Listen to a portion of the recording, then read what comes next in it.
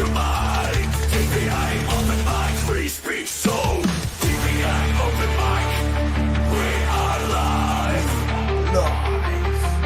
DPA Open Mic, we are live. Don't hold back, 'cause here we go. Let's go, let's go. We are live. Fucking safe space. Let's go, we are live. DPA Open Mic, we are live. We are live. We are live. Welcome to DPA Open Mic, episode 133, where I titled it, according to Trump's quote, I may do it, I may not do it, nobody knows what I'm going to do. And yeah, but now everybody knows what he did. No, he basically actually do it. So he rubbed the rooster. Yeah. So anyway, yeah, it's a continuation of the previous week. The Israeli-Iran war that basically kicked it off, and the whole week have been Iran and Israel fighting this attrition war of air strikes versus missile strikes, and see who can last longer, and then the whole speculation is about whether United States will actually enter the conflict or not. So yeah, and everything else seems to be a blur. To me, it's a blur. And of course, Ukraine war wise, we still have the continuation. The Russians are still pushing. The area captured is slightly lesser, it seems, but the Russians seems to be creating more and more divergence. So I'm gonna drop the link to join. Let me find my copy and paste thingy first. So, and then the link to join, invite, copy. Okay, so I will drop the so the DPA Open Mic as usual is is broadcast on multiple DPA platform on Twitter, Telegram, Twitch, YouTube, DPA Open Mic channel on YouTube, and DPA Open Mic channel on Rumble. So 5 different places, but of course, usually I prefer you guys to be talking on YouTube because the most people are here, and Rumble of course is the second place. Twitch is a dead town, and then Twitter is really not very good for videos and stuff. But yeah, so I dropped the link to join in the Open Mic channel on YouTube. I've pinned it, and on Rumble as well I have pinned it, and on Twitch I have pinned it as well. And I also gonna drop it into the DPA Open Mic speakers lounges for their conveniences of the regulars. So where's my WhatsApp? Okay. So yeah, so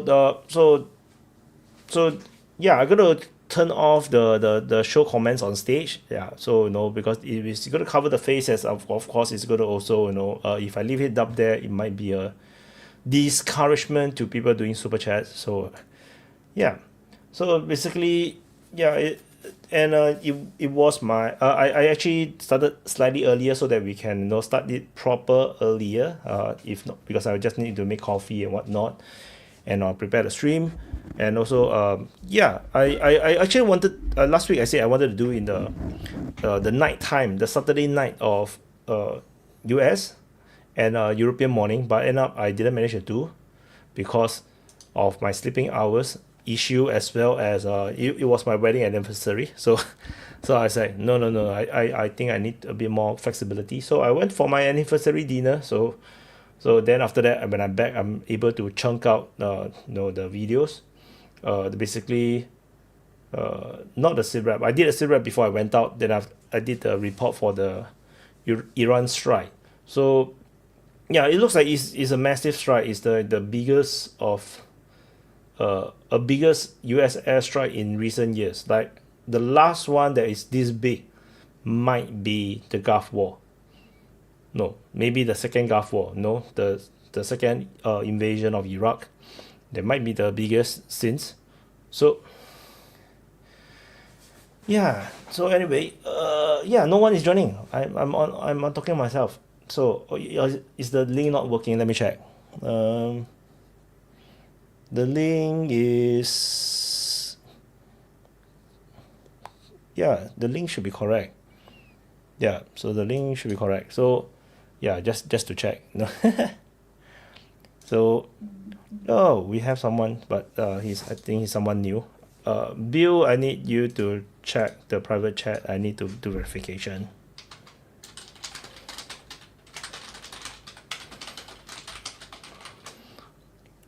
So Bill, I need you to check the private chat.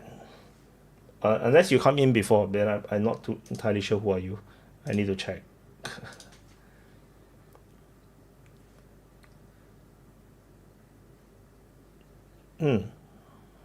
So Bill, you need to check the private chat. So typically, I for new speakers, I always need to do some verification. This to prevent trolls.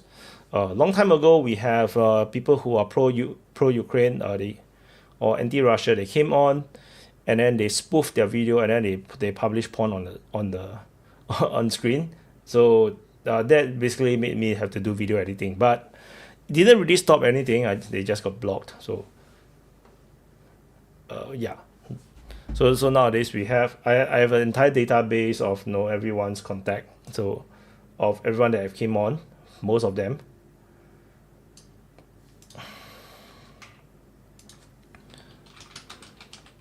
Oh, Bill has came on before. Okay, yeah. So I have to put in one. Bill. Yeah, why you never reply in the private chat? So Bill have came on before, but he's super dark now. Hi, Lambo.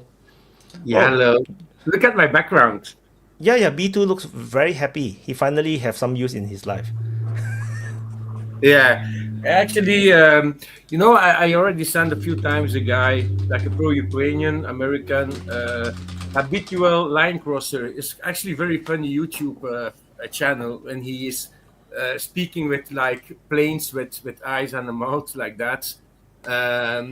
So the B2 is actually like a hippie, like, oh, dude, oh, I'm going to drop a bomb tonight. Oh, he's fucking awesome. He's amazing. It's actually pro-Ukrainian, like super powered American propaganda that he's doing. But I fucking love his videos. So sometimes we need to speak also good about the pro-Ukrainian. I prefer him 1,000 times more compared to WWE. What's the name? What is the name of the channel again? Let me share. Habitual line crosser. Line crosser. So that we can share. I'm neutral, so I'm perfectly fine with recommending pro-Ukraine stuff. Line crosser. Let me find. So habitual line crosser. Oh, that's so cool. Yeah. Okay, I the last video he did, he actually released the kit, so the F-22. So you can go now to the Middle East, and the kit. Try to intercept. Nobody can intercept. Fucking awesome. So it's very, very, very, very funny. So I dropped the link to. So I've dropped the link for those people who are interested to check out the channel. Go and tell them. Yeah. Don't take everything seriously, but it's so funny. These videos are so funny. And of course, comment below in their videos and say DPA sent you. Yeah. Yeah, you need to do that. Yeah, but it's so funny. He has like the buff as a B-52. He's like the old Vietnamese dude speaking racist, all that stuff. So funny. Sorry, I'm in the dark, man. Yeah, Bill. No problem. I'm busy cooking, so I'm going to leave a few times because I'm busy cooking. Yeah, it's 7 p.m. for me, so yeah. We'll see. So, Bill, what do you think? Yeah, I think the title says it. I think Trump's just likes putting everybody on hold. Likes to put the whole world on hold. Maybe I will, maybe I won't. Yeah. Everybody, it's hard to say what he's really gonna do. No, I think he always is quite obvious that what he's going to do. The problem is he deliberately make it like he may not do it, and he makes everybody hope that he won't do something. Right. Like there's some hope that maybe he will not start a Right. war. Maybe he will not Right. strike it. Maybe he will not drop the sanctions. Or maybe he'll not do this, do that. And the fact is that everything that he does, he already said that he's going to do it. That's the problem. Then just that after that, when it's about the time to do, he will start to make the water very murky, and make you Right. not sure whether he's going to do it or not. Vaughn, America, hell yeah! Funny, Hey, my BTS. before we get really into this, all the open mic people that have been floating around for the last day since all this happened, what kind of good conversations we had in there and how they flowed good. So if you come on the open mic, let's try to keep that, because Wyatt is here on his anniversary and he deserves to have a concise, good show, and we shouldn't waste his time or the audience's time. They deserve the kind of conversation that we had this morning in VC. So let's try to have that there and go through this and work through each section. And let's not start off with fantasizing about how Iran's going to do this or that. Let's not have a history of the Persian Empire for the last 100 years. Let's just focus on what the fuck happened last night and what might happen later. And then, of course, obviously go to fucking Ukraine, because that's getting pretty crazy again.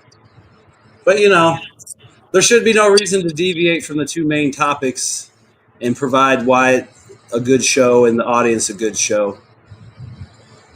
With that being said, I don't think Iran should retaliate in any way, shape, or form. I think the best thing that Iran could do right now is to accept the ass beating they just took. Whether you believe it was total and final and all that, doesn't matter. They just got thumped. The United States proved that they could fly in Iranian airspace and pretty much do what they want whenever they want without any challenge. That's got to be kind of scary for Iran. But you got two big brothers out there that might be interested in helping you through this troubled time. They've already said the Russians are providing intelligence and kind of helping them manage the airspace. They said that supposedly the Russians warned them of the incoming attack, but that says a lot if they were warned that they were literally able to not do anything. But there's reasons for that. I mean, Pete Hegseth talked about the massive amount of electronic warfare, decoys, the fact that they had like 20 F-22s out in front of the strike package to sweep the skies clear of anything that came up. So, I mean, it was, it was pretty monumental thing. And that being said, Iran should realize, and somebody was pointing this out. This wasn't part of my original thought, but, China gets a lot of oil through the Strait of Hormuz. So it's probably not in China or Iran's interest to piss off China when they need China to come in and maybe somehow China and Russia need to insert themselves into this situation somehow on the behalf of Iran to stabilize this. And like I said, I think the best thing Iran can do is just shut up, be quiet, go to your big brothers, get help, try to rebuild, have the Russians and the Chinese, say there's no nuclear program, whatever you got to do, technicians, humanitarian aid. I mean, just make it clear. And then basically I would kick out all the foreign countries that are involved in this. I would not answer the phone. And I would, like I said, I wouldn't be aggressive. I wouldn't have anybody out there saying death to America, death to Israel. I would tell these guys that are talking about the straits to shut up. I would go, I guess the model would be, the best thing for Iran to do would be turn to Russia and China, get them involved somehow, and then go full hermit kingdom, North Korea, and just rebuild quietly however they can. I mean, no one believes they're ever going to give up their nuclear program. And they still have the Shear, which is an operational reactor or will be. So they're obviously going to have that. And that even if they give away all their enriched uranium to Russia so they can process it into safe uranium for them to use in a power plant, they're probably never going to give it all up. They're always going to have some stash somewhere. So I think their best bet is just to take the beating, be quiet, and try to see if they can ride this out, rebuild their country with the protection, I use that word loosely, but with China and Russia kind of providing them some cover. I don't think, they can shut down the Strait of Hormuz and cause chaos for a little while. They can shoot back at Israel. They can bomb a bunch of empty American bases. And that's just going to guarantee that the regime is gone and most of Iran will be destroyed and the people will be miserable. And it'll probably collapse into some kind of multi-factional Afghanistan thing, which will probably be more dangerous because you're going to have factions that have nuclear power plants and other factions that have Air Force bases or ports or pipelines. And then you got to figure out which guys you got to talk to if you want to pump the oil from his fields through some other guy's pipeline so you can put it on another guy's harbor. I mean, there's a lot of incentive for them just to shut up and try to get China and Russia involved on the domestic side. And, you know, I mean, there's other things you can do to escalate. There's things you can do in the background, you know. But, I mean, going toe-to-toe with Israel and America again after last night would probably just be, you know, putting off, you know, guaranteeing that you don't exist in 5 years and that your country is just a footnote. I got a lot more to say on it, but other people want to talk, and I'm sure we can flesh it out more. Go ahead, Nika. Hi guys, I don't know if there's a lot of noise, but I'm sorry about that in advance. What happened is not like something that no one expected. Everyone expected this. I and many others say it will happen. Of course, America will protect Israel and will hit it, and that's what Israel was counting on. If it's like well planned beforehand or they pushed the American to do it, we will not know. Maybe later we will know. But what happened is I see a lot of Y2 is so amazed with what happened, but we are talking about the biggest military in the whole planet. That's not something to be surprised. We know that Iranian isn't a top tier air power, and this is what they know too. That's why they developed the missile their missile system, because they know they cannot compete in the air area. The choices that Iran have, as I told some friend, we have like mainly four choices. Some are nearly impossible, some are very plausible. I will tell them quickly so others can go. So the first, from less aggressive to most aggressive, first choice is not to do anything and capitulate. And this is a low percentage one. Secondly, keep up what they were doing and keep hitting Israel 10, 20, 40, 50 missile a day and keep the space. The third one is more aggressive, is doing the same but hitting some American targets too in the region. And the fourth is like going berserk. It's like going crazy and going berserk. My estimation is where we'll go the second or the third choice. Personally, I prefer they will stick with Israel and stick with attacking Israel and attack them in where it hurt. This will have more results. And if America keep meddling more, they will.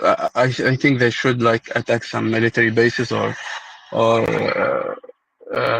navy assets and avoid as much as possible attacking America and seek the help of Israel and seek the help of China and Russia and Pakistan, which they offered and they refused.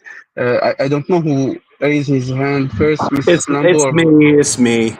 Yeah, Vaughn. Yeah. Hey, I was just gonna say the one problem with, and I think another reason why Iran needs to stop. Like, I wouldn't even attack Israel or anything. I would just stop, because the fact of the matter is, it looks like the coalition against Iran has air superiority over part of Iran and probably has excellent ISR over the rest of it. So if need be, that air that's operating in the safe zone can move into these other areas. But you got to figure every time they launch a ballistic attack, there's probably already coalition aircraft or drones that are armed close by, so they'll probably lose those launchers. So that might be another reason not to do piddly attacks every day for the next 10 days. You know, I mean, you got to figure. I mean, I was watching Flight Tracker. You know, granted, it could be accurate, it could not be accurate, it could be a shadow that's overlaying. But you know, twice in the last 2 days, I've seen up to 3 Qatari F-15s flying over an Israeli airfield, just orbiting. So you got to figure there's stuff like that all over the periphery of Iran, and then you got the armed drones flying inside of Iran. I mean, yeah, they may get some shots off, but then they lose the precious launchers, which they probably really can't afford to piss away right now. I mean, I don't know how many they have. Israel claims they've destroyed a whole bunch. We've seen the videos. It looks like some are legit targets because they blow up and they're secondary, and we know what a solid propellant looks like when it's burning off because of, you know, S-300s and shit getting blown up in Ukraine. And there was a lot of the hits that didn't have secondaries and didn't do anything, so you wonder if it was a fake or a decoy. So, I mean, it's questionable, but I mean, if they expose those launchers, I think right now they run the risk of losing them, even if they get the shot off, just because there's probably just too much shit in the air looking for everything. And that's what they're waiting for, too. I mean, you got to figure the U.S. and Israel are waiting for this response to pounce. I mean, they may even get a big shot off, but then that might be it because there's already, I mean, there was 52 F-16s in Bahrain yesterday. So, I mean, that's a lot of Maverick missiles and JDAMs that can sweep in from close by and take out these launchers before they can hide again or take off. So, I mean, there's a lot of things they got to consider, but I think their best bet is to go quiet. You know, they don't have to capitulate, but what they need to do is get Russia and China in there to act as some kind of mediator on the nuclear stuff so that they can stop the bombing and not draw any more ire. I mean, if you get the Russians and the Chinese in there and they're saying, we'll guarantee, you know, it's a civilian thing, we'll do this, we'll do that. They've already got people there. Why not just flood the zone with more? And then, you know, Iran gets to keep Bashir and all that stuff. But, you know, because I think it's a mistake for them to capitulate. They need to figure out how they can keep some of their civilian stuff, ride this out. And like I said, not draw any more attacks.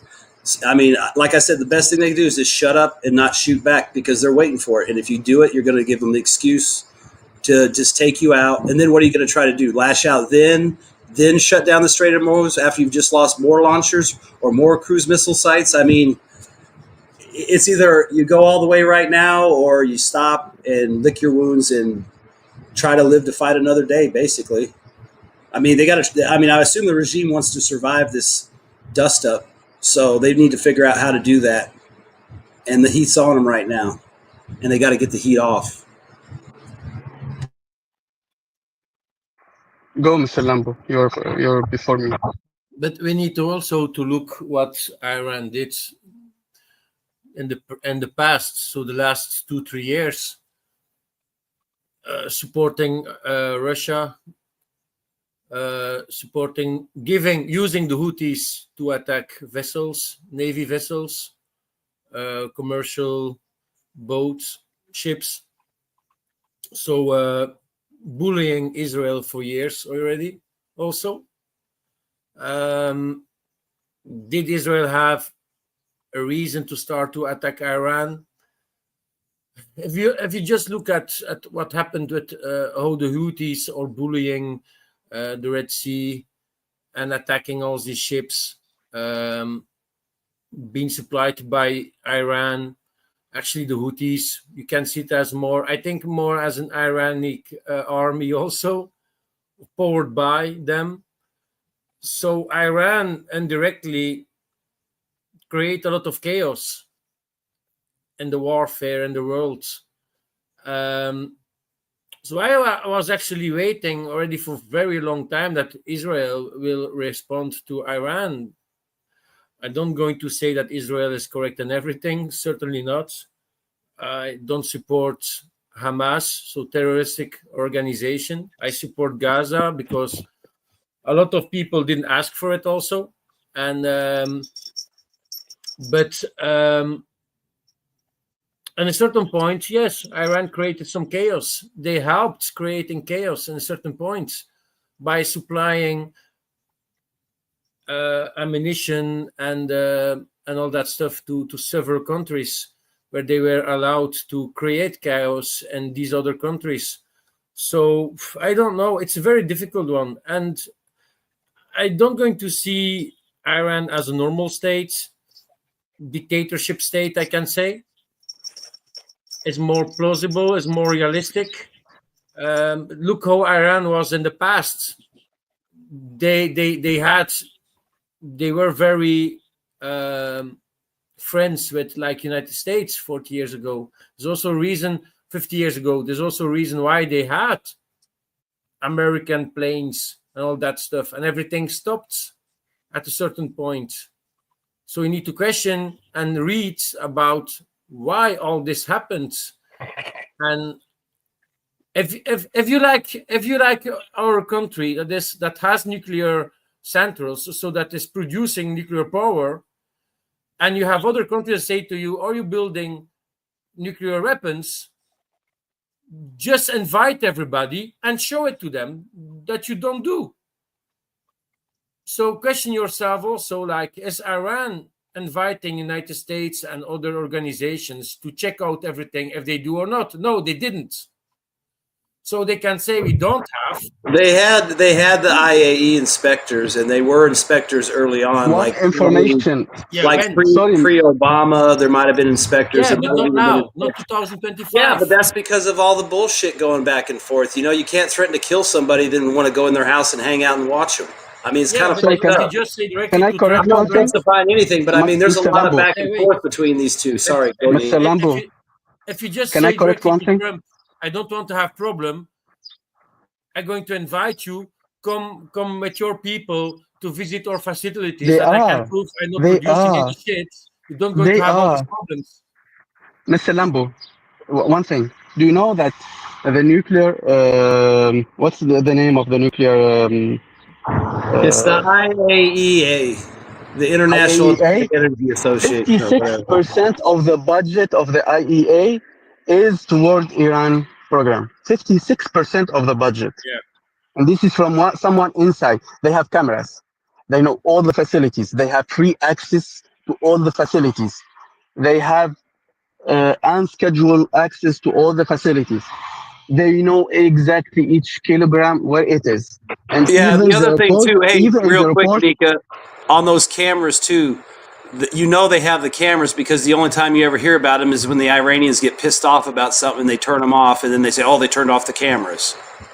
It's not something they do permanently. They just flip, you know, when they get pissed about something, they do something, you know, to try and get their way or change the decision or whatever. So, I mean, I've seen the videos. I mean, obviously I'm just looking at a video, but, you know, they have the, you know, when he says there's cameras. They were there. I mean, they're probably not on right now, but, you know, they were.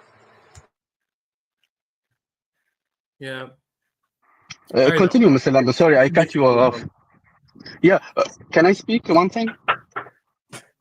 Yeah. So let's. I'm sorry, Vaughn. You said we don't go to history, but I need to correct some things because some people think that. No, man. I just meant I didn't want to get into like 1,000 years ago. That far back. No. 3,000 years ago. No. 3,000 years ago. Yeah. Iranian are there before 3,000 years ago. No, but the issue is that to say Israel wasn't doing anything, it was honest. Israel was killing scientists, Iranian scientists from the start. They were provoking Iranians from the start. To have this operation already, you need to have agents for years, and you need to have preparation for years. That's one thing. Secondly, the Iranians are enriching uranium in the first place. Why? You guys need to look to the history, because Europeans didn't allow them to buy nuclear material from the first place. Iranian, when they started their program, European and Westerners didn't even allow them to buy enriched uranium to use it in their nuclear facilities. So they created their own enrichment. So they are pushing them to create to enrich their own uranium.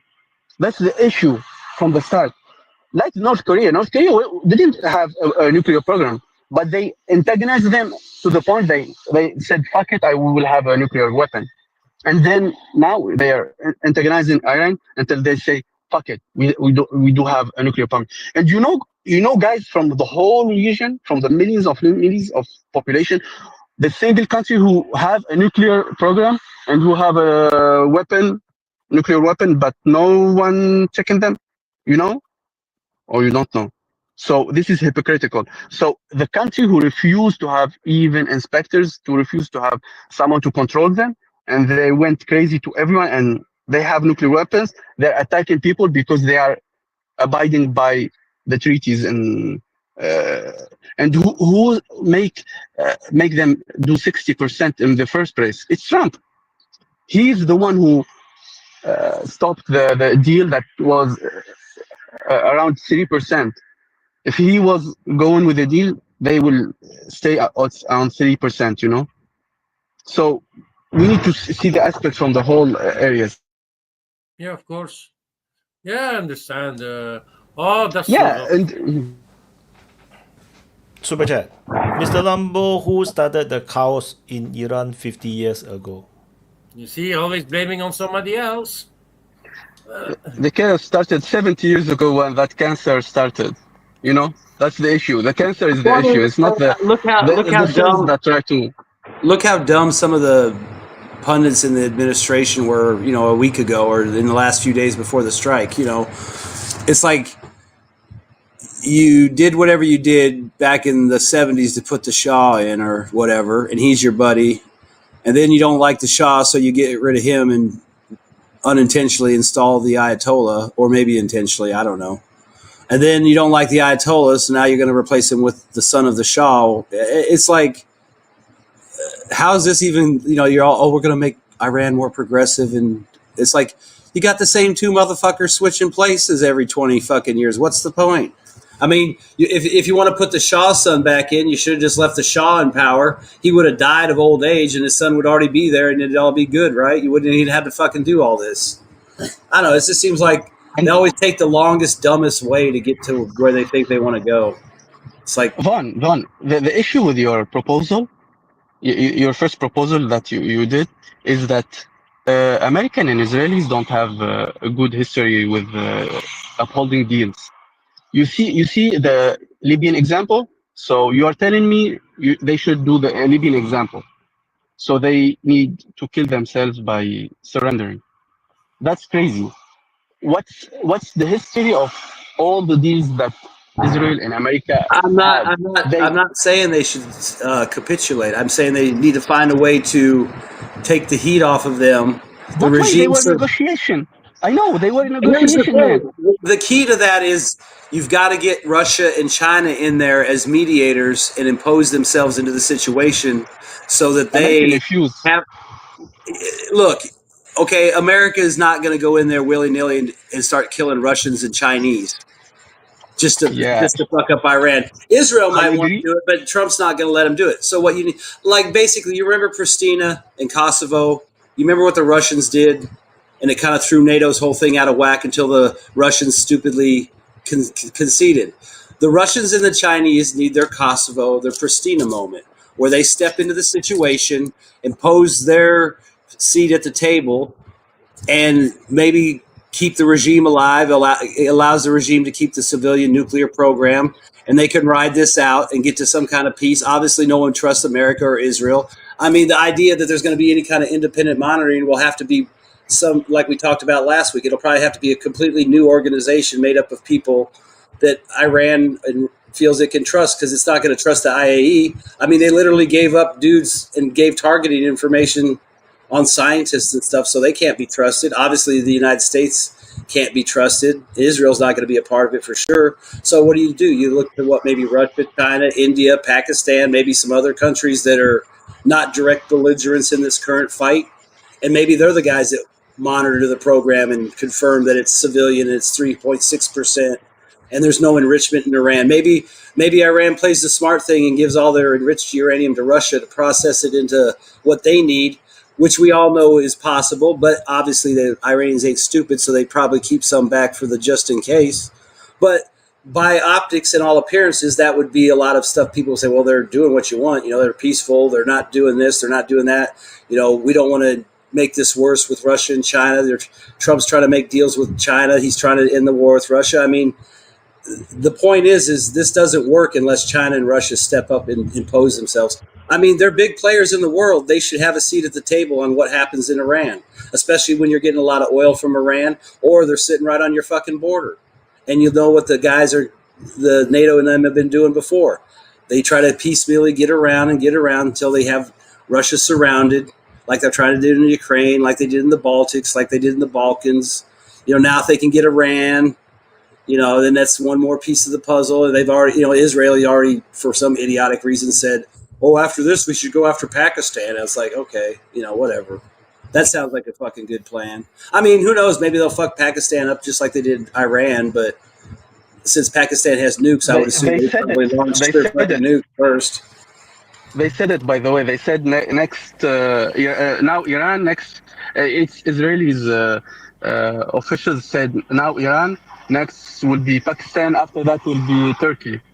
They're on a spree. So I discussed the political aspect that but the technical one is important too. So you need to understand something. It's if Israel couldn't stop Hezbollah from attacking with missiles, I don't think it will be easy for them to stop. To stop the Iranians. I know it's different. It's difficult for the Iranians, but it's difficult for the Israelis too. It's not easy to have patrols to scan 1,600,000 kilometer square with the Navy. Even American will have like a difficulty to control that space. It's a big space. It's not Afghanistan.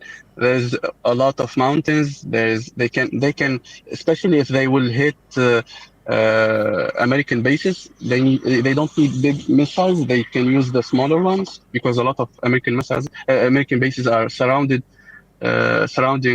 Iran. So technically, it's difficult for both ways, for Iranian and for Israelis. So they can hit back.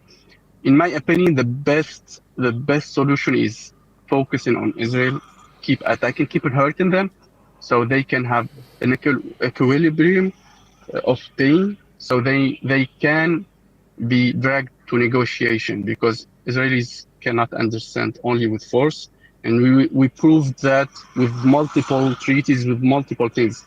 You see what happened in Gaza after they have an agreement. They just said, "Fuck it, we will go back."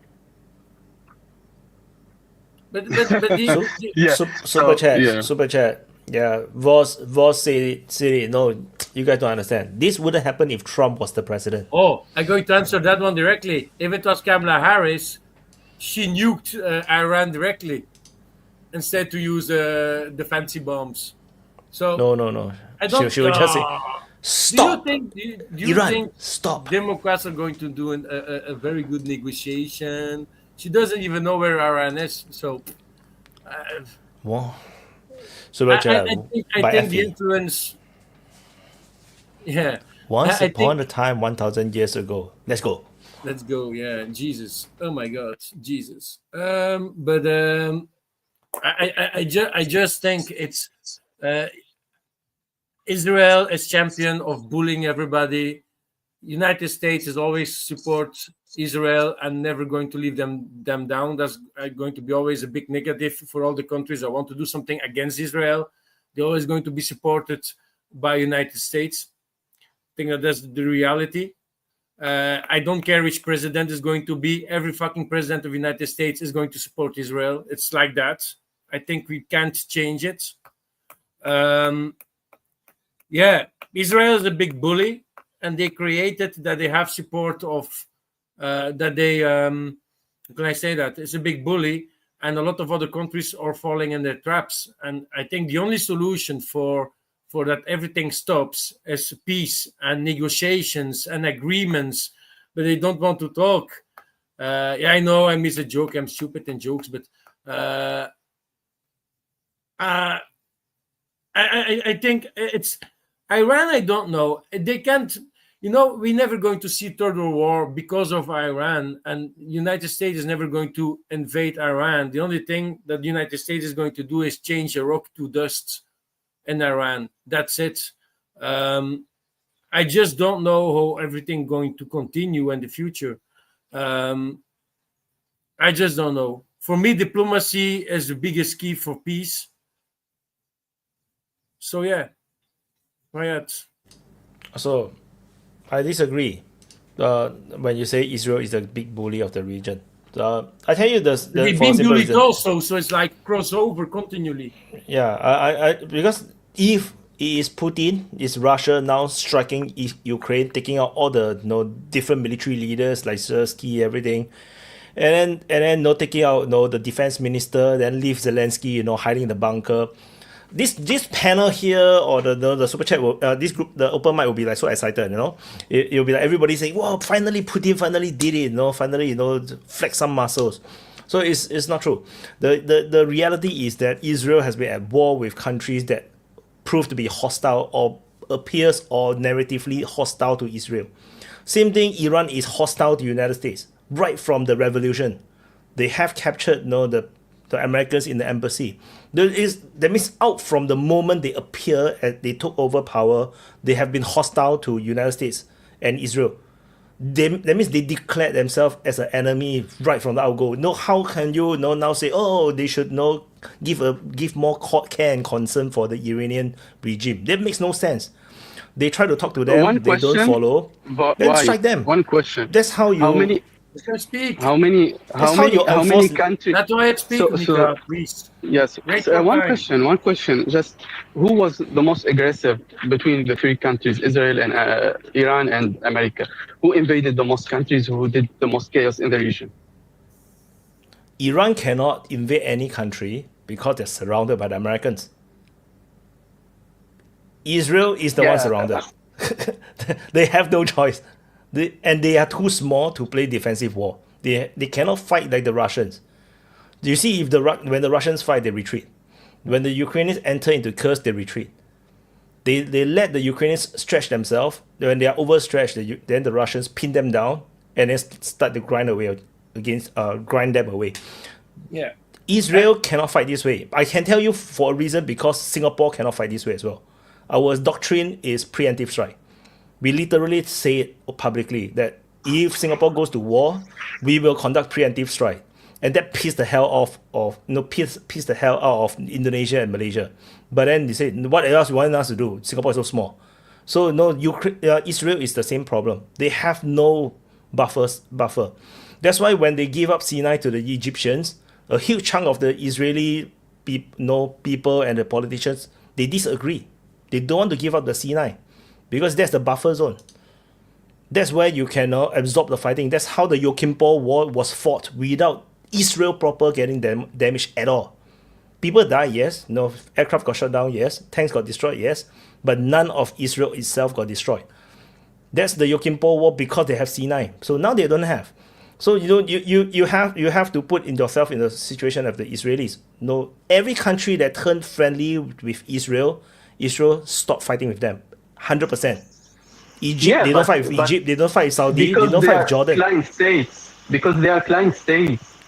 Yeah, so if Israel now give up to Iran, then Israel become a client state to Iran. Is that how it works? Yeah. No, they cannot, stupid, because right? they are client state to America already. Because they got sense. They don't want their own country to be destroyed. Saudi Arabia is surrounded by two enemies, potentially, Israel and Iran. So which one is more scary to them? Israel is more scary to them because Israel is just next to them. Iran was weaker during those days, and they have Iraq countering Iran.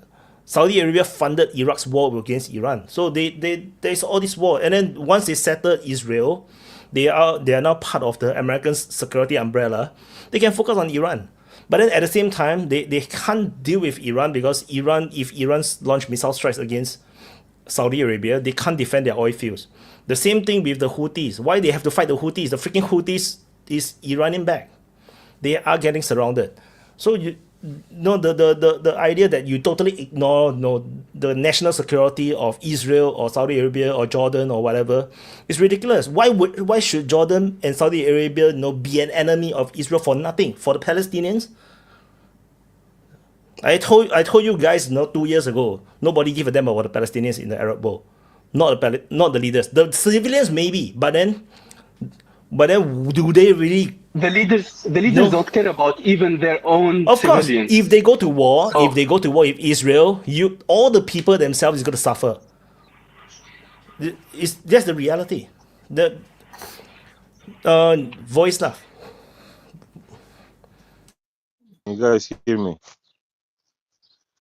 Yeah. So I agree and disagree with you, Wyatt. Well, I don't know very much of the Middle East, but when you look at it from international law point of view, I mean Israel.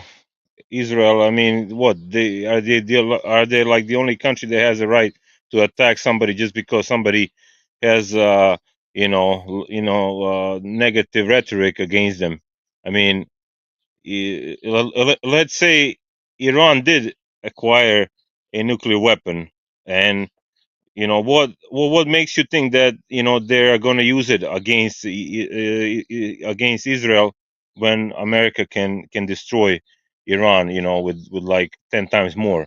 So I don't see the argument let's attack some countries just because they want to acquire nuclear weapon, or I mean, I don't know, it's complicated situation.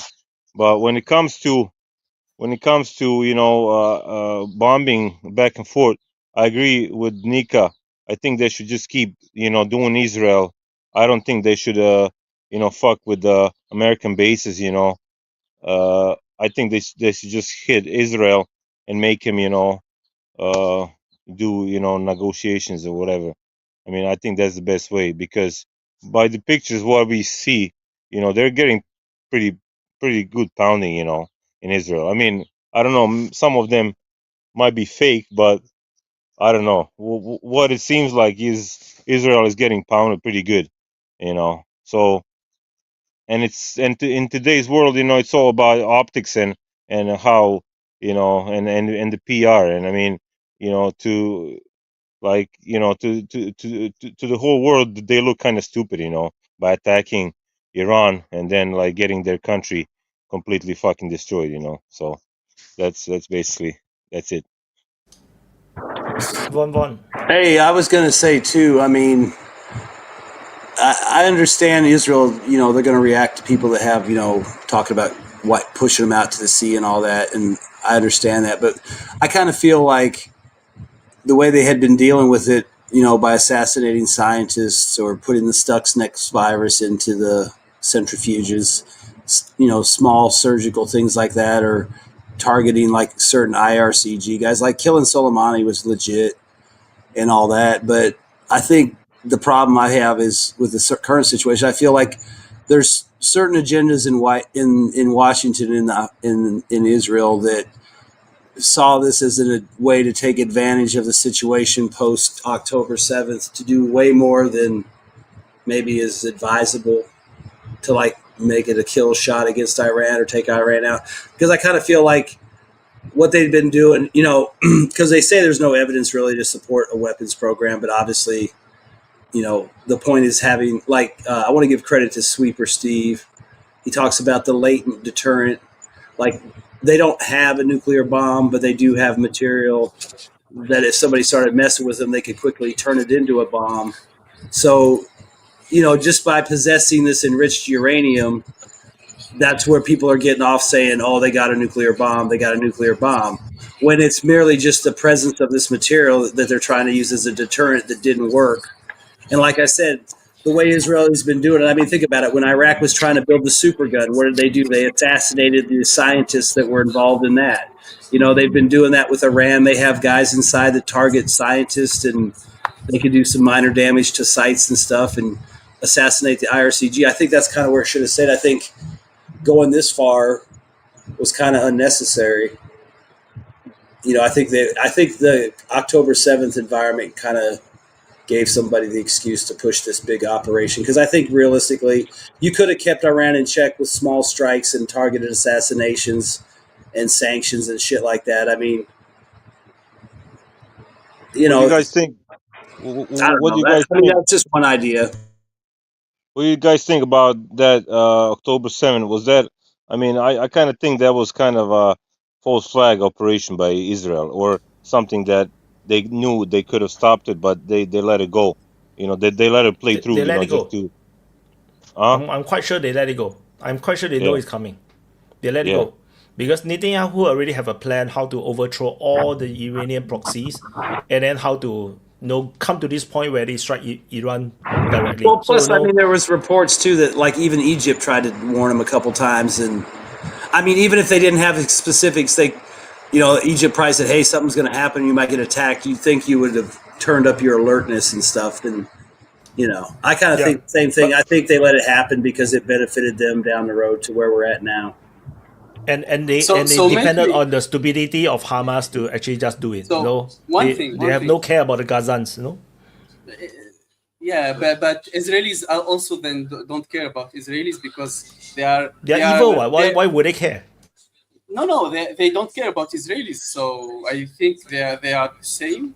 If we are allowed to have preemptive strikes and we can be brutal to civilians and we can do whatever we want because we are threatened. So I think the 7th was legitimate. It was okay. Then why we are blaming Hamas for doing the 7th while Israel doing it the same thing but with a big scale? That's it. If we can kill civilians and do preemptive strikes, so why we are so upset about the 7th? I'm not upset. I'm just saying that No, it's not you, not It's you, not stupid. you. Yeah, but attacking Iran is stupid too. Attacking No, Iran is stupid too, in my opinion. You see, Hamas was Hamas, even more stupid. Hamas launched October 7 with no ways to defend the Gazan people. That is stupid.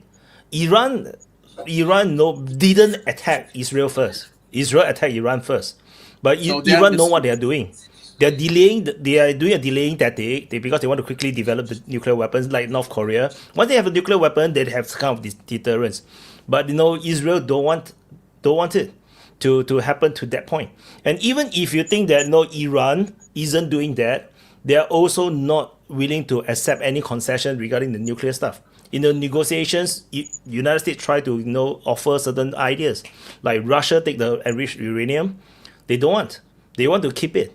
They say that is non-negotiable. Then if it's non-negotiable, then of course the only thing left is to strike them. But how else are you going to negotiate? Because Yeah, it's one thing to think that Iran have the rights to nuclear weapon. It's another thing you come from another perspective where you cannot allow nuclear proliferation. For me, I personally support this strike on Iran because I don't approve, I don't support any nuclear proliferation. In fact, even North Korea having nuclear weapon, I don't agree we should because strike they shouldn't Israel have it. too. We should strike Israel too. Israel shouldn't have it, but the thing is, I don't even know how Israel got the nuclear weapons. And No, in fact, until today, the French, wait, French and gave even it to until them. yeah, Iran but doesn't until want a today, nuclear you weapon. cannot verify it per se because they have never shown it. They have never talked about it. Of course. Only the American, some think tanks, they talk about it. Some leaders talk about it. But Israel Israel officially have never talked about the nuclear bomb. They have never said that they have because it. they don't allow anything. The thing is, the Iranians are more transparent with their nuclear of course, program because there is a than- difference. But one second. Because- Why America intervened in Iran and attacked it, but they didn't attack North Korea? Because China is next to them. I'm going to tell you the short answer. The reason they don't attack North Korea is because it's estimated that there's at least 40,000 artillery pieces that are in range of Seoul. So even if you did that to North Korea, they would take out Seoul probably in a few hours. Do you think American care? Well, Yeah, of course. I don't care or not. I mean, there's No. Seoul, South Korea might have a fucking care. I don't think American care. Honestly, not because I think you are they evil may or not something. care, but they might care about the Americans stationed in South Korea, the Americans that are in Seoul. So they American might care are about stationed that. around. And I'm not saying that's for sure. I'm just saying that's one reason why people think they Yeah. don't go at North Korea is because even if you were to do a decapitation strike and hit all their nukes, the artillery that they would be able to rain down for a few hours, even if you took everything out, would probably be devastating. Yeah, but the same So thing. what's the point? The same thing. Just I discussed I have just I want to discuss with you this one. But the same thing applied to Iran too. There is a lot of bases, American bases near Iran. They can be hit. That's the same situation. Nika, do you have this pattern of assume that nobody cares about the people, nobody cares about civilians. You think that Hamas don't care about Yes. civilians, the Israel don't care about civilians, Yes. the Americans don't care about civilians, Yes. they don't care about Yes. South Korean civilians. That's Because ridiculous. they No, are. that is But they are. Only That's Russians the care. reality. Only Russians that's care. why through history already proven that you see they didn't strike North Korea because they need to protect the South Koreans. You are They, telling they, me. they cannot let a war break out in the Korean War. A second Korean War will be devastating. That's why they don't strike it, because they are backed by the Chinese. The Chinese will use it as an excuse to enter into North Korea. So are is telling me- Russia. There is a proxy war that there's no win. They already fought. The You whole are- freaking world as a coalition fought. And China went all in. They went all in to stop the UN forces, despite But the you- UN forces was about to win. So this And thing think cannot about happen it, again. too. It's very Hey, real dangerous. quick, Wyatt, think about it too. Even though it's not as advanced technology, there was way more shit, tanks, people, and shit, artillery, and all that back then, and they Yeah. fought it out, and they still went to a stalemate. So even Yeah. the U.S. isn't in a position; they don't have the military. The whatever UN coalition was formed out of NATO and shit, they don't. There's nothing compared to what they had in the 50s. And Korean War, is just off World War II. There's a lot of mothballed, tanks and battleships and whatnot. So, that is a thing then. Now they don't have all these things. And the same thing, I would say that, the Jordanians, the Egyptians, the Saudi Arabians, the Qatar, UAE, they all cares about their own people. They want prosperity and development in their own country. Why would they want to get themselves destroyed by making an enemy of Israel for fun? Why do they want to do that? you say that, Nika, too, but I look at Iran because the claim is Iran wants to build a nuclear weapon and attack Israel. I look at it as Iran has been through a lot of bullshit. They've worked hard to rebuild their country, make their people educated, have modern advanced things like nuclear power and shit. So to me, it They're seems under like sanction. why would they go and shoot a couple nukes at Israel so that their beautiful Persian kingdom that they've rebuilt is destroyed in like 30 seconds? It just seems like there may be people in Iran that do want to do that, but I would assume the majority of the government and the people, that's just rhetoric, or they don't even feel that way. Because seriously, why would you put all this investment in building and infrastructure and technology and then just piss it away because you want to take out Israel? Because Yeah, but Even the most fanatical guy has to know that if we bomb Israel with nukes, we cease to exist. I mean, but the reality about you. It's not the Sorry. logic reason that, sorry, Wyatt, that Iran always saw Israel as an enemy, and they say we need to have nukes so Israel is not going to dare attacking us anymore. I don't think if I'm going to dare attack a country with a nuke capability. There's no incentive. More than likely, they'll act like everybody else that has a nuke. Everybody's got them. They rattle the sabers. But think about it. Everybody knows pushing that button's the end all be all. So And that's why as much as Iran may hate Israel, I don't think they hate them enough to commit suicide. Super chat, Malcolm, Mr. Lambo, yo, by Malcolm, Yo. and he says that Vaughn, religion, but Yeah, about the religion. About the religion. Israel I is a think- religion. There's a religion zealous in Israel too. The rhetoric is very religious from Israel. That's the issue, that no one is. They say Iranian are religious zealous and they're crazy. They are doing this because they are religiously crazy and stuff. But Israeli they are doing this. Yeah, but the thing is they can But no back one it is up. talking about it. They can back it up, and they got with big money to American back with them up. American money. Yeah, with American money and American weaponry. Yeah, that's the issue. Yeah. That's So why. but it's not it's not Israel's fault that the Islam world do not have a superpower, right? So Iran needs, Iran don't have a like big I said, brother. Iran needs two big brothers like China and Russia. And then maybe That's- they can act like that a little bit.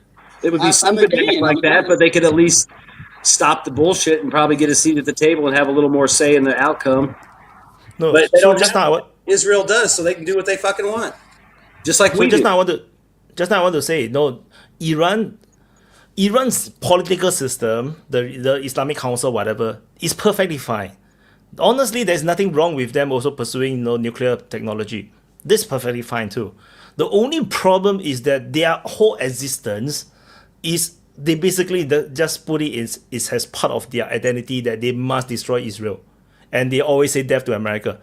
That by on its own is contradicting to the world order where it's led by the United States. Yeah. So Yeah. if there is another alternate world order, sure. They can, like, for example, in the Cold War, there's two factions. Is the whole world is cut into half. They can go into the Soviet Union side, sure, the Warsaw Pact. But the thing is, now there isn't this kind of world. The world is very fractured, and there's the only one that seems to be intact is the American-led one. So then the American-led one will come and strike you because you chose to present yourself as an enemy. So just talking will get you killed. That's You guys, Of course. Well, you think that's the stupid world, because Kim Jong-un, like, every day is dude? You're living in American. Canada. You move back to your own your heritage country. You try say anything you want. You can't. Even Words here, have power. I cannot say some things. But you of won't Israel. die. But you won't die, right? There's a difference.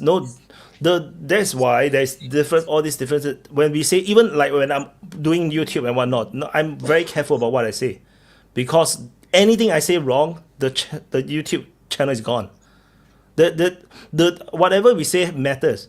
If Iran come out, they don't even have anything to do with Israel.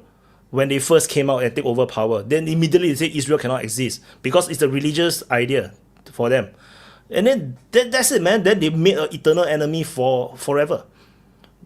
Then that's one side of the things. Geopolitically, they still have the Islamic, the two stacks, fighting each other. They want to overthrow all the different Arab states to all bring them into this new age of Islamic democracy. I mean, it's not wrong. It's a good idea. Who wants monarchy, right? But then you see the monarchy will defend themselves, and then they all went to side with the Americans, and then they side with the Israeli to protect themselves as well. So it's not wrong. Everybody's protecting themselves, and people who live in these countries, as long as they are not sorting political power, they're doing well, right? They're doing business. The UAE is looking like crazy. You have Cristiano Ronaldo playing for your club. Life is perfect in that sense. So super chat from Putin's statement. I think they are viewing this a new front in the same war. Okay, and then there's one more by Marco. China is the largest importer of oil and food. Iran is part of the Belt and Road. If Tehran falls, China is in serious trouble. They must get involved. Don't hope too much from China. China won't get involved. Yeah, that's a reality. That's a China thing. It's a Chinese thing. We don't get involved with other people's shit. Vojislav. yeah, I think it's more. I think it's more of a regime change issue than a nuclear weapon. I don't think they want a United States and Israel. I don't think they want like a strong independent country in the Middle East. All these other Middle Eastern countries, are either U.S. proxies or they're Puppets. they're Puppets. just puppets. Yeah. So they don't want this huge country that's entering BRICS and basically moving away from European economy or euro and dollar and into this new alliance, you can say. But Iran is sanctioned. And They are not inside this system.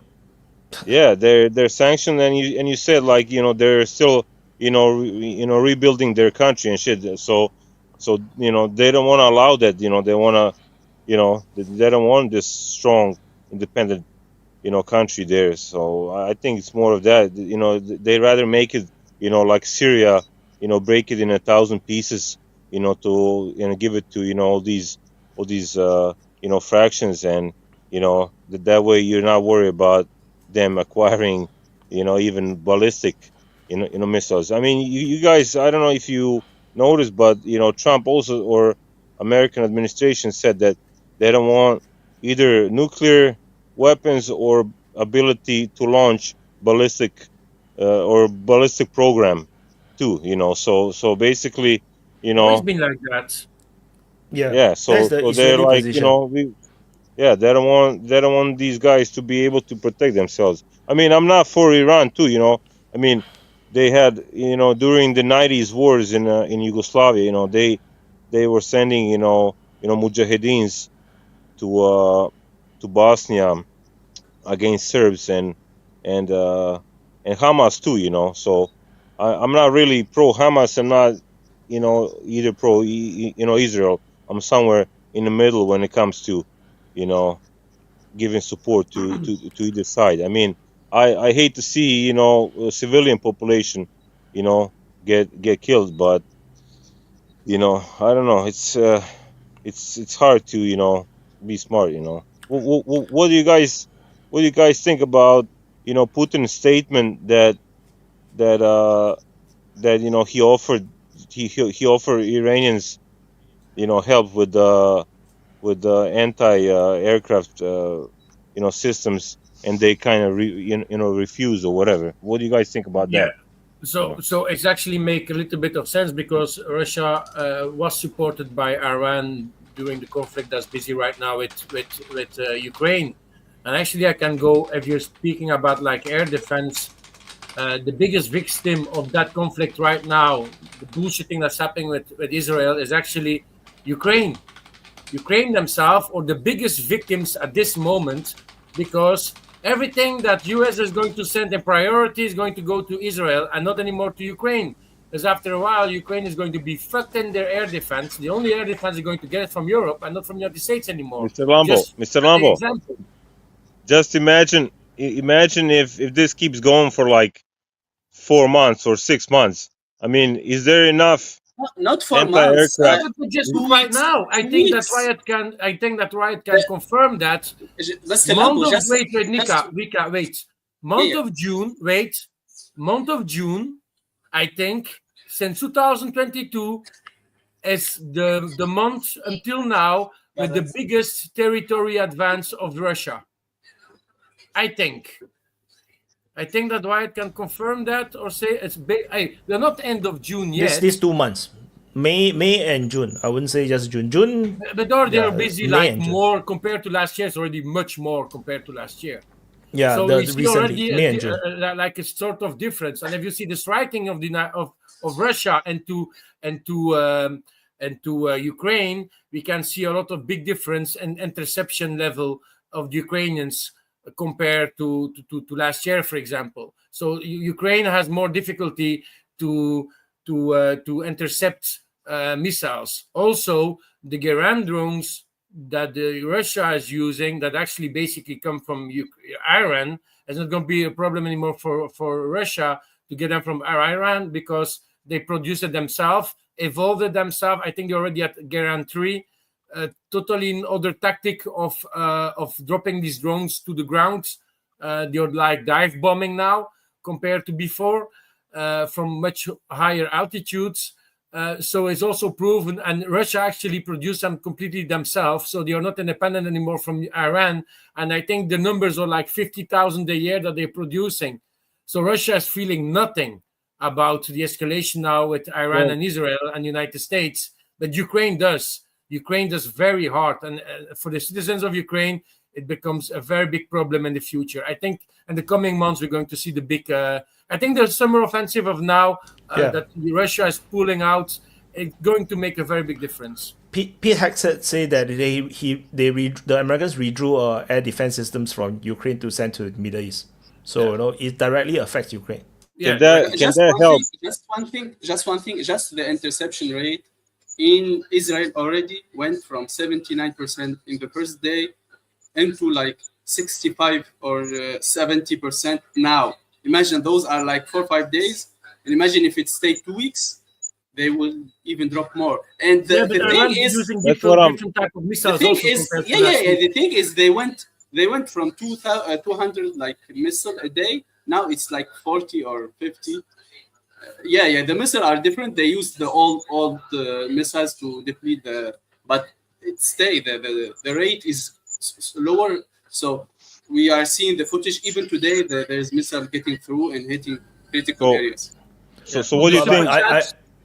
Just to balance a bit, it's important to also note that Iran has zero means of stopping Israeli airstrike. So you know it is an attrition war. So the thing is that while Israel is starting to struggle with the air defense. They can't really shoot down all the missiles. Maybe overwhelmed. Maybe running out of missiles. Maybe the type of missiles is they just don't have it to shoot it down. But but on the Iranian side is very bad because they have zero ways to stop the Israeli fighter jets. That is shocking. Honestly, this is shocking to me. This that they have no means to stop the Israeli. Then the Americans just went in and out like zero That was losses. my question. And think about it too, real quick. With all the ISR and the aircraft staged over the Gulf and in Iranian airspace, every time they launch, they're probably going to get hit, so they lose those launchers. So, even if Israel runs out of interceptors, the Iranians run the chance of running out of launchers. Yeah. I heard that Yeah, the but the limitation launchers- for the Iranians is the launchers. Like they The have a launcher- lot of missile stocks, but they may not have the launchers to fire all of them. Just let me say the super chat first. yeah. Johari said, has anyone noticed Zelensky is trying to make Ukraine relevant, but it seems like the world is focused on the issue in Middle East. Of course, yes. Of course. The only reason why I'm still reporting the Ukraine war is because of habit. I have no choice. It's a routine. If not, I would have thrown Ukraine aside and just talk about Iran. Yeah, Sure, just- Zelensky is very hard panicking right now. The guy is very hard panicking. He know he's going to be more fucked. maybe we'll be lucky and he will have a heart attack. Maybe. Let's hope for. Okay, Hey, guys. just one thing, Vojin, just about the launchers. But don't forget that the launcher, we have a 30, as I said, 1,600,000 square kilometer. They can be hit, and they are movable. They can be move around. It's a big area. And the distance is very big. As I said, if Lebanese Hezbollah in Lebanon can throw rockets until the end the end day, and even now from Gaza they can throw rockets. You are telling me Iran cannot throw missiles? I know it's very different, but even for the Israelis, as I said, it's very difficult. That's what I want to say. It's difficult for both sides. Yeah, guys. I don't think you understand. You understood my question when I talked about Putin's reaction to the when they asked him about helping Iran.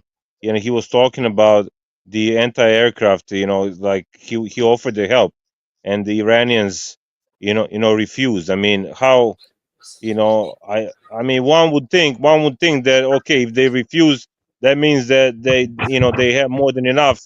Well, Air. a lot of people say they refused because they wanted to act like they were sovereign and independent. And they didn't need outside help to protect themselves. Yeah, It was kind of but, like a pride thing. Well, I mean, they obviously made a mistake. I mean, supposedly the Russians are now providing like radar coverage and helping them manage the airspace and giving them alerts and stuff of Yeah, strikes. But Yeah. I think that Iran is that might be Russia acting out of its own necessity more than they're actually helping Iran. Who knows if Iran's even asked? I mean, I would assume they have, but like I said, until Russia and China step up visibly to, like I said, insert themselves into the situation and get a seat at the table, it's kind of I think that Iran's kind of fucked. I think that Iran is suffering of the big dick syndrome. So, like, they're thinking they have a big dick, but they don't have, and I mean, it can be fucked themselves. But we already seen that, like, having air defense against United States. That plane behind me just do his thing. Yeah, in my opinion, if United States is going to bomb Iran, they can bomb them how much they want. So don't forget, the B-2 took off from the United States fully loaded, because your reports, when the B-2 take off, they directly be refueled by an air. So it means it was fully loaded. And they fly it like for 37 hours continuously in total. So they are allowed to take off from the United States and fly unspotted until their dropping point says enough. And we already saw, even with the attacks of Israel, no plane was shot down by Iran or something like that. If they use F-16s, it will be 1% shot down by Iran. But they didn't use the F-16s. They use their fancy jets, their F-35s. United States using the F-22s. 12 F-22s took off last beginning of this week, because I saw the live stream. They landed in the UK to take off the next day. The 12 beautiful footage, and so if you know that F-22 go to the Middle East, and then after that you have a message that B-2s take off from the United States, you know it's going to happen. And Iran could do shit. They could do shit. And that is reality. Iran is in big problems against escalations with the United States. And the United States know very well they're untouchable in air superiority. Actually, they already have air supremacy. It's not air superiority like Russia and Ukraine. It's air supremacy because you're untouchable. That's a realistic thing. And if I was Iran, fucking negotiate, search for peace, stop that bullshit. Yeah, but they will break them down. Will make you like Gaddafi. Peace will make you like Gaddafi. You see the Gaddafi. That's what peace. Yeah, but it's going to be crumbled more and more. No, but I want just to answer Vojinslav what say, because I heard the same when I heard the same comment from Putin. I thought about it, and there is like in my analysis, there's 3 ways. The first one is pure arrogance and stupidity. That's arrogance. That's the first choice possibility. The second possibility is they was afraid to be like, because there is a history behind what's happening. Russia tried to meddle with Iran for multiple years before in the past, and they are afraid to lose sovereignty. So this is the second possibility. The third is they can counter that with aggression. You know, in my opinion. In my opinion, there's it's a combination between the second and the third. So I think the Iranian strategy is like to absorb the attacks, because they have a big population, big country, a lot of facilities. They can even if everything is destroyed, they can rebuild it again. So they can absorb the damage and inflict other damage. So it's like the boxing. You can counter. That's a strategy. When you get punched, you can counter. That's an air defense.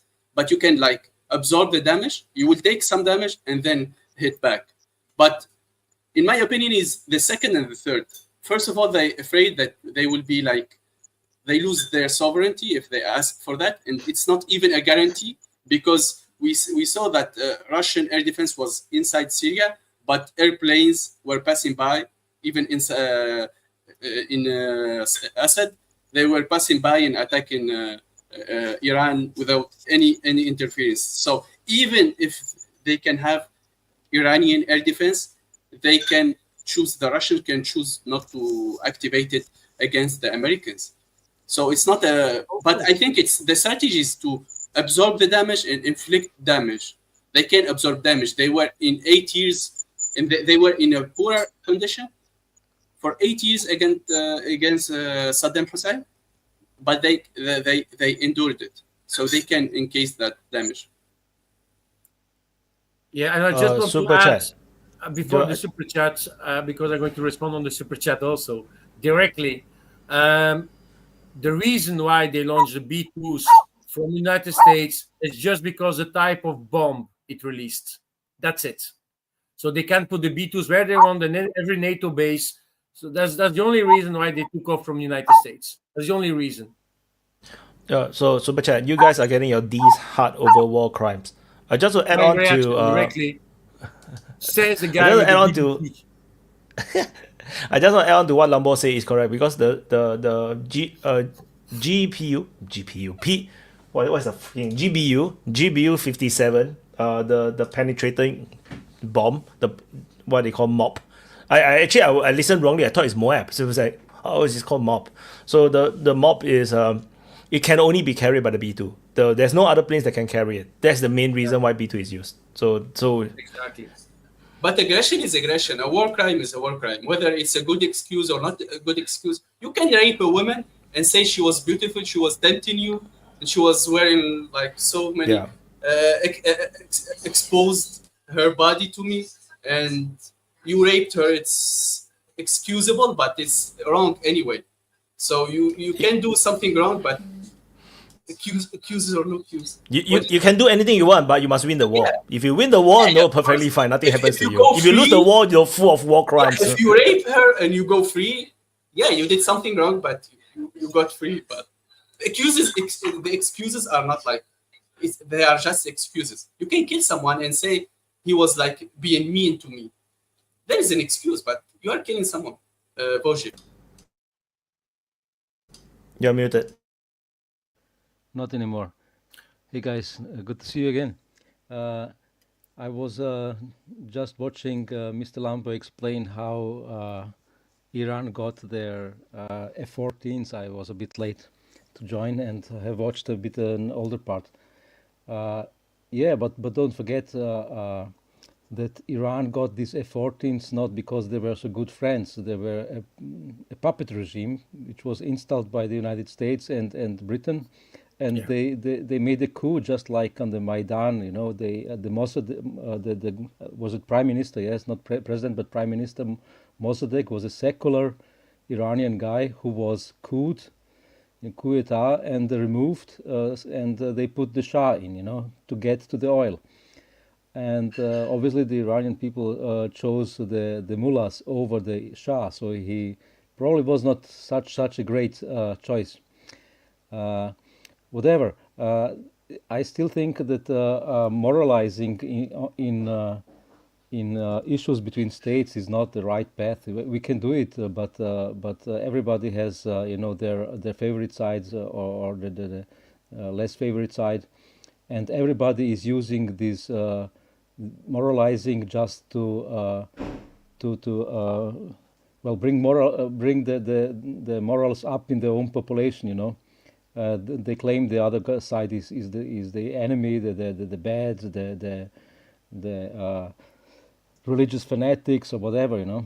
So it's not helpful. It's only helpful to look at the real capabilities, who can do what, and if it's claimed to be evil by the other side, it doesn't matter at all. In fact, whether it's a war crime claimed or not, if the side wins, there is no one to be judging them. And I think this is the situation that the United States sees itself still in. It can do such actions without any repercussions. At least they believe so, and this might go on if Iran retaliates, or if Iran obviously does continue to hit Israel, and no one is there who can judge the United States. Judge they can, but they cannot punish them. You know, everybody can judge him. But the Iranians have obviously now the choice if they want the fight or not, and I'm not so convinced that Iran does not want the fight. They have prepared for 30 years for this. They knew it would come. Just a comment. It's important for the, for example, if you say the end, there's a lot of noise. Wayne, it's you. Wayne. So I muted him. It's important to justify whatever you will do. If Hitler, for example, didn't justify what he did, there will be uproar from inside the population. He needed to vilify the enemy and mimic him and take the humanity from him to justify what they will do to them. As what Netanyahu did. Netanyahu said the Amalek, and he referenced a lot of Bible things to justify what he's doing now to Palestinians. So it is important to justify to your own population what you are doing. That's what I wanted to continue, Vosh. Can I step in for a second, Guy? I don't think the Iranians can surrender for cultural reasons. They've been taught so long, how should I put it? The mullahs have for so long believed that the United States is the great Satan and that they need to destroy it, and that Israel's its proxy. And they are not going to want to stop. You know, they have this inbred belief that if Israel and the United States come in, they will be destroyed totally. So why would they give up? You know, they die either way as far as they're concerned. Well, one way they take someone with them. One answer would be that most of the world sees the Western hegemony on the downward trend, you know, and just by not touching it, standing by the side and watching the West decline by itself ever more is maybe the most smart thing to do in this situation for many people. Not everybody agrees, but some people think so. Also, as an answer to Nika again, yes, everybody does. Whether it's propaganda or truth, everybody is claiming the other side to be evil and stuff. And most can come away if they win or if they have a backing power like the United States. And there's nothing you can do about it. In such things, you can't look at it as a criminal case, like a civilian in a state who has the authority above him of the state, who can catch him and punish him. There is no one in the world who can catch a state and punish it. But version, they never attacked the Jews. By the way, they attacked the Israeli state. They were saying that about the Israeli state. They never say any bad things about the Jews themselves. To give you an idea why, the biggest Jewish minority in the Middle East is in Iran. They live in Iran in peace there. You can ask them. Yeah. You can see the internet. They're in total peace. There is a big community there in Asfahan and in other area. They are living in peace. So it's not about the Jews or the religion. Sure, but this is again a moral argument which doesn't help anyone. Yeah, you can make let's say propaganda, even truthful propaganda with it, and try to get some help from people who think this should not be. But in the end, if you don't have the power to stand against it as a state, then it doesn't matter what you think the other side is doing, if it's morally disgusting or not. That's the issue. I want to say a super chat. Super chat. Wonder by Johari. Wonder if the Shah can even return to power. So, yeah, very hard. Impossible. Very hard. Imagine now, if the regime would be broken now, it would be total chaos. There is a lot of factions, a lot of religions, a lot of ethnicities, a lot of ideologies in Iran. It will be a civil war. Yeah, I think Nick is 100% dead on there. If the Iranian regime goes down, things could get real messy real quick. And regime change is, like I did mention, is impossible without ground operations. So a lot of people is like dreaming about regime change, like suddenly from within and rebel. Why would they rebel? It's like you run out of the street and the police catch you. It's like, you feel like idiot. So I don't think so. There is never a war that won with bombardment. What country surrendered because of bombardment? We remember that even in the Second World War, they erased whole cities in Germany. They didn't surrender. They erased the whole Japanese cities to the ground. They didn't surrender. They surrendered by the shock of nuclear weapon. Yeah, the closest thing is like Libya, but even Libya, you have like ground forces. You have all these militia groups. There is no running amok. If you look at Japan, technically you had 2 nukes dropped in conjunction with the ground force because they were taking the islands and all that. So I said you're right. If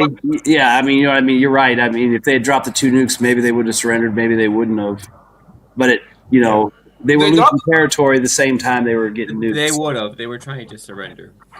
Japan was just afraid of the Soviets. I'm not arguing about the facts. I'm just saying. There isn't really an example where air power They're worried about the Soviets because the from their experience with the Soviets is the most scariest thing ever. You know, they rather jumped into the American hug. You know, they fought with the Americans, but they rather hug the Americans than to deal with the Russians. Wayne, you need to unmute. You are muted. But just one thing, because sorry, Wayne, just a comment. The bombardment is different than nukes, and especially no one knows like publicly about the nukes. And you have two nukes, two cities erased from the psychological effect. It was so overwhelming. And as you said, White, it's either the American or the Soviets. So of course it would be the Americans for it. Actually, okay, Nika, here's where I have to correct everybody. The psychological effect was not overwhelming. If you actually look at the Japanese sources, and I've read some of the translated ones, I can't read Japanese, but basically they were ready to fight on. What made them finally give up was the Soviets jumping in and attacking from the other side. A combination. It's a combination, let's say. Yeah, so it was a race against time. My understanding was that it was a race against time. It's like they need to quickly surrender before the Soviets take even more grounds and enter into Japan. So it's like they quickly surrender. If not, then they will lose even more. And luckily they did it because that's they would have become what the Korean War may be known as the Japan War. Then it will be like a horrible island war.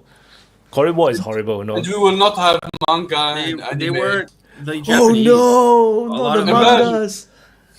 No more Dragon Ball. People say that like the Japanese. It's been a while since I read up on it, but in my reading, I remember like reading instances where the Japanese were actually trying to come to terms or trying to come to some kind of a surrender, because with the Americans, maybe they could focus and double down on Manchuria. But for the Americans, they were getting pressure from us, like the Brits, especially Winston Churchill, who was really hardcore about dropping the bomb. He was like, he even like bragged about it in his memoirs, where he was like one of the 3 people in the room who was like, we have to drop this bomb. And then like Truman ended up doing what the Brits were saying instead of like his own Security Council. Like out of 12 people that were advising him, only 2 generals were supported dropping the bomb. But Winston Churchill was all about it. So he takes credit for helping tip Truman to dropping the bomb. I mean, I don't know how accurate that is. I'm sure that he's a braggart and would like to take credit for a lot of stuff, but I think that there's probably a little bit of truth to that, where the reason why we dropped the bomb on the Japanese, it was really the opening shots of the Cold War. It was a message to the Soviets. We have the bomb. I mean, the more realistic scenario is the Japanese didn't want to end the war and lose territory to Russia. The United States wanted to end the war with Japan before Russia got any farther in because they don't want to share.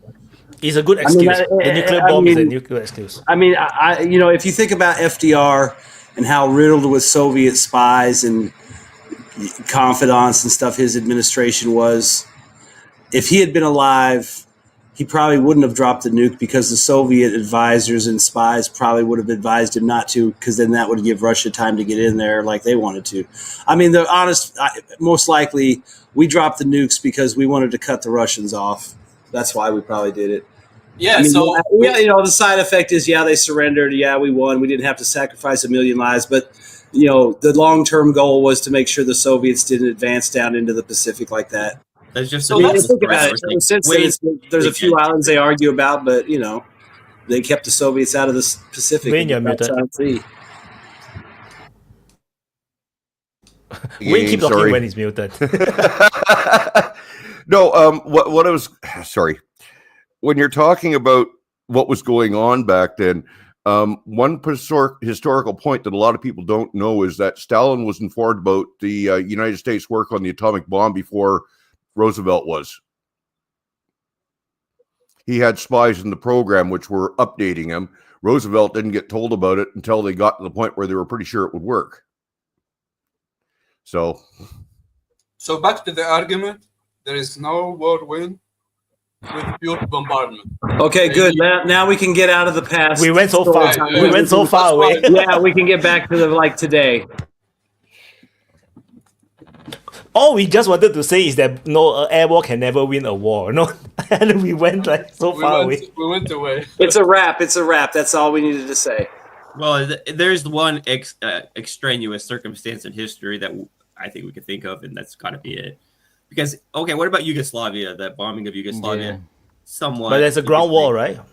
There's a No. ground war between the countries, right? So, But they No, had there their was guys no- on we the had ground. NATO peacekeepers on the ground and NATO equipment on the ground. So Not really in Serbia. So this was a war between NATO and Serbia, and it was a air campaign of 78 days. A few planes were shot down, but not a lot. Among them a stealth fighter jet. Serbia claimed also a B-2 bomber, but which fell on Croatia supposedly. Whatever, it was only an air campaign, and it took some 1.5 months until NATO realized they could not hit enough military targets to make a difference, and then they went after civilian infrastructure.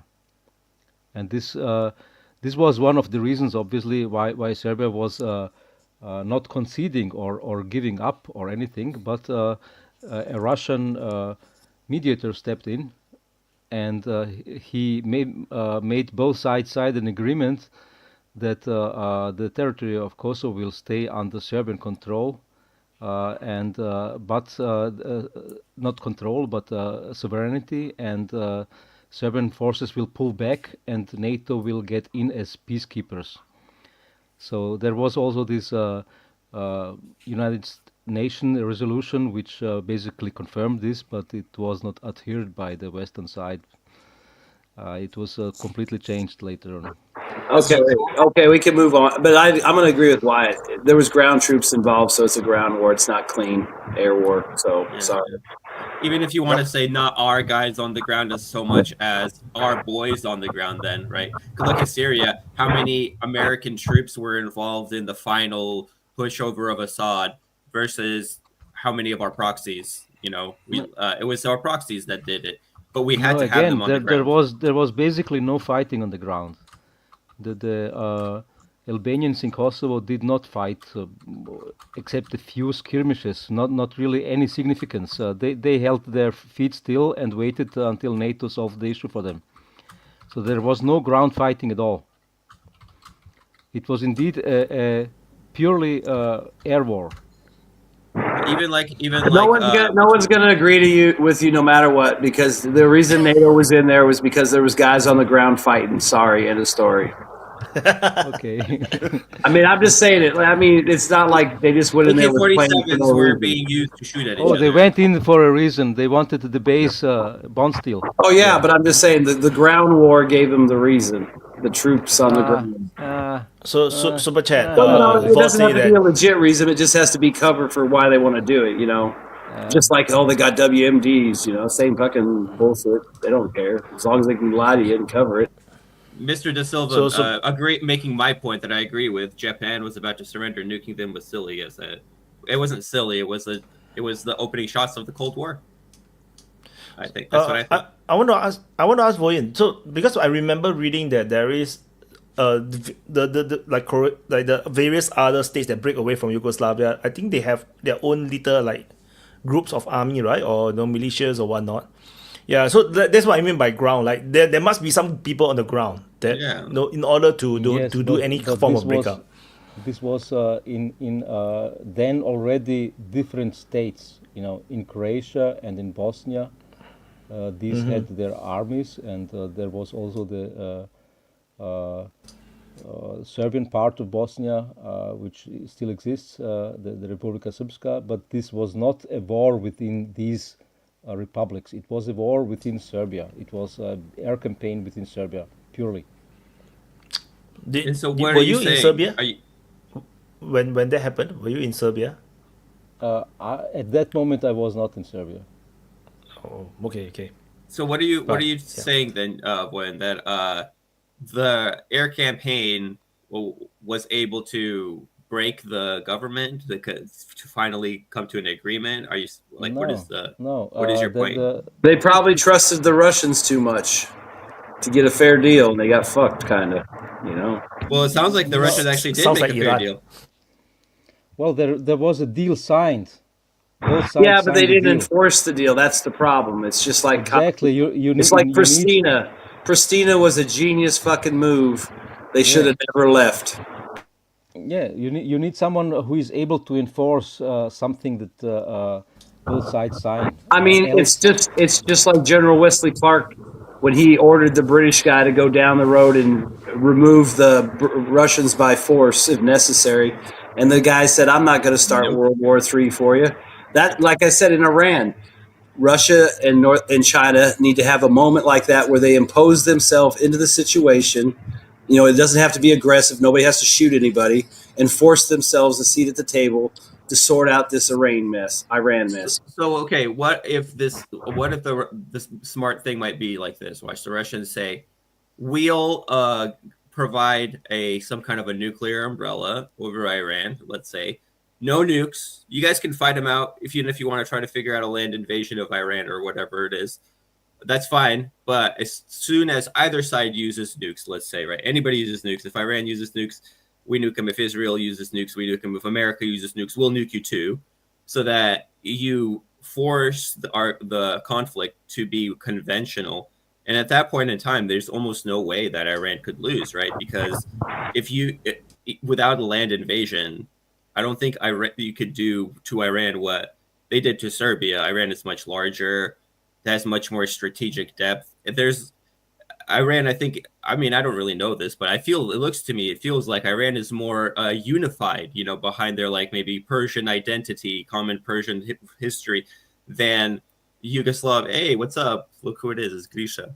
You know, than what's going on in Yugoslavia. You're getting way ahead of yourself too, as far as like, nuclear umbrellas and stuff. What Iran needs to do right now is get two big brothers to come in and provide aid and comfort while they get their shit together so they can ride this out. Because if the regime's number one goal is to survive, so they've got to figure out how to survive. And they're not going to survive by signing deals with nuclear umbrellas and all this other bullshit. They need to have two big brothers to come in there under the guise of helping Iran recover, promising to monitor the nuclear thing, maybe even getting Iran to say they'll give their shit to Russia so Russia can process it, make it nice and safe. I'm not saying they're going to do it, so don't go no, because I didn't say they're going to do it. I'm just saying that's the kind of shit people are going to suggest and make comments about, and some dick shit from Fox is going to sit there and proliferate about how that could happen. Anything. That's wishful thinking. No, but yeah, you're right. It is probably wishful thinking, but I think there's a lot of options. Iran just needs to figure out those options so they can survive this. And the best way to do it is to somehow have Russia and China come in and get a seat at the table and mitigate this and try to get the heat off of them. If that doesn't happen, then it's probably going to go really, really bad for Iran. And the sad thing is that this is actually what was discussed during the U.S. negotiations. Basically, they are like, getting bombed and then agree to the same thing. Anyway, super chat. Meanwhile, in Ukraine, by Joe Public. Yeah, right. And there's one more by Effie. Which are the better extremists, Islamic or dispensationalist Christian? Ted Cruz may be a joke, but the belief system isn't. Yeah. So, yeah. I wonder who's next. Probably Bigari next. Bigari. Or Grisha. Yeah. Hello, everyone. Von is coping so much, man. Like Trump boys on the suicide watch. Like he promised peace. He started the third war under his. I mean, I don't know how I'm coping. I mean, I didn't want this to happen. I'm just trying to figure out what happens next. The best way for Iran right now is to continue the war of attrition. Israel cannot cope with that. 2 months, 2-3 months, and Israel will fucking be in ruins. Because look how much what if the U.S. keeps helping them? Then they get. Okay, keep help. How many THAAD interceptors U.S. produces in a year? Well, you heard what we were talking about earlier. Supposedly, the Iranian weakness is the launchers, and with all the supposed. It's not the launchers. Let me it's finish. Not launchers. Well, I'm just saying that's what they're claiming. You interrupted me. You interrupted me. Sorry, go ahead. Iranian weakness is not a launchers. It's ability to launch. Launchers are okay. They have launchers. They don't have Israel has partial air superiority over the western part of Iran, so they cannot prepare launches for the medium-range missiles. Because preparing to launch a rocket, it's not like, oh, we did it in like fucking 5 minutes. It takes maybe a couple of hours. So they can only the best launchers right now is from the eastern part of Iran, because Israel is suppressing the launches. That's the problem. No, not like that they destroyed a bunch of launchers or missile like factories. It's not the problem. The problem is that Israel is just not allowing them to launch rockets. Also, there is a big point, big difference between what we discussed earlier, the Serbian war, and their campaign against Serbia and Iran. Iran is a much bigger country, and it is not completely surrounded. It has paths to get help in, and Serbia didn't have any. Also, you need to take into account that the fucking retarded Trump, he made the Iranian society consolidate around the Ayatollah. All liberals are now against because it's not like situation in Ukraine, for example, where it's basically a civil war. Bigari, can you repeat? Did Trump promise peace or what? Peace. He promised peace. Peace, yeah, that's what he promised. Like I'm in peace. No, I wanna emphasize what Bigari said. At first, the Iranian population were divided between people who are even refusing why we are doing the nuclear program, and people we say no, we need to have a nuclear program. Now, the what I hear from the media, from Arabic media, from Iranian Arabic media, the population is now why we don't have nuclear weapons now. We need nuclear weapons now, and this is the majority of people. And they have the reason. Yeah, if you are nuclear power, you cannot be touched. But without nuclear power, you can see women in the streets without hijab saying "death to Israel," "fuck Israel." Yeah. So they unified the country stupidly, and the thing is, Bigari's version is very right. They have land corridor. They have Afghanistan. They have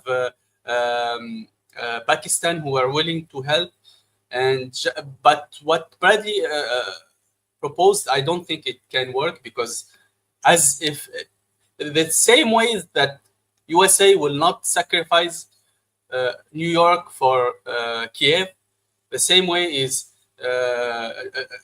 Russia will not sacrifice Tehran for Vladivostok or even any other land. So that's the reality of things. But they can like do something else. For example, in my opinion, there's like other ways. Okay, you nuked Iran, we'll nuke Ukraine, no problem.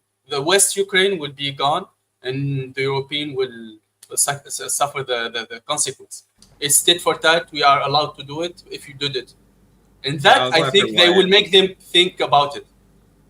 I just want to emphasize something that, there is this belief that, having nuclear weapons means nobody dare to touch you. That didn't stop India from attacking Pakistan. No, I just want to say, it is a mirage. Nobody can use nuclear weapons without but you cannot use nuclear weapons without getting condemned by the whole freaking world. So it is a double-edged sword. It is a poison. It's like the One Ring, It's very powerful, but you cannot use it, It's the same belief and mirage that like Ukraine have regarding NATO membership. They think that if you are inside of NATO, you will be like untouchable. Russia don't dare to touch you. I just have to say it's not reality. It's in the end, if Russia feels the need, they will still invade. I think it makes a bit ready. What Nika was kind of saying. But my point is not that necessarily Moscow is trying to put Moscow on in front of Tehran and say, okay, we're going to accept those blows. What I'm saying is that the Russians, probably more so than the Chinese, could play a role in keeping this conflict conventional. And if you do manage to do that, there's no way that they can. I think Israel can beat Iran. You know, it just if as soon as what I've said from the start, as soon as this becomes a war of attrition, full bore, Iran is going to win it, especially since China is supporting them. China's way closer. China can make way more shit, and if they're the ones that are supporting Iran, it's a matter of time before the balance shifts. I guess go ahead, Bigari. Yeah, you're completely right. Russian position is Iran should not have nuclear weapon, of course. Yeah, but at the same time, what United States just did right now, they killed the non-proliferation treaty. They killed it. Iran will get the nuclear weapon now, and then Egypt will get it. Then Saudi Arabia will get it. Then Turkey will get it.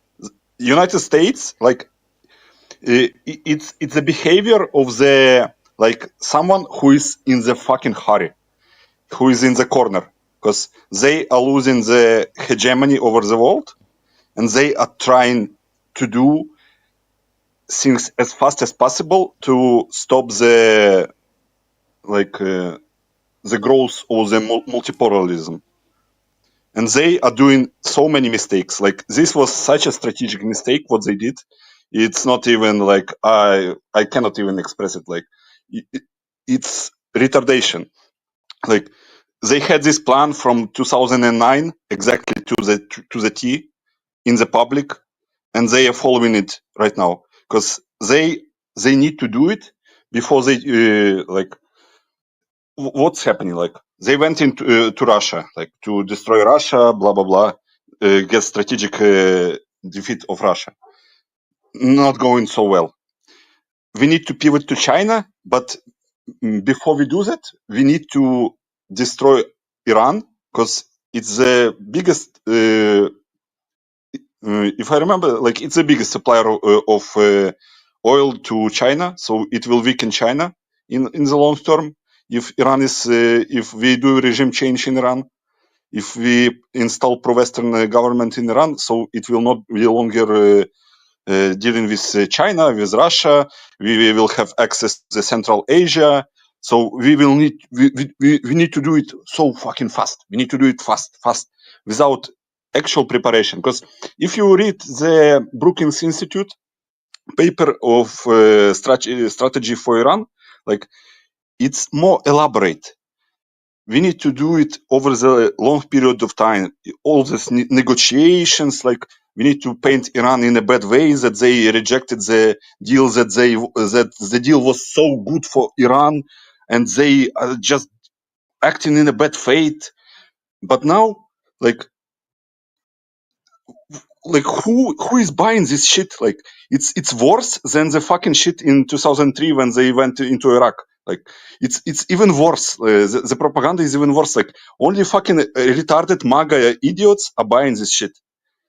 Iran is the greatest threat to United States. Ted Cruz saying that Iran will nuke Los Angeles. They don't even have fucking rockets to reach Los Angeles, and but they need to act fast to move because United States is losing the global power game right now, and the animal is in the corner and they need to act.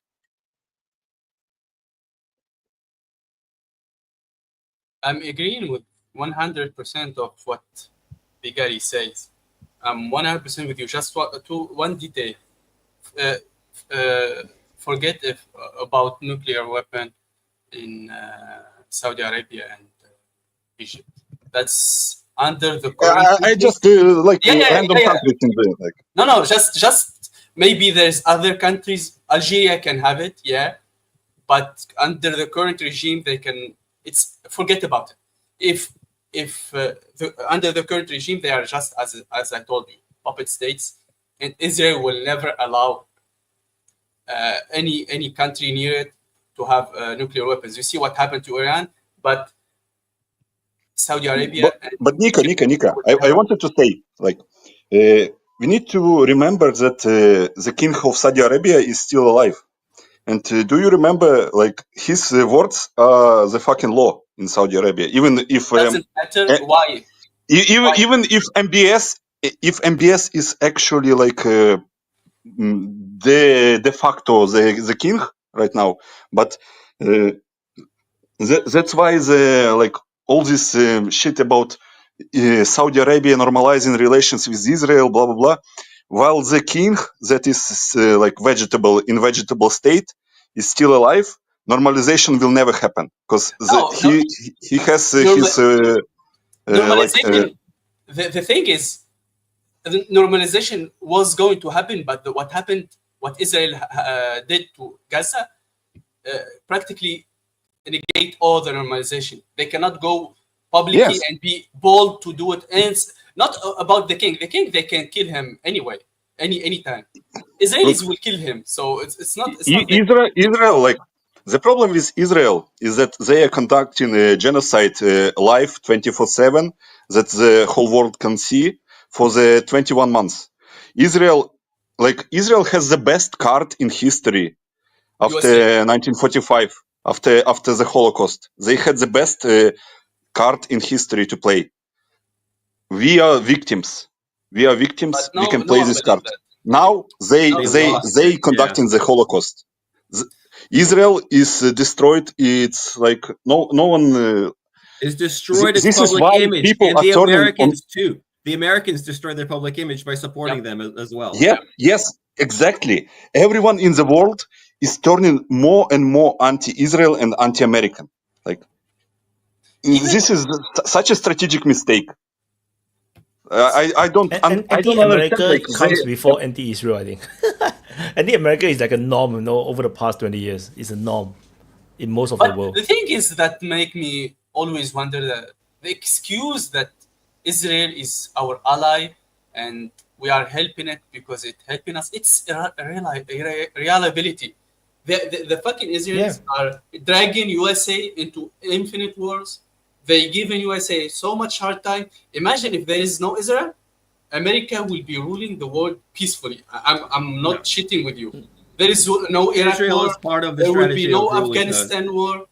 But they are reliability, man. They cannot do anything alone. Even for an advanced post, they cannot do anything alone, man. They need always backup. They need always protection. They need always.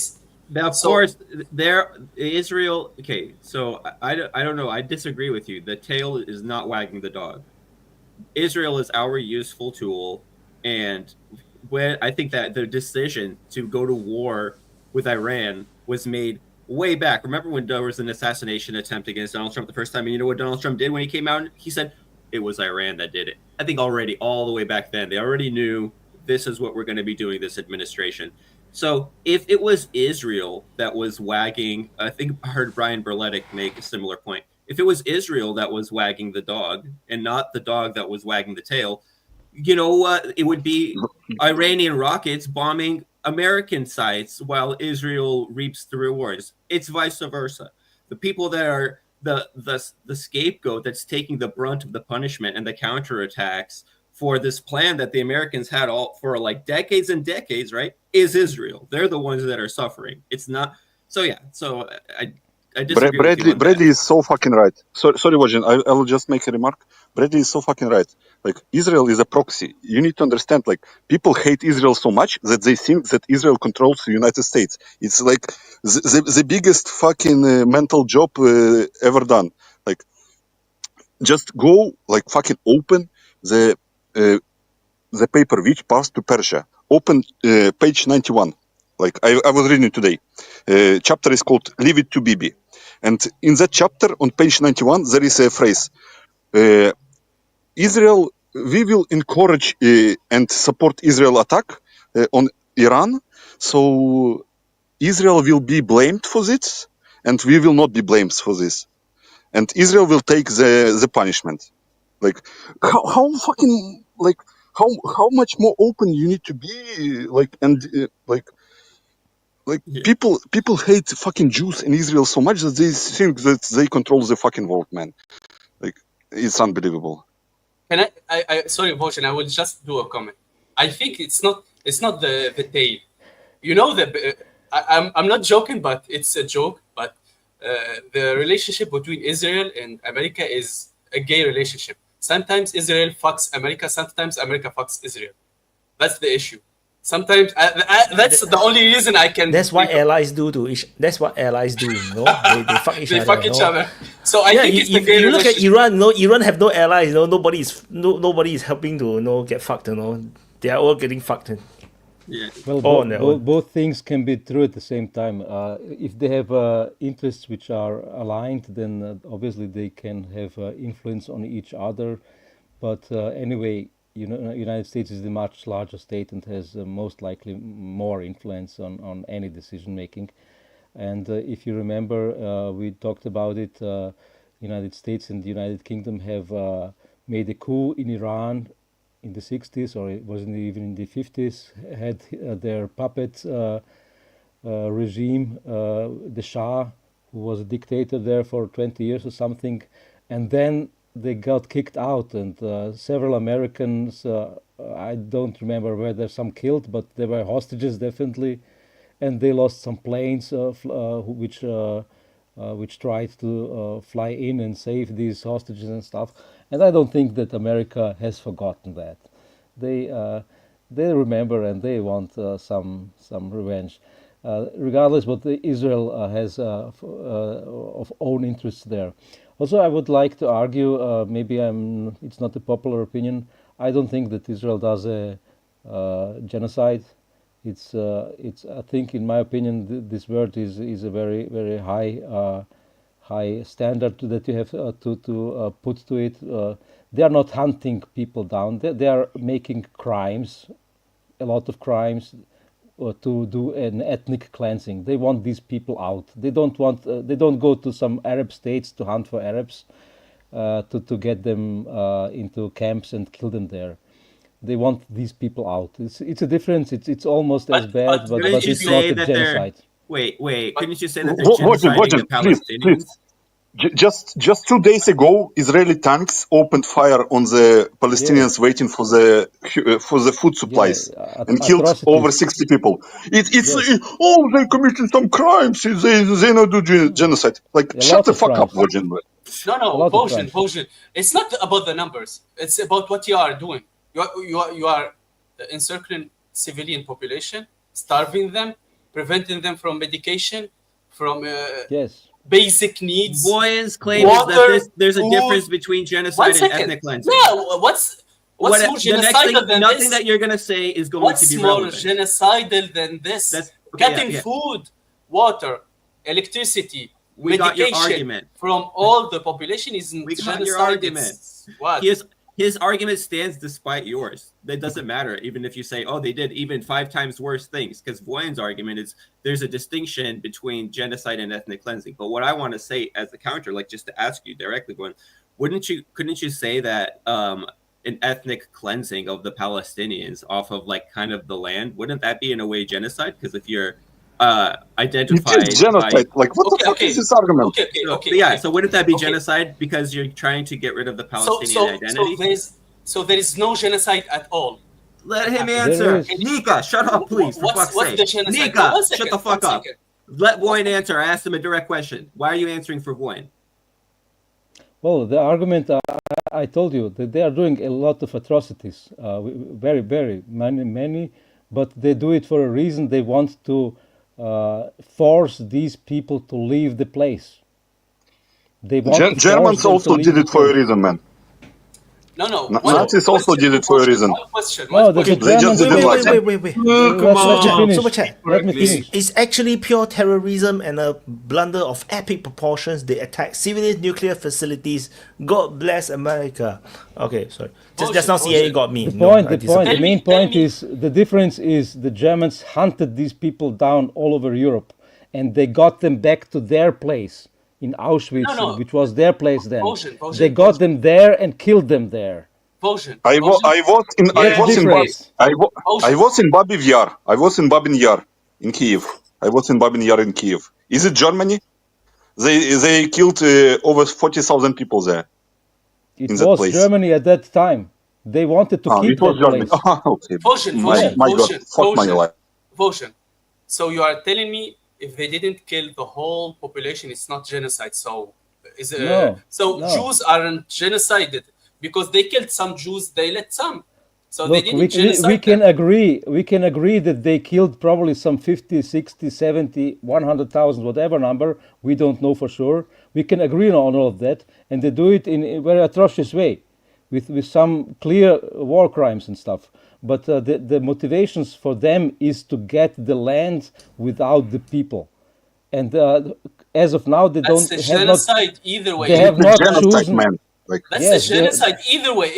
Listen, if you inbox the population, there is this term which is named ethnic cleansing. This is to push a they're complete starving population Let to them other speak, place. Nika. Yeah, Point, yeah.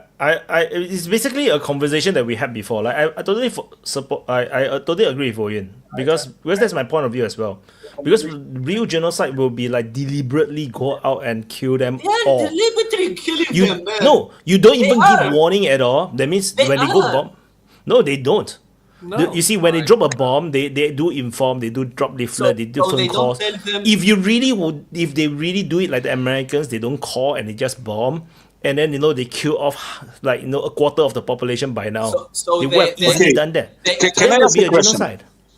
Cutting If the you food shoot supply. everything that is inside is no. The thing is, they still provide the food in. The moment, unless they see that they shoot everything that moves, that's a genocide. No, as they move forward, And then everything when that moves they people shoot. go- That's a genocide. Then when But it's people not. go That's not to exactly. get the food, they shoot them. Like, Yeah, but the thing many is, of you them. you so- are so only you're- seeing the results of what's happening. You do not know Yeah. what is the order that was Can- given. can I- What is the reason that they are firing at that position? Can we I do not be know. correct? If It's you look it's at a the- weird you can hill say to die on. no. It's a weird No, hill you to can die on. say no. You can say there's no. another- You can say that Israel have no regards of civilian deaths. I 100% support what you say, but you cannot say that that is that attempt, that tank shot against the food collection point is a genocide. That is not a genocide. You can call it massacre. I agree. You can call it massacre. It's not a genocide. Genocide is a totally different thing. Genocide is a deliberate destruction of an entire group of people. That's genocide. Unless you deliberately want to wipe out the aim is to wipe out the population. That's genocide. If not, I cannot agree with that. No, you can They believe are, whatever they you are want. deliberately Exactly. wanted. If you Wait, cut wait, food, wait. And my water- finger. I did my finger multiple They times. didn't No, do. they ignored You me. didn't do, Nika. No, they You ignored didn't do me. your finger. They No, ignored you me. didn't. Now, there is one problem in Palestine I have a lot of difficulties with. I think the population is 2 million. And from them, you have like 50,000 of Hamas. And then you have like, for that, 400,000 people that are supporting Hamas. So that is fucking fucked up. You know what I mean? They're going to use you as a human shield, and I'm still believing in that Hamas is using their own people as human shields to That's create not all it. that fuckery. So No. yeah, I just No, want to it's say just that a Jew Palestina, bag all saying Palestina that. is one big fucked up situation. Israel is Hamas- playing gaming that also. Hamas Proof, is I'm not going United to step on States even 1 second fucking Israel, proxy. but I'm not going to support Hamas for 1 inch. 1 million. They are funded via the fucking Qatar by United I know. States. Like, But they are also founded by hatred that they got being Palestinian against Israel. Hamas That is literally no terrorist. good for Palestinians. Mr. Lambo, Like, do they have a reason they for are used- hating like- Israel? Do they have a reason for hating Israel?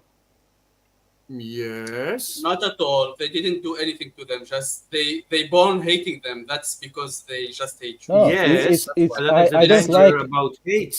Hate Again, creates I don't like to more discuss evilness. this. That's the problem. If you're hating somebody, you're going to be more evil. That's why Hitler started to hate. Oh, I hate Jews. Destroyed everybody in that. That's because We're he going had again hate into moral of him. arguments. I think That is it's not fucking helpful. no, but that is always like that. Hate create evilness, bigger evilness than the hate you had before. That's reality.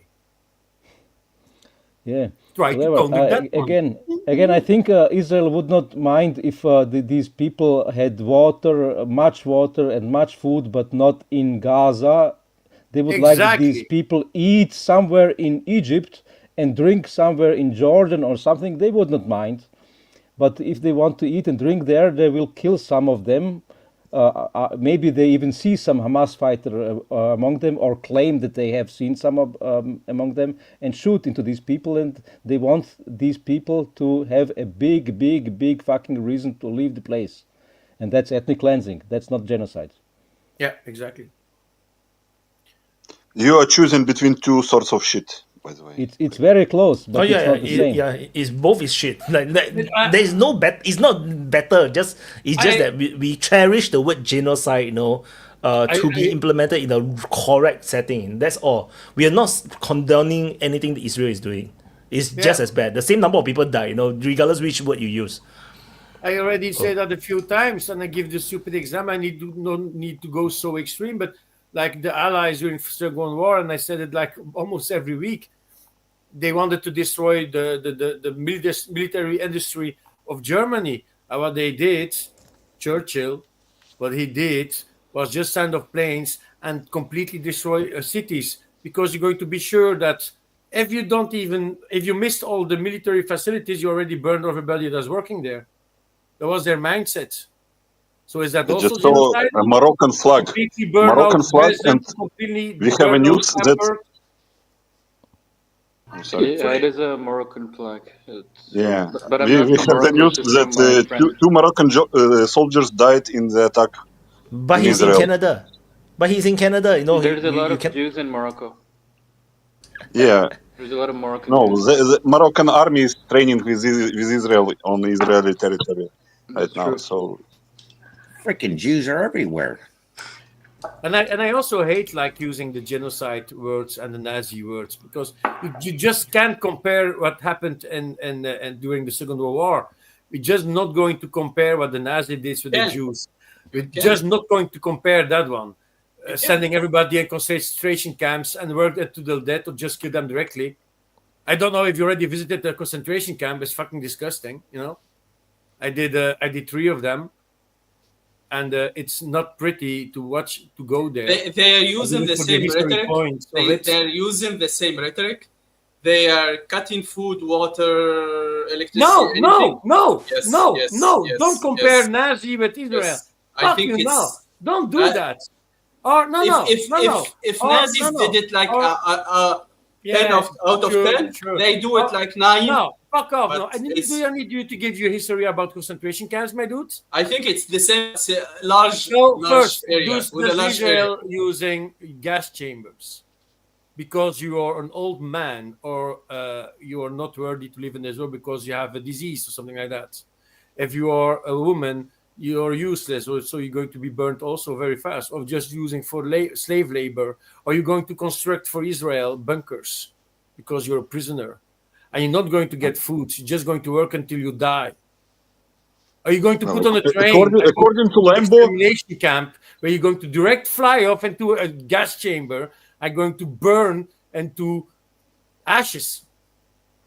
Well, so I will say, Israel was Nazi like Germany was, I will say that maybe burning someone to the ashes in the gas chamber is more humane than starving them to death. That is genocide. That is being Nazist thing. So everybody need to stop comparing Nazism versus what's happening right now. You know why it's even worse? To say that Trump is a Nazi, it's the same as saying that Lambo, does Israel have nukes? Yeah, maybe he can be a fanboy of the Nazism, of the fascism. That's not saying that you're going to be compared to what happened in the Second World War. No fucking way. Lambo, does Israel have nukes? It will have nukes, I think so. I don't know information. It's going to be probably the ones of the United States that they're going to use. Nukes don't exist. We also have nukes in Belgium. Are we going to use them if the United States says that to us, because we have an agreement in that, and we stock them? And that's why we have F-16s and F-35s. So yes. I'm just asking, just to troll you, because people that are on the fucking payroll of Israel will never admit that Israel has nukes, because they have legal agreement. So That's a good way. I don't give a shit about Israel. I don't like them also, you know. Don't they have nukes I since just the stay realistic 1960s? about what's happening in the conflicts. And I say, don't compare Holocausts compared to what's happening now, even with the Palestinians. It doesn't make sense. Anyway. I believe that Shahab Langa has not introduced himself before. I think the last time he come on, he didn't manage to introduce himself. Right? I think you have. I did introduce myself, but I can do it again. Yeah, you should do it again. Yeah, right. I'm from Vancouver, BC, and I started following DPA because I'm interested in the war in Ukraine. And I minored in Russian history from the 18th century to the 19th century, and I've been following this war since 2014. I remember now because people started to ask you history questions. I remember now. That was a really lame conversation. I think it was about I remember Tell us the about industrialization in the Russian Empire. Tell us about Decembrist movement. Yeah. Hey, easy. Don't do that. That's what happened in the last conversation. Why is Misha left actually? Can you send him a message to come back, Misha? Is my voice returning back because I don't have my headphone today? Oh, we hear you. We hear you perfectly fine. I can hear it you all. better than Voss. Voss is totally there's no sound. Voss is still struggling to adjust his mind. But no sound, Voss. There's no sound. There's no sound. Zero. Yeah, you're on the wrong mic setting. Yep, can't hear it. So Shahab, what do you think about the American strike on Iran? What's your the one on perspective? Fordo? Yeah, they strike 3 places, right? Yeah, I always thought it was kind of irrelevant because the Israelis they struck the Iraqi reactors back in the 80s, and that only prompted Saddam to double his nuclear budget, and they're pretty close to building a nuclear bomb right before they invaded Kuwait. So I believe if they didn't invade Kuwait, they'd have a bomb in the early 90s. So I don't think it works to strike a nuclear reactor. It just depends on the political leadership, whether they want to build a bomb or they don't want to build a bomb. Because if they do want to build a bomb, I don't think the US can stop them anymore, less than take over of a country like they did in Iraq or a regime change like in Syria. But I don't think that even that is possible now. So just based on the goal was always the regime change in Iran. We don't want them to have the nuke. It's just an excuse. The goal is always a regime change. I agree with that. I think it's very unlikely that it's all to do with nuclear weapons.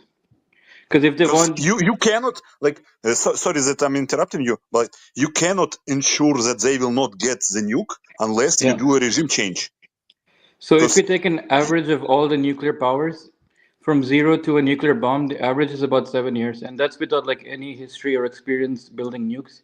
And the Iranians have been doing it for a few decades now. So for Iran, it might be 2 or 3 years if they start fresh. So even if the US takes out every single centrifuge in Iran, it will take, if there's a decision to build a bomb, it will take them 2 or 3 years. So they're only setting them. On Monday, they have the vote in the parliament of withdrawing from proliferation treaty, in Iran. But the thing is, in Iran, the good way to ensure that they don't have a nuke is to fucking bomb them, so they will get the nuke. It's the fucking most retarded shit, and you cannot do the regime change unless you have boots on the ground. So you need ground invasion.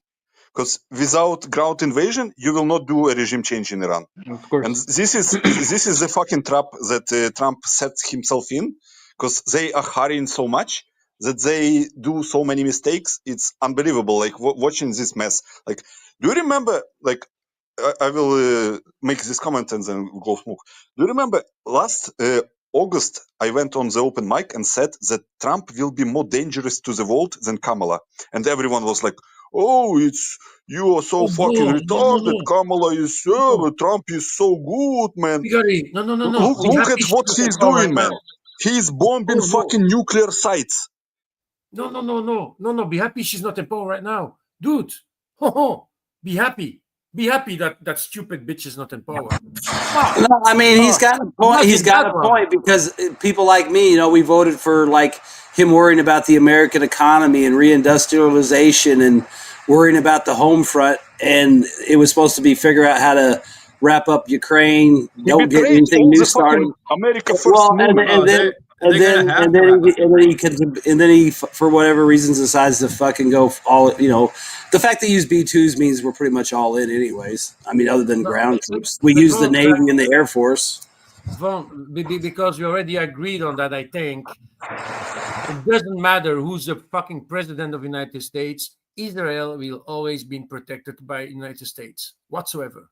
Well, that's not my point. I'm just saying. I mean, you know what I mean? There's the argument like Trump this, Trump that. No, doesn't make sense. Israel is always going to be protected. And one president is going to be more dangerous in his thinking than the other one. I just don't know who it wants to be right now with the Kamala Harris that's going to be in the same situation. I mean, I'm not going to argue with you about it. I mean, Kamala Harris would probably be a horrible president and probably would make even worse mistakes. But the fact of the matter is that a lot of people voted for Trump because of the things he was talking about, and they didn't include bombing the Iranian nuclear sites. And, and it's kind of, and maybe nothing happens. Maybe this works out and Iran capitulates and all that, whatever, magic shit, unicorn happens or half-ass happens. But the fact of the matter is doing it probably is going to end up causing more problems than it's going to solve.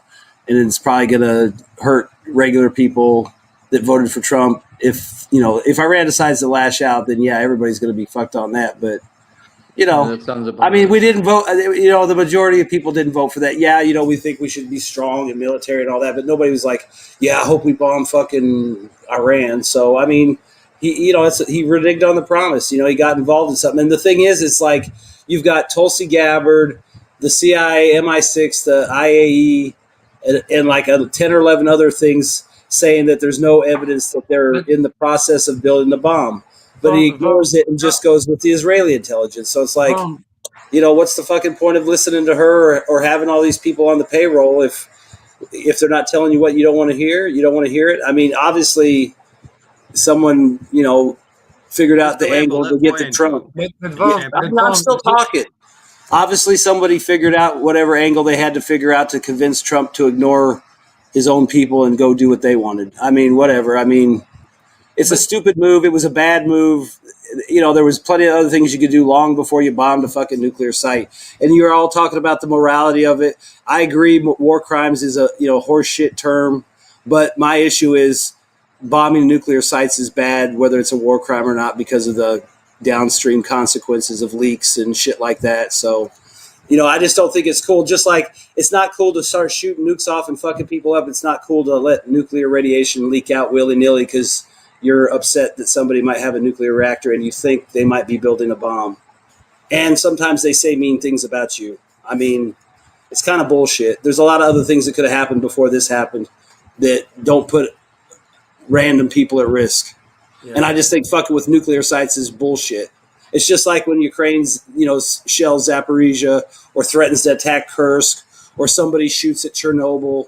Or any of that, it's bullshit. It's like, go bomb a fucking airfield, go bomb an oil refinery. I mean, that's pollution too, but, the same motherfuckers are sitting here talking about green energy and shit. Then they want to go pollute the planet with, blowing open nuclear reactors and nuclear sites and centrifuges and shit. I mean, it's just kind of annoying. I mean, I don't say it's morality. It's just kind of hypocritically annoying and dangerous to a lot of people that don't have fucking all to do with it. Hold up, before Voyan goes, I've got to read off the super chat. Do we believe in spirits now? Well, B2 spirits, at least. Go ahead, Voyan. You're muted. I am spirit. Yeah, I was the spirit now.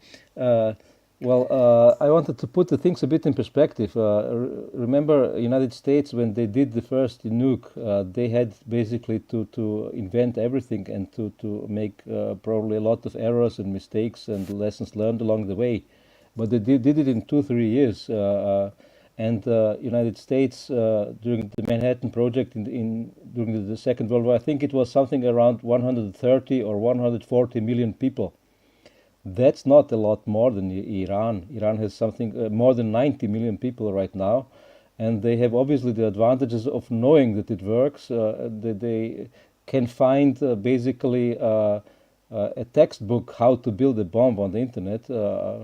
maybe it's not a smart thing for a private person to look these things up, else you want the FBI to knock on your door, but these things exist on the internet.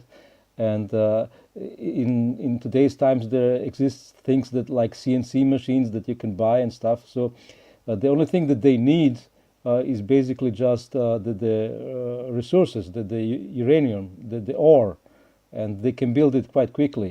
So there is only the will of the government that decides if they have it or not. Well, there's going to be Shampak and Begari, but before that, we have to read off the super chat. Why did Trump say his director of national intelligence is lying about the Iranian nuclear program, Epstein/Mossad? Because it's not about the nuclear program. They want to go to war with Iran, have regime change. I think it's Shampak next, then Begari. Yeah, I agree with that, Brandy.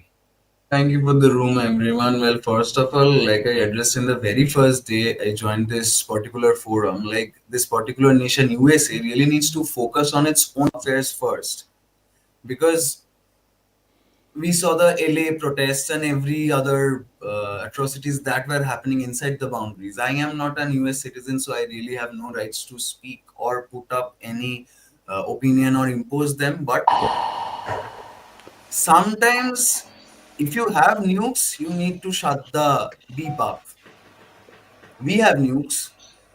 We don't shout about saying, hey, we'll bomb Pakistan. Hey, we don't do that, do we? Yes, we do. And like we most of the times we don't.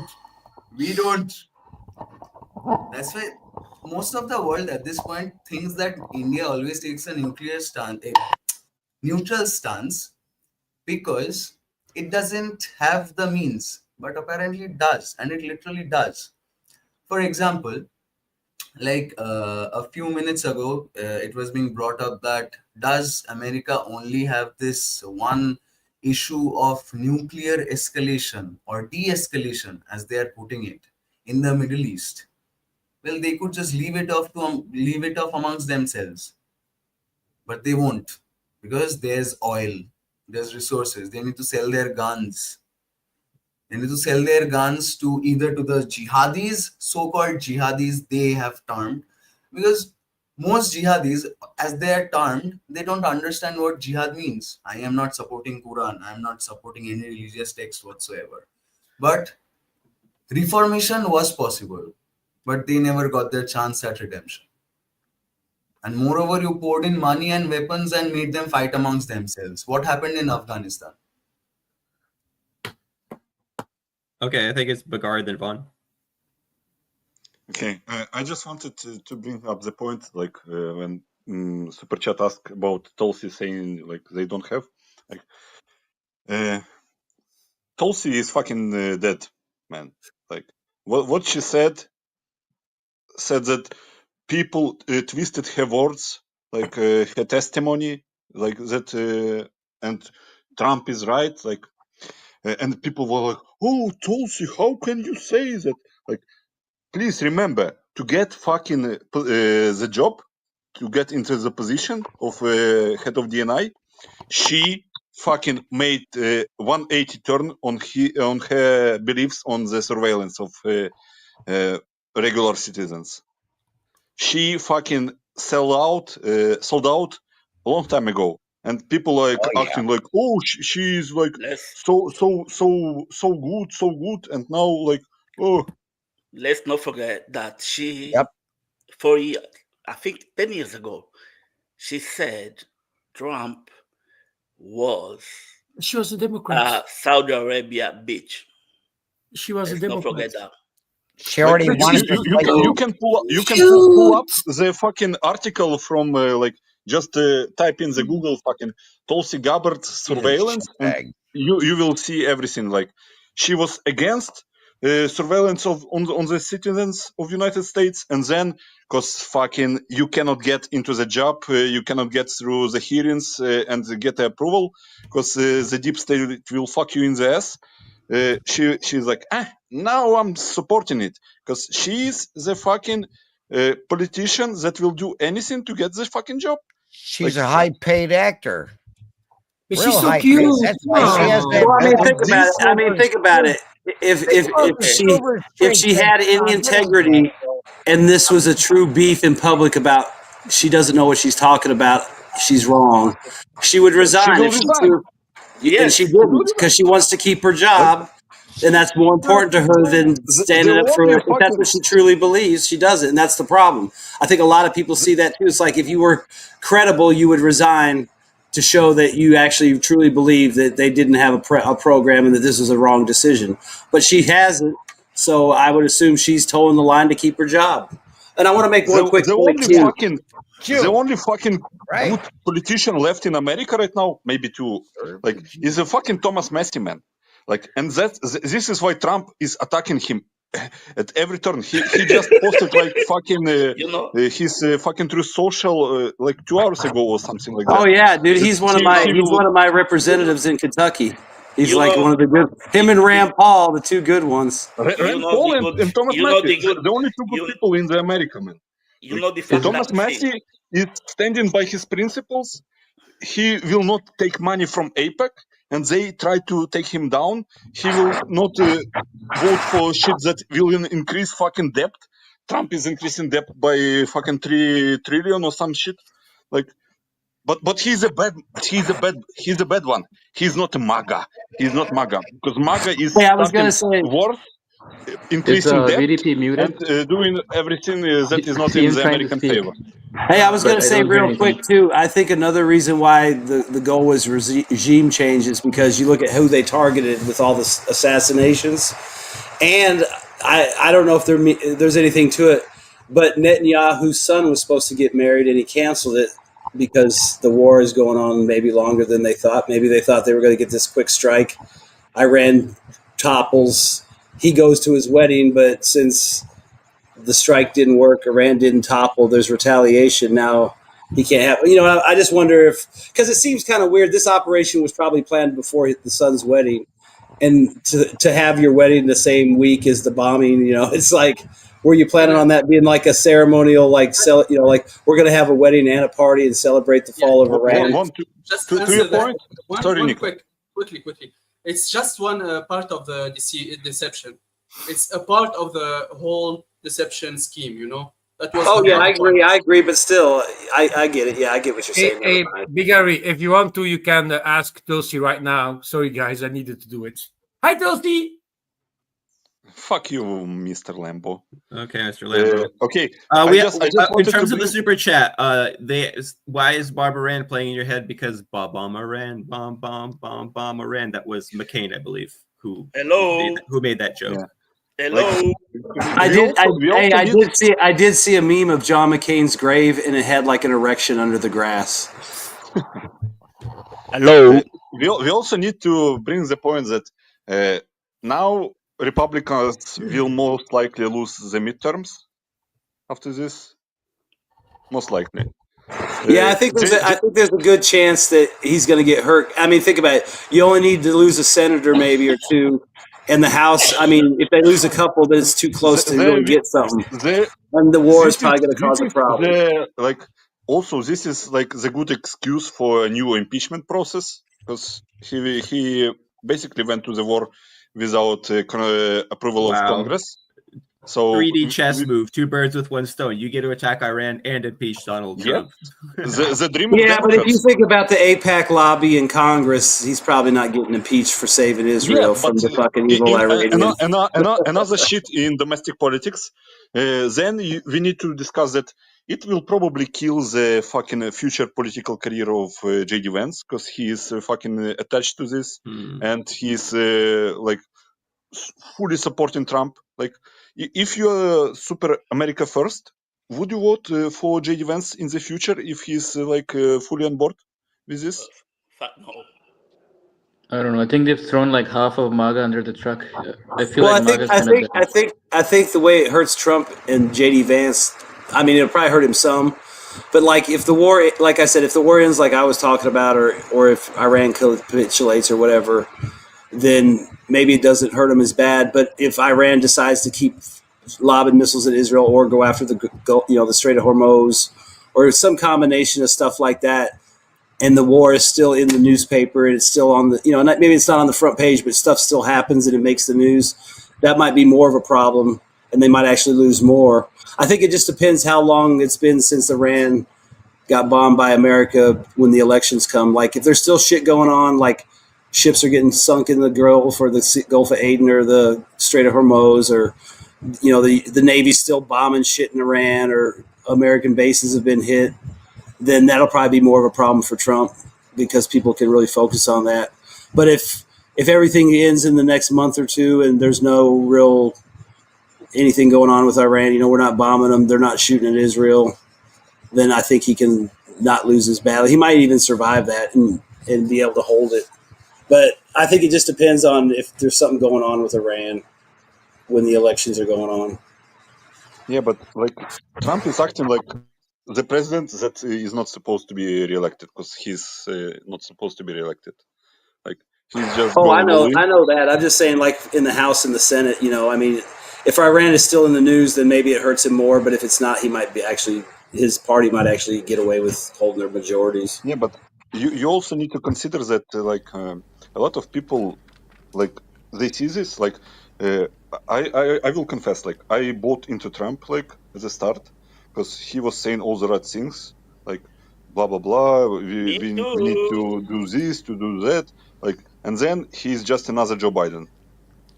So like you lose interest in politics. You just don't vote anymore because you are disappointed. Like the thing is, Vaughn is disappointed with Trump, but Mr. Lambo is still sucking his cock. No, I'm licking. And the other thing too with Trump now. Okay, we don't. The other thing with Trump too, like about Trump. The other thing with Trump too is like if this war flares up or continues, then there's no focus on any domestic shit.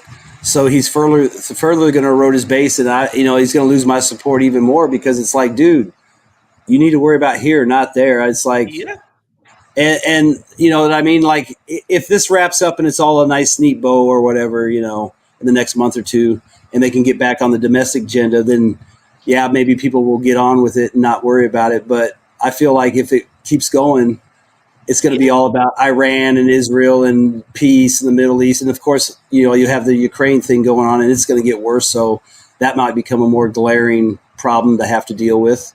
And then, you never know with China and Taiwan. So, I mean, it just seems like you're going to be totally engulfed in international shit and completely forget about the bulk of what got you elected, which is America first. Reindustrialization, peace through strength, common sense government, common sense, military, and it's all kind of going out, the military part might not go out the window, but, if this thing continues or we get more involved with Ukraine or something, China doesn't have to do anything. All they have to do is act like they're going to do something, and then Trump's going to be focused on all that and not anything here. There's not going to be no baby drill, or new factories unless it's to build bombs to support the war in Iran, which nobody voted for. Yeah, one I of the things I want to add. Okay, go on.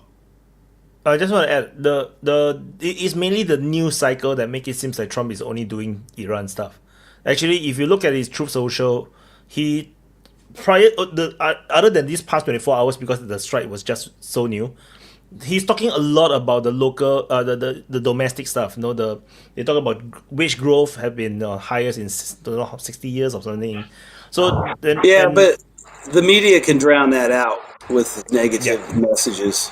So I'm just saying that the media make it seem like Iran is all he cares about, but actually the same agenda is still being played, still continuing. They're still focusing on the local domestic stuff, the economy and everything. So it's not like he's all into Iran and Israel stuff. It's not really the truth. Like for a long period of time, he don't even talk about the Iran stuff.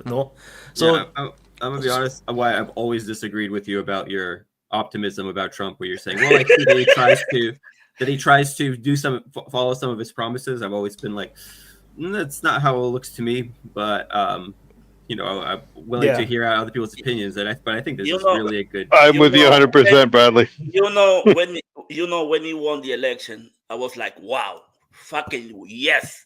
You know why? Because I thought that guy gonna spend his time talking about his country and leave the rest of the world alone.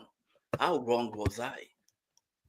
You never follow his first term. You know, when he start deporting people, I was like, okay, it's nothing to do with me. Deport them. But He's more fucking concerned about Nobel Peace Prize than anything else, man.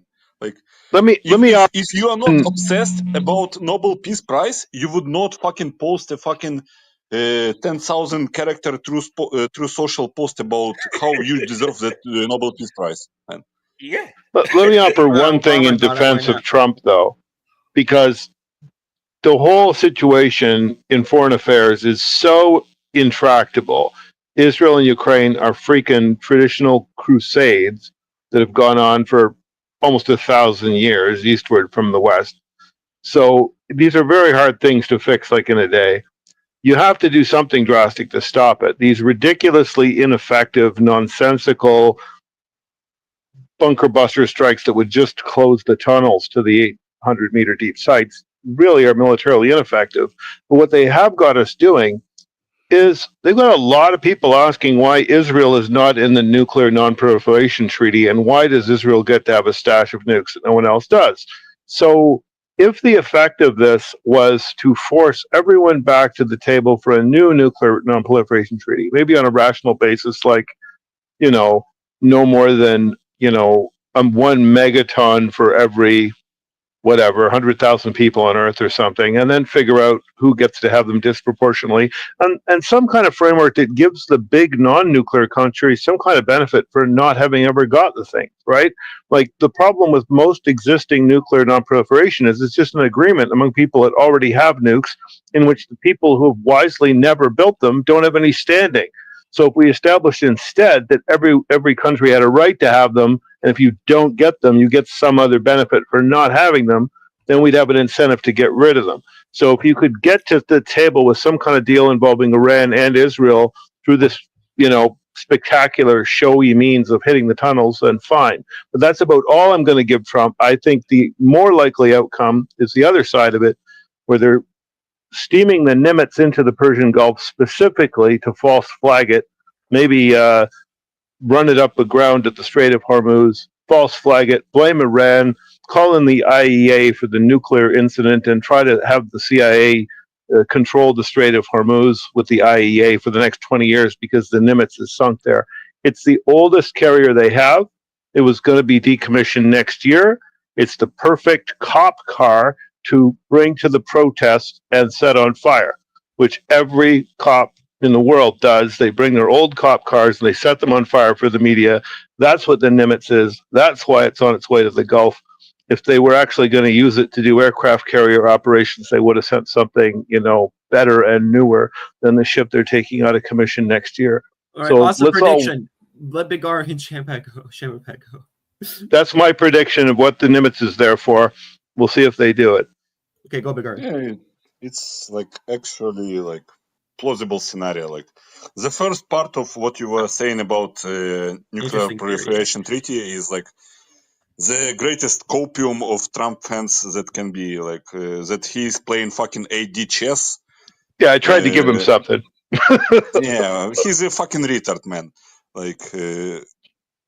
What can you give him?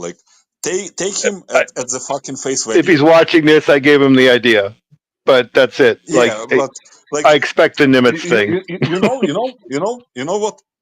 A lot of people that are hoping that Trump is some fucking reasonable guy. They always talk about, he got the off ramp from Putin there.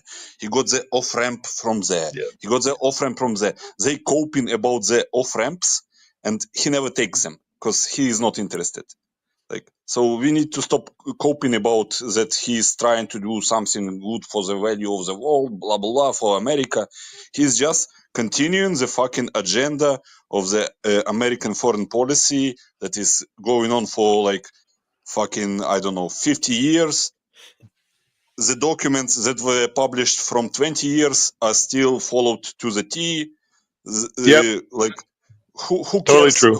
who is in charge? Document was published under Bush. Trump following to the T. Document published under Trump in 2019. Rand Corporation on the extending Russia. Biden followed it to a T. Trump is continuing it. Like, people need to stop coping about fucking presidents that they like. Oh, we will change something. We will change something. Yeah, they're good Like, guy president. It's all bullshit. Like Putin said in the interview, like what we all know. Putin said it also in 2017. Like presidents come and then they good guys in the black suits come and they say them what to do. He didn't say good guys. He said guys. Guys, yeah. Okay, there is super chat. Super chat. Before Shamapak, yeah. The relationship between the cricket and the harem is a metaphor to describe the relationship between US and Israel. We already kind of For those that discussed don't understand the metaphor, I just actually ask AI as well because I do not know. So the harem is a parasite, go into the cricket, you'll bring the cricket to the water and drown it so that it can complete its life cycle. So it's basically saying that Israel is bringing you the United States to die, you know? People need to stop coping about fucking Israel. Israel is a fucking proxy of United States. JS Stop is hardcore fucking about this. coping that Israel is controlling United States. You are fucking retarded people, man. Yeah, I agree. It's a two-way thing. It's been the CIA and AIPAC scratching each other's backs for 60 years. I'm pretty certain that the deal has been since then. You know, you guys, with whoever, Let Shamapak go. He's been waiting to speak. well, I'm just saying that I'm agreeing with Bagari. That's it. CIA and AIPAC might as well be the same organization for 60 years. I'm on board. Same goals. You know, Shamapak. You know, you guys always okay. Go on. No, VDP, and we'll finish what you were. You know, you guys always say things like APIC and stuff. In that area in Middle East, who are the guys with real money? Real money. Saudi Arabia, Qatar, and the other one. The guys from Dubai. UAE. Yeah. It's the Habibis. These people, you know, all the Arabs or Muslim countries, they got problem. Have you ever seen a problem in their countries? Like terrorism and stuff. Okay, Yeah, good point. Like they benefit, their families have been there for ages and they benefit from this proxy arrangement being stooges that get paid for sure. They always say, if in Iran, if you are gay, they throw in the window, they kill you on the street. Go be gay in Saudi Arabia. Go there. Moreover, an extension to what VDP just said, don't you think these foreign assets of USA are requiring funds to be maintained as they are being? If you think Israel got money, think about these people in this I country. am not speaking of Israel's money. I'm speaking of US's money. No, because it's that's already under debt. that's what I mean. That's what I mean. People always say Israel got money. That's not money. People in these three countries, they got real fucking money. And we always see on news, someone from United Kingdom or United States go arrested in Dubai for smoking weed, go there for something and gonna be in jail for 10, 8 years. If that shit was in Iran, it would be all over the news.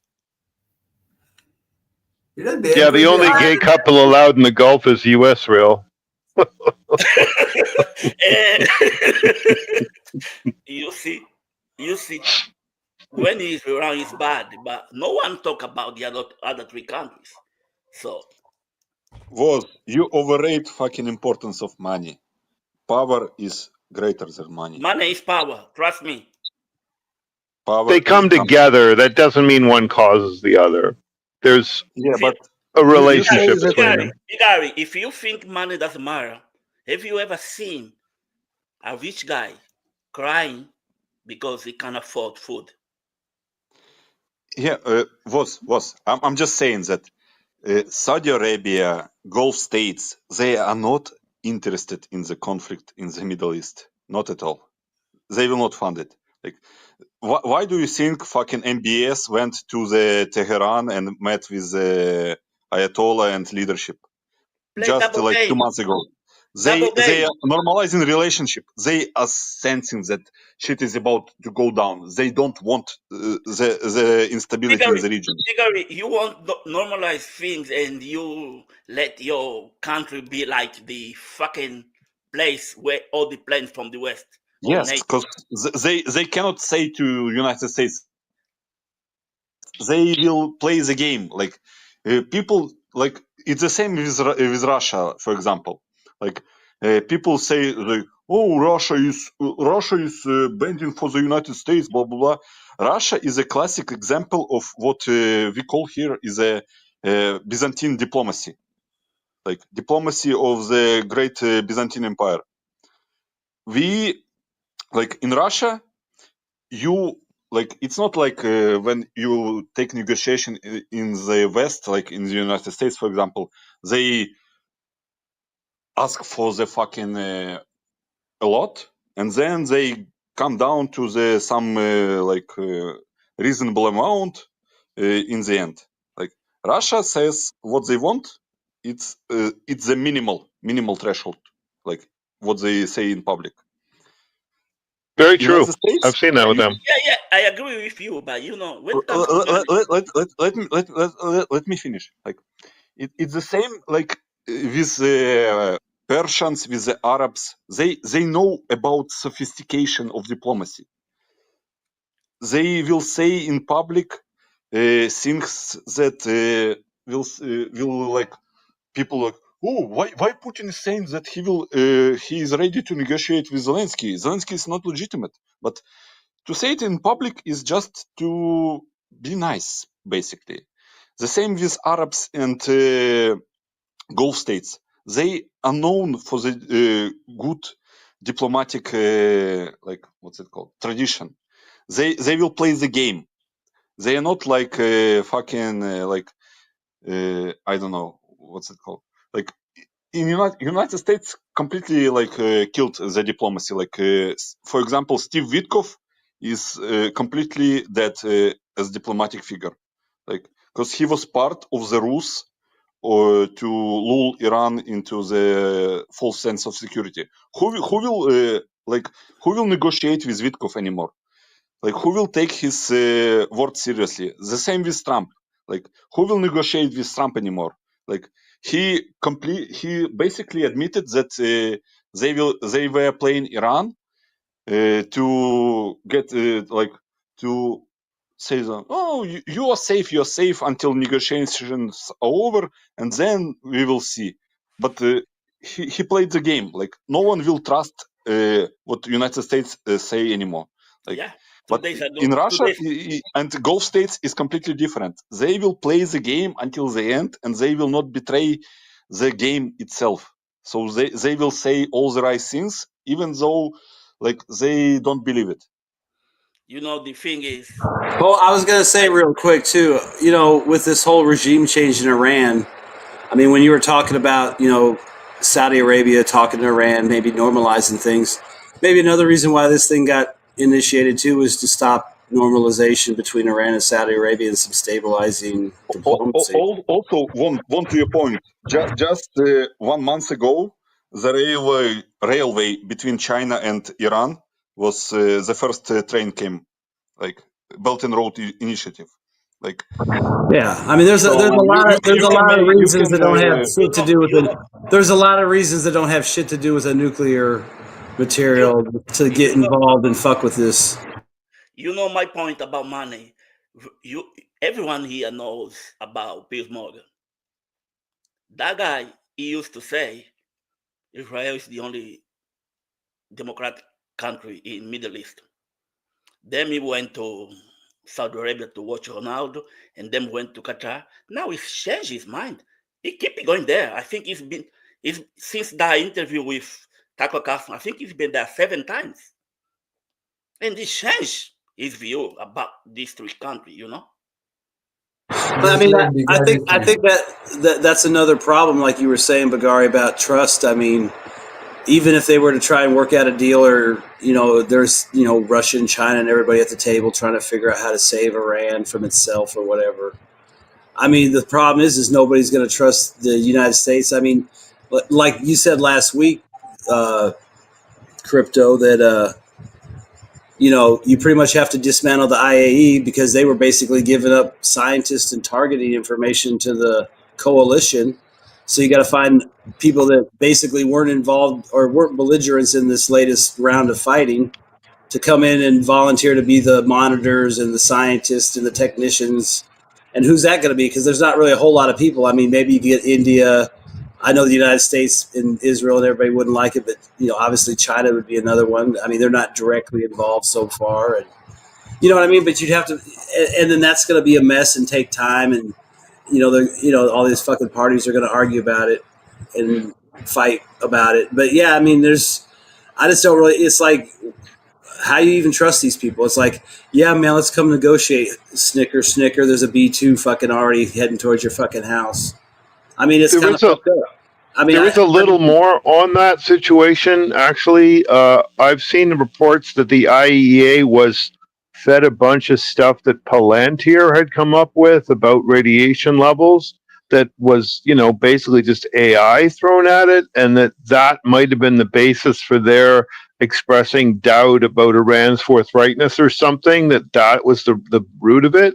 I watched an interview on, I think, Financial Times with on Al Jazeera with the IAEA head, and he was really unable to defend his statements. I think it was pretty clear the expertise involved wasn't his, and it may also have shown similar crap from Palantir to Tulsi Gabbard to change her mind.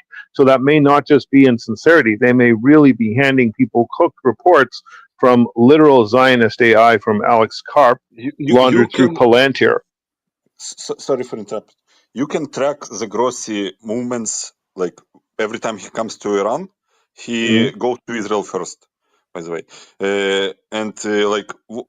Like they refuse to say that Ukraine is fucking targeting like Zaporizhia nuclear power plant. Yeah, they've no credibility as an org. You're right. Also, wasn't Grossi an ambassador to Israel at one point from Argentina? There is a tie between there was some ambassador, some like woman that was working at IAEA, and she has some fucking super close ties to Israel. But I don't remember her name. But if they're using Palantir in IEA at all, then it's spying on them and handing the data straight to Israel. If Palantir is running on your computers, then everything in it is visible to Palantir.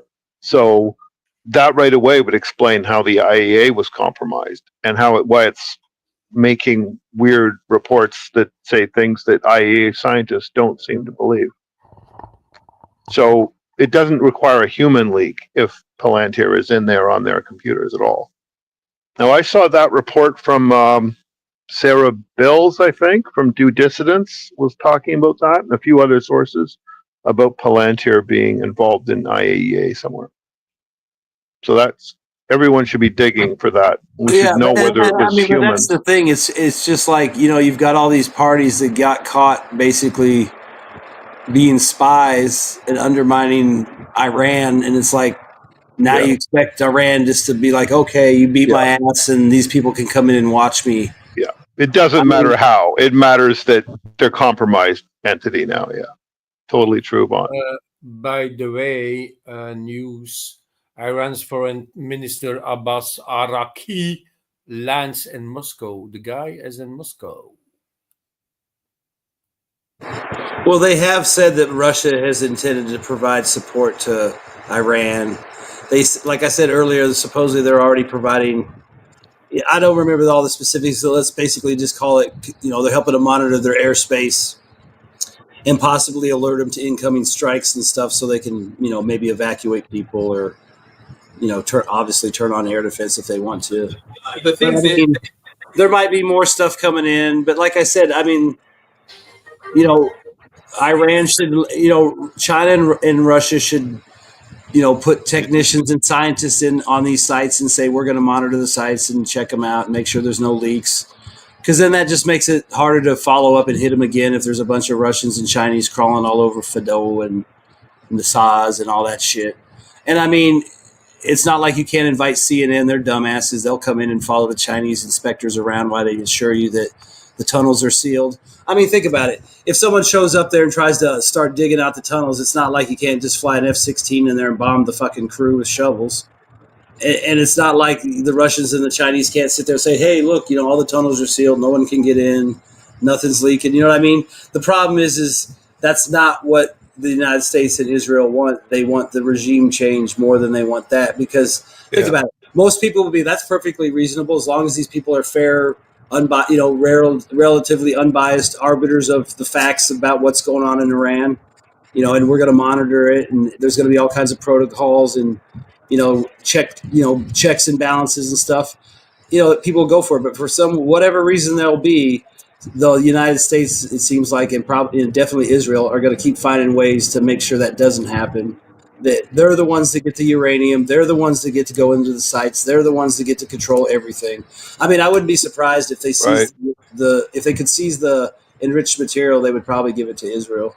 Well, and remember also, Vaughn, that the IAEA was supposed to be the entity that would take control of the Zaporozhye plant.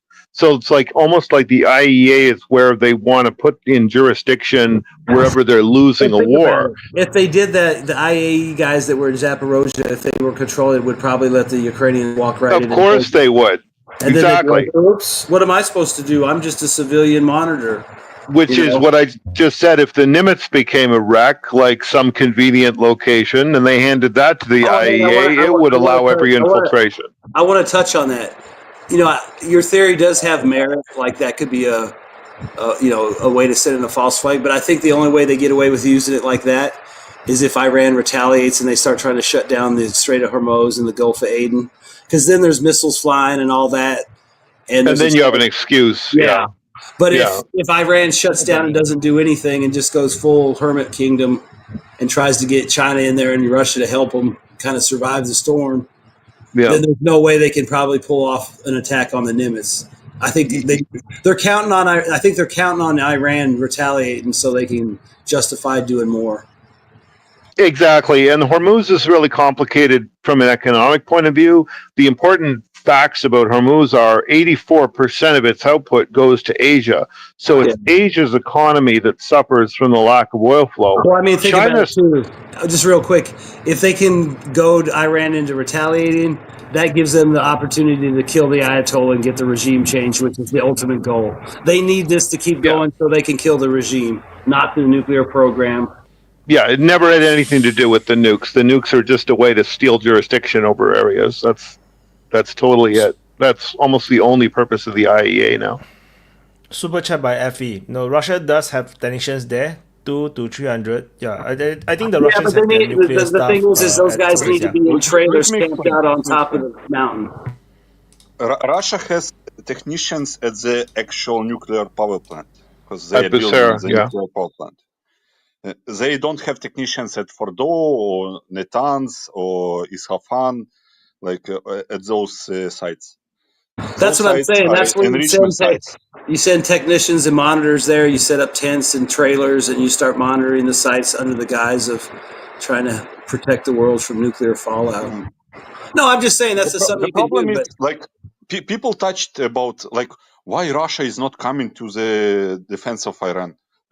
And I remember the fucking moment when that little Prata came after me because I was clowning his retarded comments about Russia and Iran have fucking secret documents that they have signed, that agreement, blah blah blah, defensive agreement.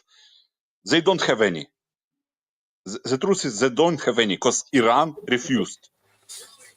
Because Iran doesn't trust Russia. Yeah, I mean, that's the thing. I heard real quick on that. I actually heard somebody talking about that. They said that Russia made just for easy terms, let's say they made Iran the North Korea offer. Iran only took parts of it or said no to it all entirely. And so, they rejected the offer, but some people were saying that Russia didn't really want them to take the offer. They offered, but they were hoping Iran wouldn't take it. Iran doesn't trust Russia because of the Soviet legacy when Soviet meddled in Iran, and also even before Russia is Russia is close to Israel. Let's say it like there is like what Putin said recently. Like there is 2 million Russian speakers in Israel, and Iran doesn't trust it because they think that Russia, like when Putin offered, like Russia offered Iran to construct the like anti-air capabilities in Iran, complete like anti-air systems. They don't trust it because they think that Russia will send the codes to Israel. That's the problem. They are so paranoical about it, and also there is another like aspect to this. Iran is like they a proud country. They always want to be the like dominant partner in the relationships.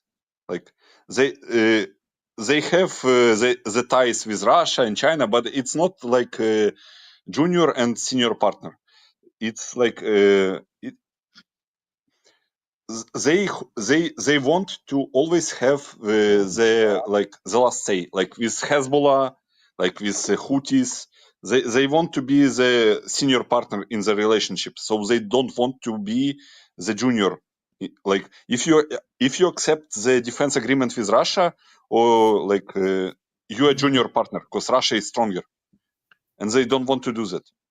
They didn't want to do that. We will see what happens next. Yeah, don't underestimate the arrogance of a 5,000-year-old continuous civilization because they existed, because they always did play that way. There is an interesting history between Russia and Iran. Imperial Russia actually occupied good chunks of former Iranian territory, and that's what Azerbaijan is. It's basically former Persia. And it was an issue with the Soviets when they named their part of it Azerbaijan, when there was still a province by that name in Iran. But in the Soviet period, that stopped. Under Lenin, they refused to occupy Iran in an agreement that the Russian Empire had to co-occupy it with the British. So it's been an uneasy situation for the last 100 years, but there's this very long, deep history of Russia and Iran directly warring with each other. But I don't think any of that matters as much as the fact that Iran knows that China and Russia have to back it regardless, without agreements, because of the Caspian Sea. If Iran were to fall to the CIA, then you've got the CIA in the Caspian Sea, and the negative output of that is really obvious. China would only have Russia as an option to get free of American interference all the way to Europe. So then China would have to do anything Russia said, give it any technology they wanted, hand them any components, get into any kind of sanctions trouble, launder any money, whatever, and it would really be restrictive for China. And Russia's point of view, it wouldn't want to have to only be able to go to China without being able to go to the Indian Ocean via Iran. So their strategic options are restricted only to each other if the CIA gets into the Caspian. So for this reason, I believe both China and Russia have to back some Iranian regime to the hilt that is anti-American, even if it's not this one, and they've both had their problems with this one.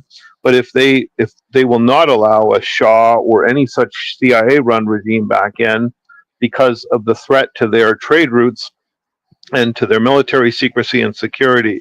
So for that reason, Iran gets everything for free. It now has whatever radar profiles it got from the B-2s or other information is now information that Russia and China will be bidding for because they want to know how to detect and shoot down a B-2 and an F-35. And China has weapons to test. And so I think China's more likely to help than Russia because Russia gained. It's now the oil supplier to Turkey, and China's losing because 40% of its oil comes from Iran. China can easily replace that oil with nothing just by cracking down on combustion cars and keeping a few EVs at home, but they have a good excuse to intervene. And so if they want to send advanced weapons to Iran, and they've already been selling some weapons to Ukraine, and so what's the West going to say about it? They could get some of those weapons tested, and then they'd have more of a market worldwide. So I think China's the one who will help Iran actively. Russia will play coy, hoping that the American desire, Trump's desire to get Russia on board against China will keep him soft-handed in Ukraine so that they can secure themselves there. So look to China to be the one who relieves Iran, I think. Got it. Okay, Nika, go. After Nika, it's Bigard, then Vaughn. Go, Nika. Yeah, that's why I cut people. Why is your name sometimes. CIA PAC? Because it's one organization.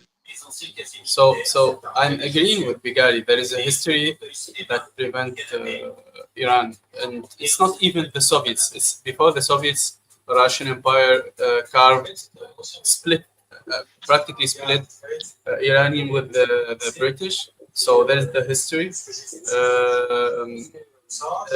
Secondly, I want to read a quote from G.D. Vance. I don't know what you think, but I will just read it and just tell me your opinion. He says, if the Iranians attack us, they are going to be met with overwhelming force. We did not attack the nation of Iran. Okay? We did not attack any civilian target. We didn't even attack military target outside of the 3 nuclear weapon facility. Welcome to the American bullshit communication. That's what I want to say. Yeah, I just wanted to emphasize the point of what was made. Iran is like soft underbelly of Russia. Like you need to go back to the 19th century and to the Great Game between Russian and British Empire, because it was all was fought for the control of Iran, Afghanistan, and it's the strategic position. Like Russia cannot lose it, so they will try to do as much as possible in the current position that Russia has to support the regime. Like Putin already said that it's unacceptable to change Ayatollah. China is already sending, like we saw some planes from China landing in Iran. I think it's more likely to be some like intelligence equipment that they sent to track the movements of Israelis and Americans, like to get surveillance from China. So they will do a lot, not direct intervention, but asymmetric one, like what basically what I don't know, like what China is doing to Russia right now by supplying components and all the stuff for drones and production. They will do it for Iran. That's my opinion. Like I don't think that they will do much more, because basically, like people are coping that Russia should send and China should send anti-air like systems, blah blah blah. Like you see the same problem in Ukraine when West sends new systems to Ukraine. It takes fucking a long time for people to be trained on that systems. Like how do you operate those systems without actual involvement? Like it's not possible. Like Russia cannot send like S-400s to mass production S-400s to Iran. We don't even take into account that Russia needs those systems for the war in Ukraine, but they cannot send it, and they will be like like that operational in Iran, because you need to have people operating those systems. The same with jets, for example. Because the guys that wear sandals can't figure it out how to use it, right? Is that what you're saying? I'm sorry, I just had to say something stupid and funny. But don't underestimate people. They're pretty smart, man. They'll figure I'm shit not out. underestimating people, but Yeah. you need to be trained to operate the systems that you never fucking interacted with. Yeah. No, It's not like in a matter of going days. to kind of agree with Bagari, because, you know, like those planes that came in, they didn't have like clamshell noses or anything that opened up to where they could carry any kind of vehicles like SAMs or anything like that. So they obviously didn't bring that, but they probably could have been big enough to carry. Because like if you think of UPS and stuff like that, I mean they have like these compartment sections that they could put in there, so they could easily load up electronic gear and stuff like that. But apparently there was 2 Chinese warships up in the northern Gulf, which would, depending on the capabilities of their sensors, might have put them in position to monitor the attack on Fido and maybe some of the other ones. And these ships are basically, for lack of a better word, like a Chinese Aegis. It has the ability to track air targets, missiles, engage, guide weapons. It also has the ability to do electronic warfare. So, like Bagari is saying, the Chinese might just be sending stuff into where, they know the Americans are going to fly in certain areas, or maybe they end up doing another raid with the B-2s or something. But I don't think the Iranians got any pictures of anything because they got pretty badly smoked. But there's probably a good chance that the Chinese have got some looks. I mean, whether they were able to figure out what they were looking at or even know, but the point is every time those things go up, people are, it's like sonar. You're building a profile based on all these different signatures you're getting. So there's a good chance that the Chinese will take advantage of that, maybe even the Russians, but I would think the Chinese for sure, because it makes the most sense. I mean, that's something you might face down the road in Taiwan, so why not figure out what it looks like on a whatever system you got in there? And it doesn't have to be anything big. It could probably be some fairly small systems that fit in a truck, and they could just drive up on top of a mountain and sit there and scan and then see what they collect. And they could do that with signals and radios and all that other stuff too. So, I mean, that's one way they can benefit from this.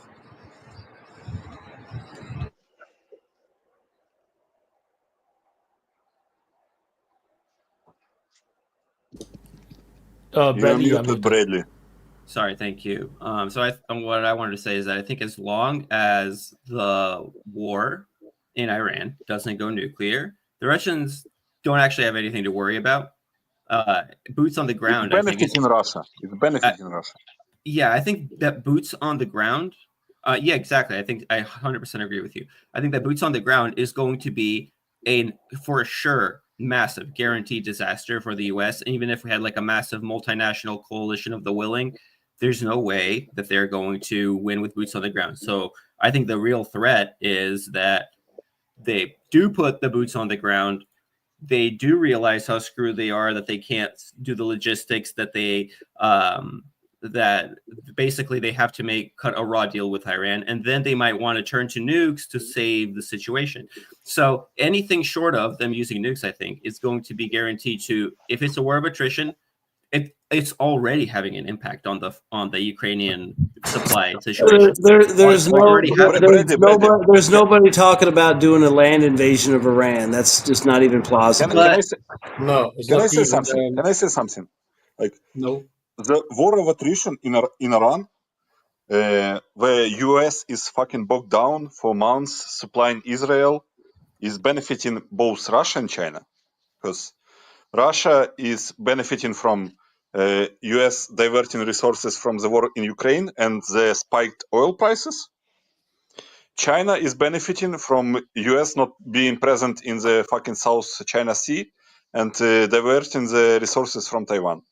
So they are interested in the prolonged conflict, which Iran will most certainly fucking win, because Israel cannot fucking sustain the attrition war. So they are interested in that. They are fucking not interested in if Iran is collapsing. So it's the fucking very fine line to walk in.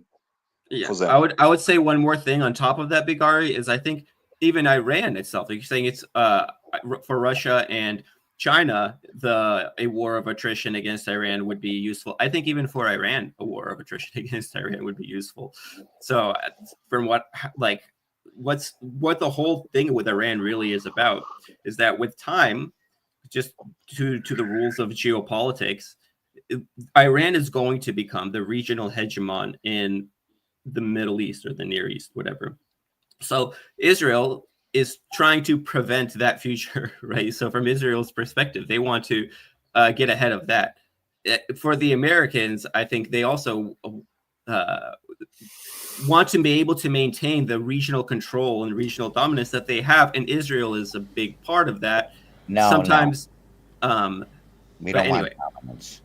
so they, as a result, I think that Iran also sees this as a go ahead and exhaust your stuff. This is just going to put us in a stronger position. And on top of that, when Iran wins the war, let's say, everything, then that's going to completely change the balance of power in the region as well. Go ahead, Wyatt. So just now, when you're talking about Israel and Russia, I was like, reminds me of the expos that I saw, and basically a video that showed Putin talking, I think in the St. Petersburg just recently. He said that 20% of the population in Israel is actually Russians. Like there's actually like millions he said it's of almost a Russian-speaking country. Yeah, it's 1.5 to 2 million of them. Yeah, millions. I think 2 million. I think he said 2 million, or I don't know what's the percentage. I think he said 2 million. 2 million of the people is actually from Russia, so they're all Russian speakers. So which he says that essentially that makes them a Russian country. So I think that is also probably why we are seeing that Israel basically have pretty decent relationship with Russia despite everything. So I think that is a consideration as well. I'm not sure. Like a lot of Jews.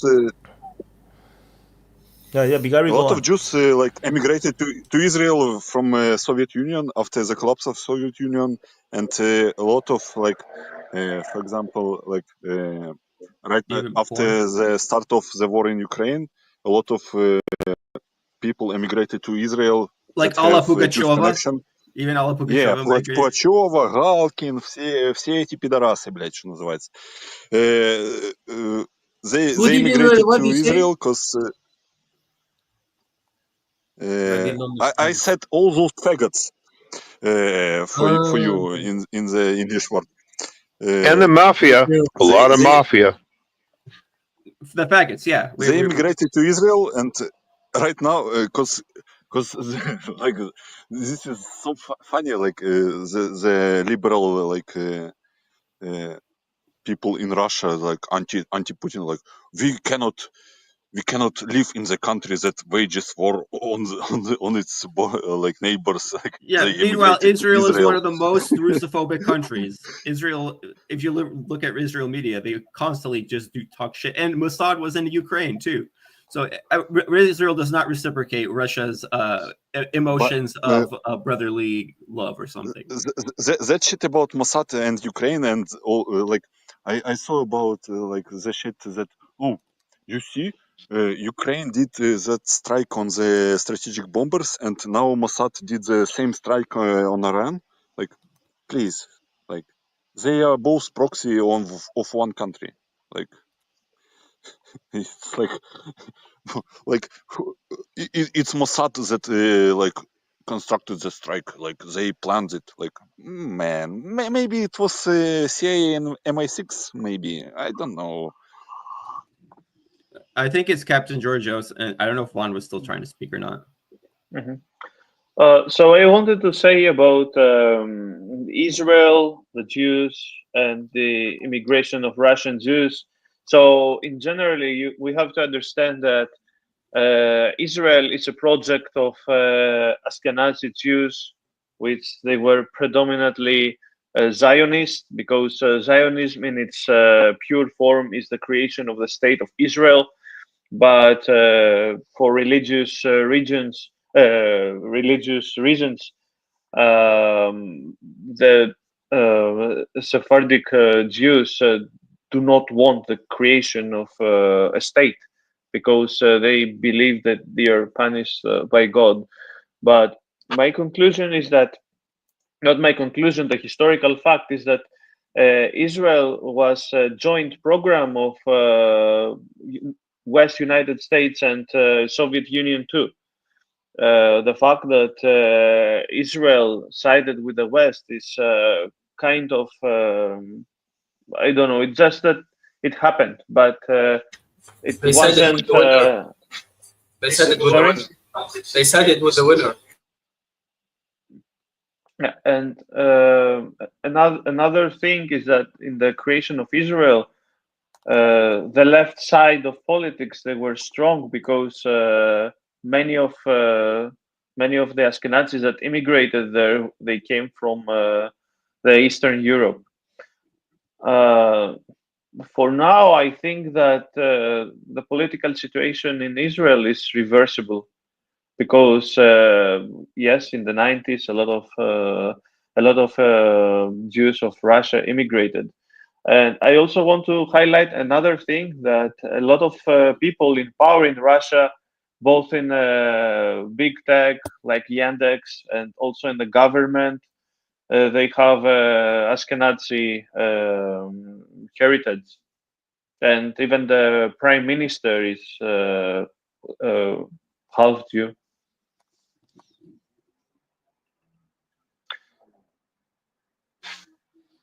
There is this latest news. Netanyahu have made a statement. He said that they have now interesting intel on the location of the 60% enriched uranium. So basically confirms that the enriched uranium is not destroyed. And basically, I also did report about this, that there is also exposed, basically showing that satellite imagery showing that the Iranians are evacuating all the enriched uranium or something from the Iranian side, from the nuclear site 1 to 2 days before the strike. So I think Iran might accidentally, review its cards. Like they just brought everything out, and then they're going to move to some place where the Israeli can strike them. Are they just wasting the bombs, though? Well, it could be a diversion. It's not Israel's bomb, right? So no, I don't think Israel cares. Just a small comment on that. I saw aerial images, and there were two positions in the mountain that they were bombed, and you can see that each spot has 3 holes, which means that the bombs were not able to drop the one above the other with great accuracy. Oh no! It's not working like that. It's not working like that. These 3 holes actually have a good effectiveness because you make another tunnel, and you're already creating one shaft. And if you're dropping next to another shaft, the shaft that you already created, going to blow up also. But the more important about that bomb is the seismic activity the explosion is going to create. It's not because you're seeing nothing on the top, there's nothing happened downstairs. These bombs, look how these bombs were dropped. Of the 2 locations, you see 3 holes, and all the 3 holes are like exactly the same distance of each other. It was fucking aimed. Believe me. It's a Top Gun strike, right? They did nothing to Fordo. They did nothing to Fordo. Fordo is intact. It's like I know what Lambo is saying. Lambo is saying like it's like the Top Gun 2 movie, right? They strike one bomb after another bomb. So one hit after another, so it's drilling in, right? So, yes, but but they chose that location for stability. They chose it for that. Engineer. I'm a structural engineer. I fucking calculate all this shit, man. Like Fordo is using the mountain. So what do you think about 9/11 then? If you're an engineer, it was inside job. There you go. Thank you. Let's go. Okay, I agree too. Continue, Bagari, please. I'll believe you, brother. Like Bagari is saying that. Sorry, I cut in. Even if you put bomb after bomb in the same place, you cannot reach it because it's like the law of diminishing returns. Like you cannot reach it. You can damage it, but you cannot destroy it. Yeah, but what they destroyed is in Natanz. Natanz is destroyed because they also bombed. They dropped GBUs on Natanz, and it was destroyed. But Fordo is not destroyed. So it's like basically what everyone who has some fucking brain cells agrees that Fordo is not destroyed. But it doesn't matter because it's just for fucking show, man. Like it's not the point of the war with Iran. Exactly. Yeah, exactly. Which is why even damaging is enough.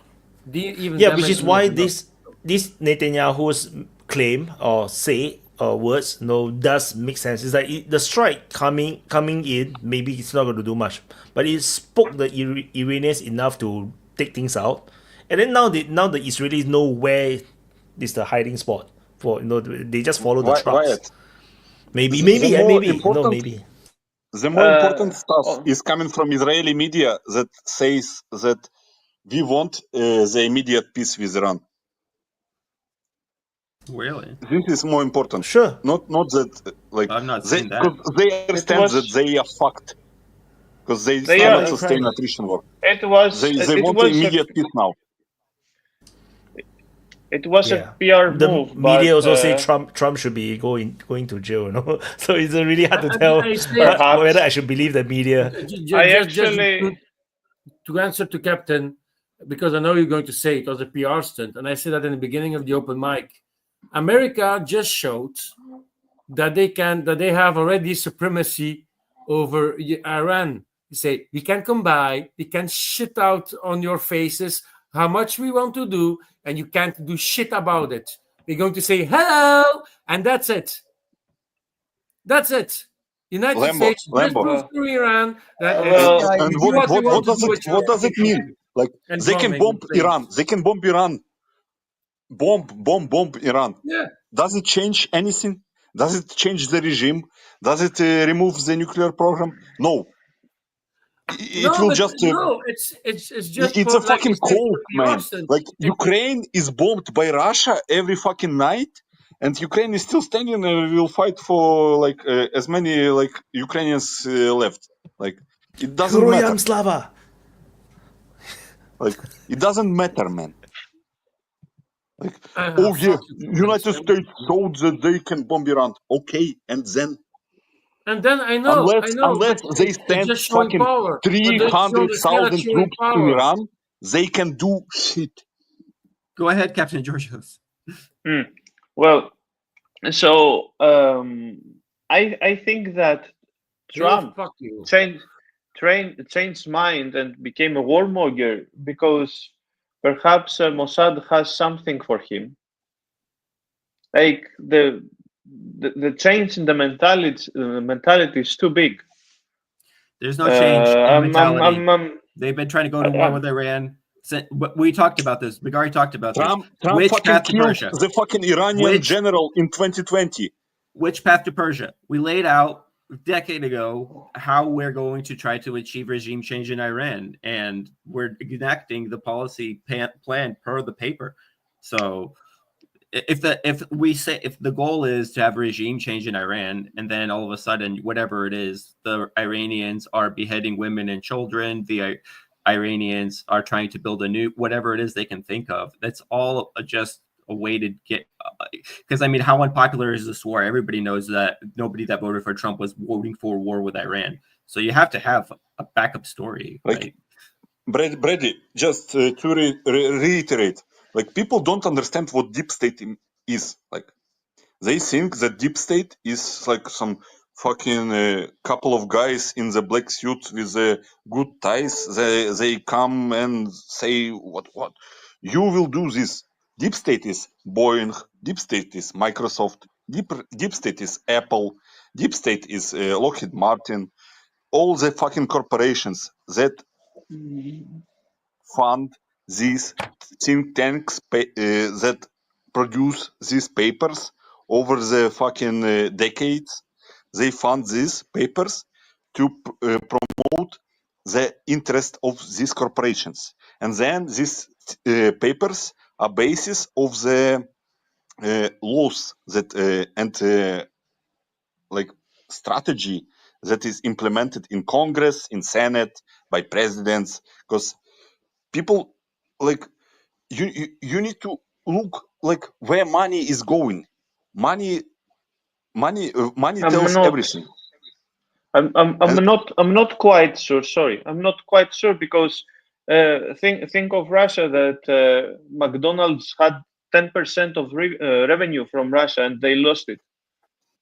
And man, like, what can you say for that? If you believe that Israel and Mossad has something on Trump, then like I have fucking elephant to sell you. Do you have the Well, book? there How is much there is the is the elephant? scandal.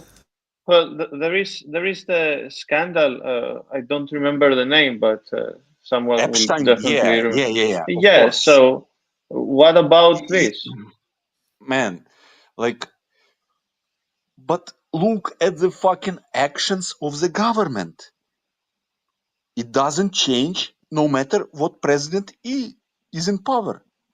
Yeah, I already said that also. It doesn't Well, matter They if have it's lots Trump of or ways to somebody else. coerce Doesn't matter. people. They stay same. I will agree with you, but the president himself is like a different Don't thing. listen to It's Trump. He's saying fucking bullshit. What difference Just does it don't make listen how to they're him. coerced to do the same plan? They're going to be coerced to do the same plan. Who cares how? Just So don't listen to Trump. Just don't listen to Trump. Like, this is a good life advice. Don't listen to what shit he says, because it's fucking bullshit. It's no, designed to provoke the emotional response from people that want to change, in the world. He's playing on your fucking senses. well, I just want to all have of a them traditionally they are marionettes, but we are not sure In about reality, him. Trump, look at the actions. Even Don't Trump. listen to words. No, but I will have to disagree because if you're if you're a Japanese, you will be pissed off with what Trump is doing. It's totally unprecedented how United States is dealing with Japan. Like he last minute decided that Japan need to raise its defense spending to 3.5% of GDP out of a blue. No, Every that was nation. not what they were discussed before previously. So if you ask certain countries, they will say that under Trump, United States is totally different. But if you talk about Israel, Iran issue, then it's like, oh, they're following the same agenda. So that's not entirely fair, to if you put it in that way. Unless you're saying that he operates entirely like Obama, like Biden, then I totally agree with you. But he's not. He's plotting a different path. But certain things you can't run away. You can. From United States point of view, Iran cannot have nuclear weapon. It's just it's just inconceivable for United States to for that's where you're totally it's just right. like for Russia, And the it's Israeli- inconceivable for Ukraine to be inside NATO. It doesn't matter which president becomes the Russian president, which Russian guy becomes Russian president. It's the same. They would never allow Ukraine to become part of NATO. So the same thing, they would never allow Iran to have nuclear weapons because unless Iran change its entire ideology or the rhetoric, where they become friendly with the Western world and stop wanting to kill off Israel, then of course, then they have a totally new conversation. But Or it's not the Cuba, case right now. right? That's how this starts in Cuba. Against or the Cuba, fucking no? religious beliefs. No, They halted I don't nuclear know. program because the Ayatollah said so. Because it's not it's not in line with religious beliefs. Yeah, until they need to destroy Israel. So no, but the thing is that you do They not don't know. care about Israel, man. I saw just now way earlier in the comments in the live chat. They say that no, there is no evidence that Iran will ever use the nuclear weapon, if they have it on Israel. But the same thing is that we will also never know that if they will use it. No, there is no evidence for anything. It's a all fucking in our brains. It's a fucking pro-Trump cope. Like it's not pro-Trump. It's just reality. If you do not trust the Iranians, then you will never allow them to have nuclear weapons. Simple as that. Exactly. Why would you want to trust them with the most powerful But weapons? the word "let" here is our problem. Like "let" used to be a treaty called nuclear non-proliferation, and now "let" is U.S. permission. States to allow Iran to have nuclear weapon? Who is United Who'd States? let Israel have them? Are United States appointed? Would Russia let Ukraine join NATO? There is nothing to do with Russia, but the same Yes, I thing. know, Russia will I have a know. say. Yeah, it's the let. So it's not. Wyatt, sorry. According to the treaty for the independence of Ukraine, Ukraine should be a neutral state. Yeah, And for the nuclear bomb, Iran is a signatory to the non-proliferation treaty. So that's why I think they are. I think they are bluffing. The only way we you don't can know. enforce We can only. Yeah, the enforcement of international law or whatever you want to call it, there must be the endpoint. The endpoint will be military operation. That's all. No. Yes. So if I don't agree. Ukraine, It's usually economic. Usually economics is what no, when enforces economic international doesn't law. work. So if economics don't Yeah, it work, does. like It's for just example, slow. Not on Iran. that if like Ukraine's case, economic sanctions would never work because they already have supported by the West. Then Not military operation is sanctions. the only thing left. Not sanctions. It's finance and insurance that does it. If you try to operate in a country that is consistently misbehaving under international law, that will expose you to a lot of risks of third-party interference, risks of attacks, risks of boycott, whatever. And so over time, the numbers say it's harder to get financing, harder to get insurance, harder to get people to work with you, harder to get people to work for you. It's slow, but international law is fundamentally civil law. The ICJ is fundamentally a civil court. The UN institutions like the WTO are fundamentally civil. What happens is your economy gets slowly choked off by the higher cost of doing business with you. So it is just like a civil court. It is not like a criminal court where after a ruling a cop comes and takes you away. It's like a civil court where you eventually can't get a bank account because you got all these judgments against you. So fundamentally, international law has to be viewed as business. So I'm just saying, like for example, Ukraine's case, they are totally they don't have this problem at all because the West guarantees Ukraine. So that's what I mean. When all your options is gone, the only option left is military operations. And if you can win the war, you'll do it. If you can't win the war, then of course you don't. But Wyatt, even if you win the war, you cannot make other people then invest in you and do business with you. This is the fundamental problem Ukraine and Israel both have, that they will still not be safe place. If they were to so-called win, you have a military problem that they would want to go and win and take more. Ukraine would want to take the whole Sea of Azov. Israel would want now the Euphrates. It's in all their documents and all their plans, and they never stop the extremists from saying this, and the extremists really drive the whole agenda. So that would be a risk right there. But also they would just never be a safe place to invest in. I don't see how either Israel or Ukraine can win the peace in their present form as countries with these present borders and attitudes. I totally agree with you. In that sense, I totally agree with you. So it's just that I'm saying that in terms of the mindset of the bigger powers, the major powers like Russia, United States, they will exert their will. That's all. I'm just saying that they will exert their will to get what they need or protect their national interests. So they'll try that, but over time, like 88% of the world is not sanctioning Russia, and only 12% of the world population is. China's replacing, and BRICS is replacing the payments mechanisms and stuff. So that may work for a while, but it's already not working. Really. So the same thing, with the Iran as well. The United States went to strike. In the short term, Iran will be compromised. But in the long term, if they do not finish Iran, or change the regime, or really force them into to really change their course, then everything will just go underground. Then they will become like North Korea. Then eventually, suddenly, you see, we have nuclear weapons. So that could also be happening. But how long that will take? No, we do not know. Whether they are capable of doing it, we also do not know, because Iran have never been pushed to this point. I think this is the maximum pressure that Iran have ever faced. Before I let you continue, super chat. FE said apparently Ye didn't hear God save Trump, and now he's doing God's will. He's chosen. Yeah. Every American president. I don't agree with Wyatt that Iran was not pushed like to this way. Like they had a fucking 8-year war with Iraq on the border, like actual war, not bombing. Yeah. But they have never been so one-sided. The war. Like they were dealing very decently with Iraq. The both sides lost a lot of men, but they were never in a war. I don't know. That was like so one-sided. Like literally, the enemies is flying all over the airspace, which means the Israeli or the Americans can strike anything they want. That's quite scary, if you fight a war they can strike. They can strike. And what does it not change? Even Ukraine is in this kind of state. Like Russia is not able to just fly in Ukraine and strike anything. But why? You're forgetting the downside here. If they lose a B-2, even to a flight accident, right? Even if it's not air defense, if they get a V-2 wreck lands or an F-35 wreck lands, and that gets basically handed straight to China for analysis for defense purposes. They've already got whatever data was available from its flight over this time.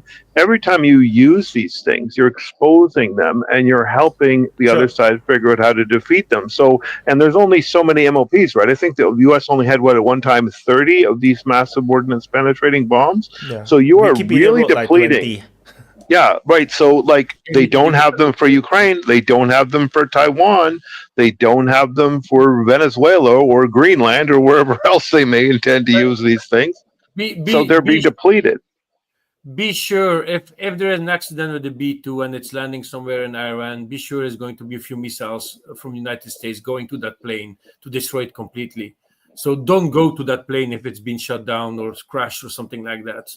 By the way, I want just to make they will double tap it. They will try. We're going to triple. They'll bomb it more worse than the nuclear But you'll reactor. still find the materials, though. You'll still find tiny scraps of stuff. Just don't go there. Just don't go there. Just leave it alone. Don't do it. A B-2 certainly not. Don't go to that plane. You're going to be bombed. F-35? F-35? Yeah, also maybe. B-2 is more important. F-22, don't do it also. B-2 costs $2 billion.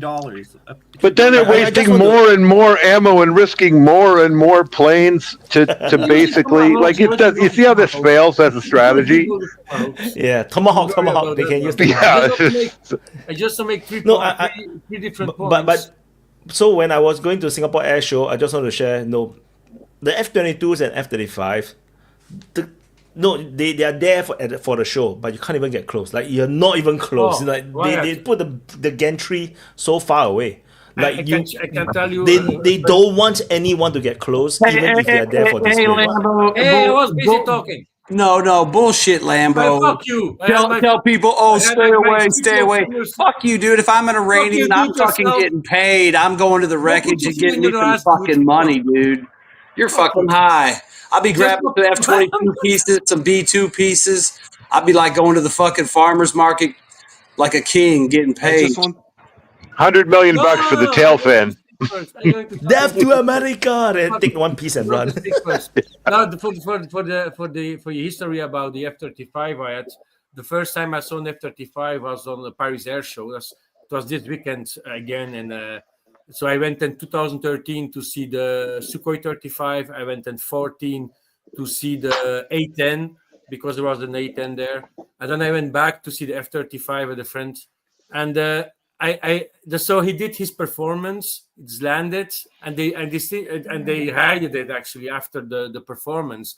And I was like on the dumpster container, standing up, taking pictures of the plane, and I hear in the background, "Get the fuck down! Get the fuck down!" So they were actually shouting at me to go down to not taking pictures. The American security was like not happy with my presence, trying to take pictures. So yeah, they were very protective.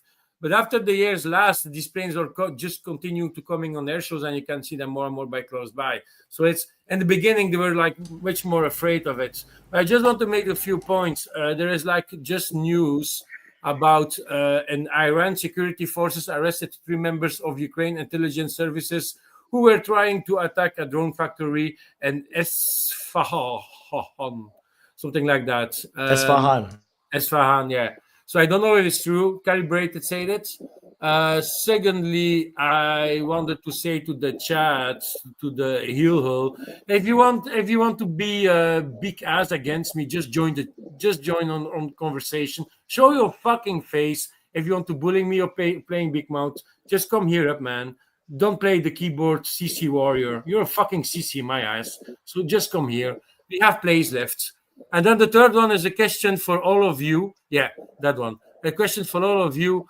What is a potential revenge that Iran can do against the United States? Do you think they're going to make some terrorism attacks, something like that, or they are already really busy overestimating things? But I don't know if Iran can do a lot against the United States and revenge. What a shocking news, man. Yeah. And I thought that you thought that only Israel is your enemy, then suddenly Ukrainians are there. That's so crazy, man. What are the Ukrainians in there? Like, I don't think that Iran will attack United States bases. Like they can, and United States cannot do anything about it, but they will not do. They will just continue to pummel fucking Israel into oblivion, and that's what will that's what they will do. They like unless United States will attack Iran again, like they will continue to be like restrained. The same as Russia. Like it's the same behavior, like model of the behavior. Like people always say that Russia, like red lines, like they attacked Russia with ATACMS, they attack Russia with that. Like they need to retaliate. Russia didn't, and Iran will also did not US based. They will just fucking bomb Israel into oblivion. Yeah, I mean, I also want to mention that we need to take into account that from open source intelligence, like the production of THAAD interceptors is like 90 per year. Interceptors, rockets, 90 rockets per year. From open source intelligence, production of Aegis missiles, interceptors per year is 75 fucking rockets per year. That's nothing. That's why. Yeah, there's a real supply problem. Yeah. That's why United States fucked off from Yemen, because they were firing Aegis rockets from the ships protecting the carriers. When Yemeni forces were like Ansar Allah were firing, I don't know, like 20-year-olds fucking rockets at the aircraft carriers. So they fucked off and they declared victory. United States have a fucking big problem because they do a lot of expensive stuff that is supposed to be super, super good, but you don't have a lot of that. There's not another theory in that big area, like Iran doesn't supply anymore to the Houthis, so they don't have nothing left to shoot at. No, I'm talking about the United States production of weapons. Yeah, U.S. production is limited. That Iran is they like don't have fucking stuff. Like Israel probably wasted like 2 years worth of production already. 1%. Yeah, and what he's saying is that that production is bullshit, especially if you're going to go fuck with China. That's like so inadequate. It's not even like it's so inadequate. You could almost say it's criminally negligent. It's that inadequate about. Like, I mean, and obviously no one knows for sure what China can do, but it's pretty clear they planned on sending thousands of drones and missiles in hopes of overwhelming the system. Like you can go to the Lockheed Martin website. You can go to the Lockheed Martin website, and there is an article from 2022 or 21 where they celebrate that they produced like 800 or something like interceptor rocket for THAAD system. In 2 years, they produced 800 rockets. I mean, think about that. I mean, on a system like that, that's like maybe 2 to 4 waves of one of those Iranian attacks a few months back, and that's it. You're out. You're done. 20 years of production gone in like a few weeks at max. But deeper than that, guys, think about what this means for the type of production that it is. That suggests, with those small numbers, that you're talking about highly specialized individuals on a non-assembly line type of train, where everybody involved is very highly skilled, and these are like one-off things. Maybe even the design is improving slightly with each one. This is incredibly fragile as a method of production. If you hire away half a dozen people from either of those, they probably can't make them anymore. That's another point, CH. Like when United States wanted to reopen the like artillery factories in like Pennsylvania and they couldn't do it. They didn't have the expertise. There is no workers. They wanted, like they asked people from fucking pension age, like 65-year-olds, to come back to work because they don't have fucking people to manufacture this shit. Exactly, and this is also I've noted this before as a huge issue in the nuclear industry, that like once these people retire, you just don't have anyone to replace them, and that only countries like France and China and Russia that can guarantee lifetimes and guarantee that university programs and these things stay open will fundamentally be able to keep the workforce going for a nuclear reactor fleet, whereas the US no longer has that ability. Germany doesn't have it. UK doesn't have it. And this is the same thing in weapons.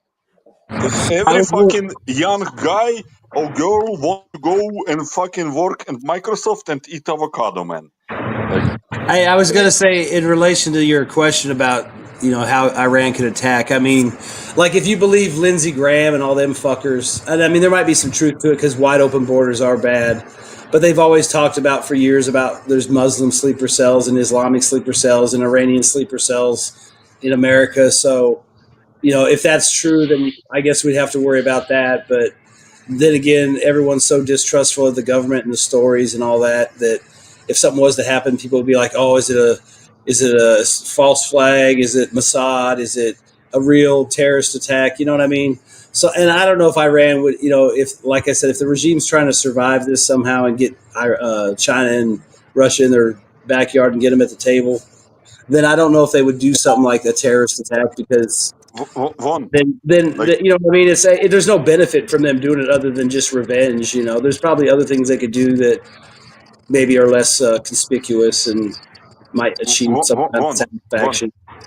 We need to understand, if Iranian regime survives, Iran wins. Like if they don't, I agree, but I'm just saying that's what I'm saying. That's why I don't think Iran would, if they even had. They will not do stupid shit. They will not do that's what I'm saying. They will post fucking that's what I'm saying. I don't think shit on TikTok and like AI. Like they will post shit from Arma 3 when they shut down F-35s. Blah blah blah. They will threaten and do all that fucking stuff, but they will not do anything stupid that will threaten the regime. Yeah, well, that's what I'm saying. If regime will survive, there's no benefit Iran for them to wins. actually do an attack like that. It would just unify America and, even the anti-war people. If they go shoot up a school or a mall to get revenge, that's the end of Iran. Just read what fucking Scott Ritter said.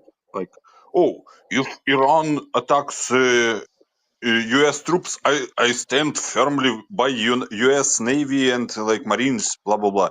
Like fucking. Sorry for the. I was about to say N-word. Ritter. He's a fucking retard. Ritter. Like it's just one example. Like.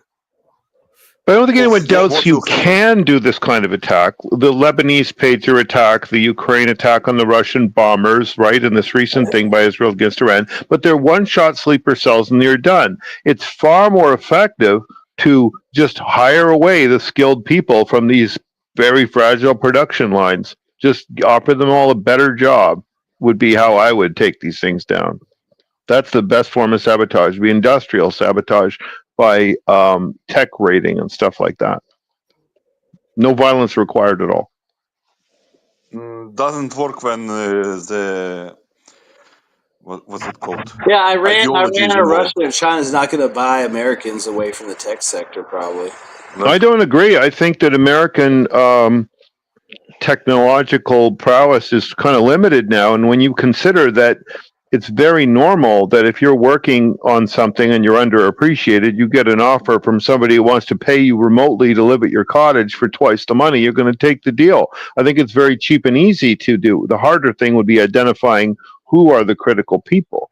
But I just think that when you're at the level of fragility where only a few people have the skills, then it's quite possible to watch the look at Boeing. Boeing obviously has an expertise problem. They lost a lot of good people after the merger and they stopped being an engineering focused company. I think that some of these arms companies are likewise. Unless you are fanatically devoted to making killing machines, you're amenable to better offers. And if your killing machines are being used to kill kids in large numbers, which is increasingly what people see American weapons doing in, say, Gaza, then that again causes you a recruiting problem and a PR problem and a retention problem. And, maybe even your own family is telling you to quit.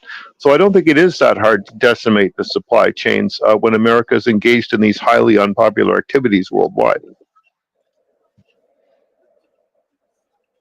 Okay. CH, I saw that you wanted to talk about Caspian Sea politics. So we can Well, talk no, it was about just in the context of Iran, Russia, that we can't talk about it not only without. in that context. Like for example, let's talk about Kazakhstan. Kazakhstan just recently allowed two nuclear, not allowed, like commissioned two nuclear new like sites, nuclear power plants. One will be built by Russia, by Rosatom, and one will be built by Chinese company. And at the same time, they entered the agreement with the British in the security sector. So, like, you see the fucking Playing all sides, yeah. Like Turkey. Like Turkey. Yes. Insane, like strategic, like what Trump is like Trump supporters like to say, like strategic ambiguity. You don't know what we will do. Like that's the worst thing you can do. Like when you position yourself as like you don't know what I can do, no one will talk to you. Nobody knows they're your friend is the problem with that. And when you consider that the British have every reason to mess with you and China has every reason to be nice to you because they want to get to the Caspian Sea through you, then to me, it doesn't make sense to do a deal for the British unless you're luring them in some way that you can then sideline them to be harmless to you, or that you use them to send signals to the West or messages to the West that will mislead the West. Like, I can see a reason for having deceptive deals with the West. Kind of like China and India. Don't buy it China, like I can tell from the like what's it called, like ground perspective, like social perspective. Like Russians, for example, in Kazakhstan, Uzbekistan, they are seen as like oppressive, the remains of oppressive regime, like Soviet Union, blah blah blah. Like there is a lot of anti-Russian sentiment in those countries, and it's growing. the CIA does a lot to promote that belief and that view. Yes, of course. Then there is China. China is, especially in Kazakhstan, China is growing super fast, like the soft power. Even if you look at the stupid example of Instagram, like influencers, like they're going from China to Kazakhstan to promote Kazakhstan and to build the relations. This is what's going on. The same is going, for example, in Uzbekistan and Turkmenistan. In Uzbekistan and Turkmenistan, they are talking shit about Russia, and when, like, for example, about like illegal immigration and all that stuff. But when the same stuff happens in other countries, like, for example, in Dubai, if I remember correctly, like 2 weeks ago or 3 weeks ago, Dubai government, they banned all the fucking Uzbeki workers from coming to Dubai, and they said nothing. But when Russia says does like even like deports like 2 Uzbeki people from Russia, there is like big show about it. But that is a totally CIA amplification. The same game they played in Ukraine, where they create this fiction that the USSR was some evil thing that Russians did to Ukrainians, when in fact they never had a country before then. And look at Lithuania as the worst example. Their capital, Vilnius, was in Poland between the wars, and it gets handed by the Soviets to Lithuania when it was only 5% Lithuanian. And so the Russians and Belarusians living around there, obviously, should be treated like kings for that, but instead they're being treated like garbage because of decades of propaganda. So if people are smart in Kazakhstan, they will rip up this CIA propaganda and avoid getting into the position that Ukraine did or that Lithuania is in, where they're threatening their existence. But I don't see any reason why Central Asia shouldn't be super China friendly. China wants to develop them. It likes them. It has every incentive for peaceful development. And Russia's future isn't probably to redominate Central Asia. Russia's future probably is in Iran and maybe down towards the southern Med and in Africa, like maybe Greece is more friendly to Russia, and Africa certainly is. So they don't have any reason to mess around in Central Asia. Let the Chinese be the power in Central Asia. It won't hurt anything on Russian interests. That's not what the Russians think, though. Well, they don't want to be threatened from think. there. Yeah. And they don't want to have to deal with like Russians living in Kazakhstan being shelled like Donetsk. So as long as that kind of garbage doesn't happen, they don't want to mess with Lithuania either. But if the Lithuanians start shooting at Russians in Lithuania living around Wilno, then the whole map SMO will be 2.0. reconsidered. Yeah. SMO will be. And that will be a short one. That will be a very short one. I think it is very viable, given that NATO is a way weaker alliance than the ones the Russians have, right? The Russians and North Koreans did a very hard alliance where once the Ukrainians came into Kursk, the North Koreans were obligated to actually send real troops to really fight and die. That happened. And this was the deal that Iran didn't want. Whereas, that doesn't exist in NATO. Article 5 is an agreement to have a meeting. And if the dinky Baltic states basically all break the agreements by which they got their independence from the USSR and from Russia, they all break them like crazy. Lithuanians don't let stuff into Kaliningrad. They harass the Russians. The Estonians start calling for the breakup of Russia and this other insanity. Then no one will actually care if they're occupied in 1 week from Russia and then, look, we'll leave, but we'll leave when you leave Ukraine. And that will be the deal. Like NATO will not go nuclear over that. That won't happen.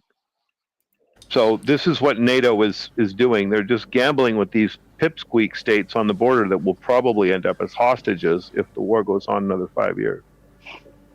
Super chat, Da Silva. Communism is better than capitalism. Slava DPA. That's boss. And Iranian Putin. We are winning. We're winning. Yeah. I think China has the balance about right. Putin or Iranian? It's so dumb to get into ism conversations when you can reduce something to money. Like, as far as I can tell, China has basically figured out one thing. If you cap monopoly profits at about 20%, like you don't allow anyone to make a monopoly gouge at more than 20% of profit margin, then that company, instead of locking it all up and trying to behave like Microsoft and control everything, they end up having to spread and open their technology so that they have 20% of a much larger consortium market. And that's how you get wild industrial success. That's how you get 50 companies all building EVs on the same chassis. That's how you get battery interface standards. That's how you get everything to work together on a large scale with hundreds of manufacturers making compatible stuff. If you allow monopoly gougers to sit on a market and make 80% for 20 years, no one has a motive to do any of that. Everyone has a motive to make their own stupid little monopoly silo that doesn't work with anyone else's stuff. So as long as that number is, the monopoly profit number is kept low enough, the incentive is to broaden out and make your stuff compatible and licensed everywhere. Whereas if it gets too high, the motive is to try to lock in the customer and control everything for profit. And the Chinese approach just works better. And the most successful business people in America, like Elon Musk, have actually done that. He tried to gave away his EV patents. He gave away his Cybertruck 48-volt harness, tried to create consortiums and standards on everything. That's very much the Chinese approach. So when the approach works objectively better to make you the richest man in the world or the biggest industrial power in the world, why shouldn't everyone just do it that way? Europe should consider doing it that way. You know, so that's what communism is now, the 20% limit on your monopoly profit gouging. So what? Anywhere British business goes, so does MI6. By True. Effie. Yeah, The talking about British are that, in no, most weird position, man. I just wanted to add something about Kazakhstan, that Putin said that Kazakhstan is a Russian-speaking country. So I think this answers your questions about if Russia cares about Kazakhstan. no, Yeah, you said 100%. Russian speaking, right? No, but from my perspective, Russia 100% cares about Central Asia, like all the stun states. 100% Russia cares, and Russia's perspective is totally don't like anyone to come into that space, like even if it's China. So it's just that at this moment of time, they are not ready to deal with China because they're still in the middle of the war. So in the future they'll deal with it. But the North Korean alliance is not just practical for Russia in terms of Ukraine war, but it also is a way to get back at the Chinese. Because that is the little brother, like everybody's mindset is always North Korea is backed by China, is China's little brother. But with this alliance, basically North Korea pivots 100% to Russia. North Korea no longer needs China. I'll take it even another Very step, minimal. Wyatt.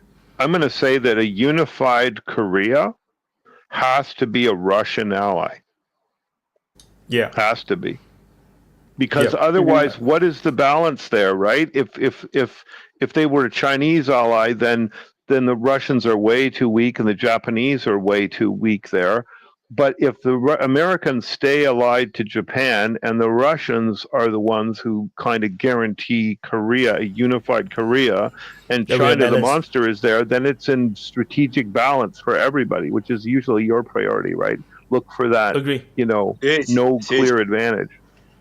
I just like small comment, not related. Like, I love fucking obscure YouTube channels, and like I found out the South Korean YouTube channel, they like adapt Russian rock songs into Korean, and it's fucking super popular. Like, and it's like Russian culture. Like, I don't know, they seem to like it, man. So, and it's South Korean, not North Korean. So No, I think Russia have a lot of culture, but because of language barriers, we don't know. Like it only comes into our mind because of memes. Sometimes you have the who is that guy? The Russian singer with he wear like a spaceman and he sing very weird, right? Saman. Or something. Is it Saman or? Yeah, I forgot his name. Like he's a bit old now. He's in his 30s He or 40s. dances- Like Vita, I think it's Vita. Yeah, I remember it's V something. Because there is Victor Tsoi. He was Korean. Yes. Yes, he was Korean, Korean ancestry, and he's fucking super popular in South Korea. Yes. So, well, in Russia too. I think. Of course, man.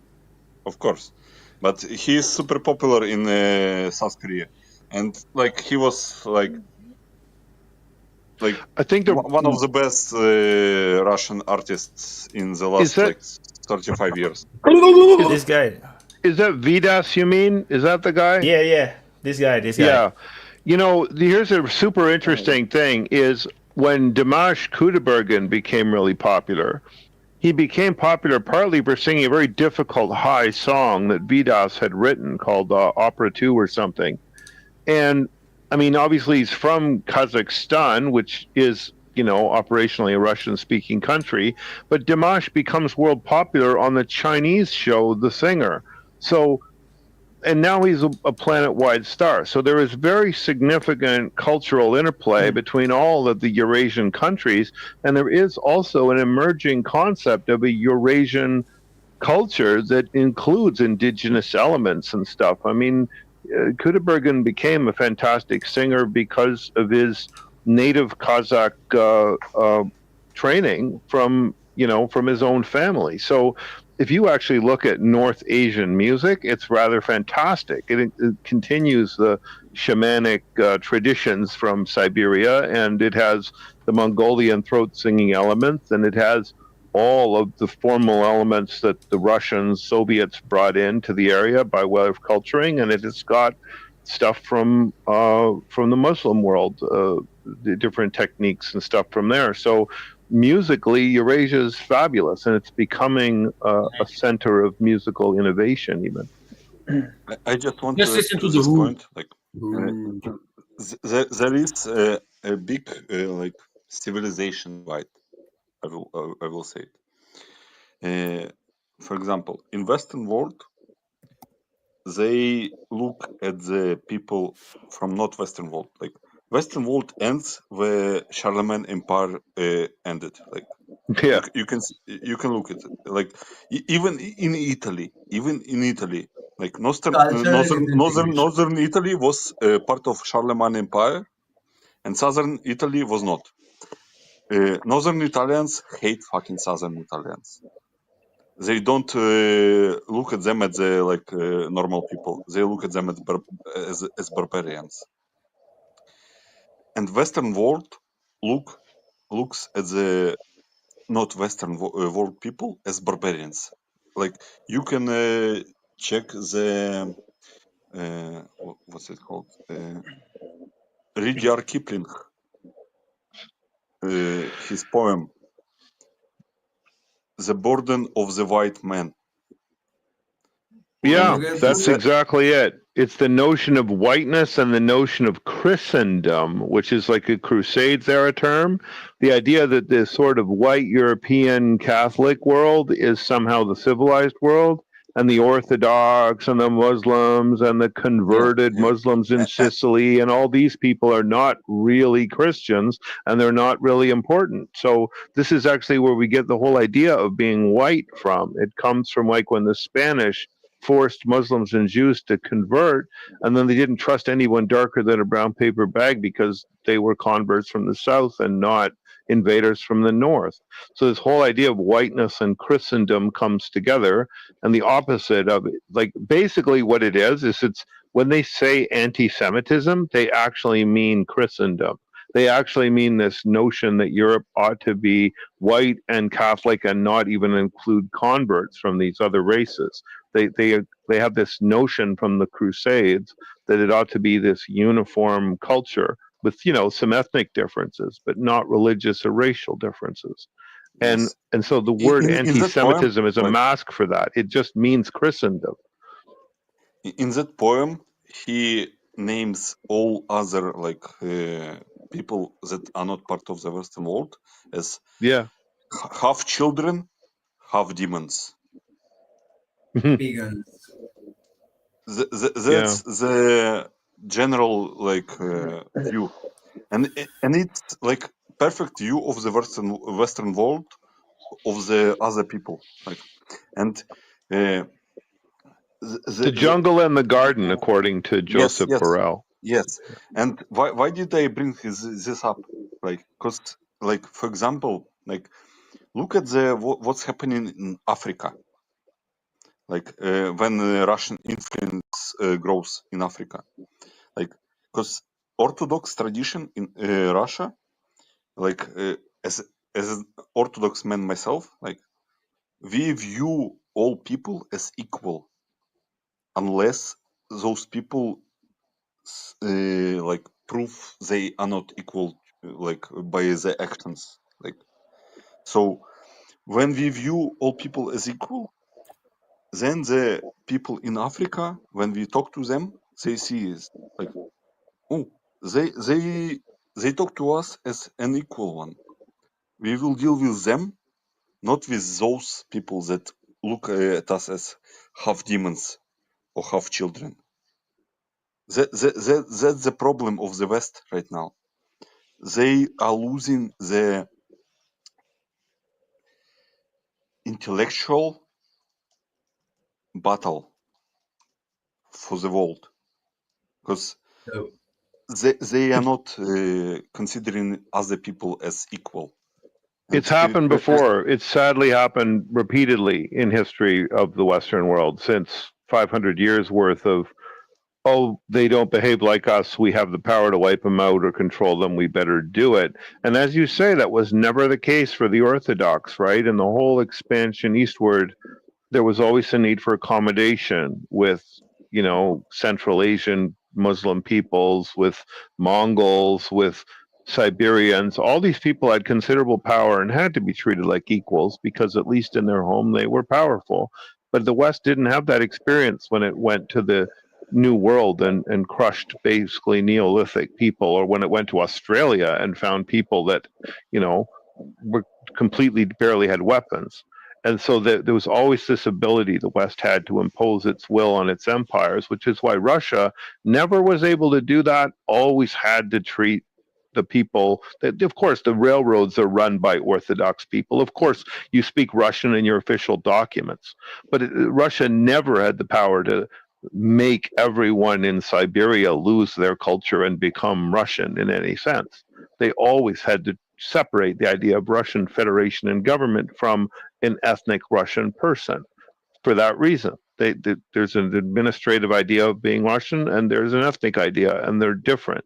Whereas, you know, the French would take Algeria, call Algeria French, and then pretend they weren't racist for 100 years while they were racist, and basically abuse the place until they were finally had to be completely kicked out.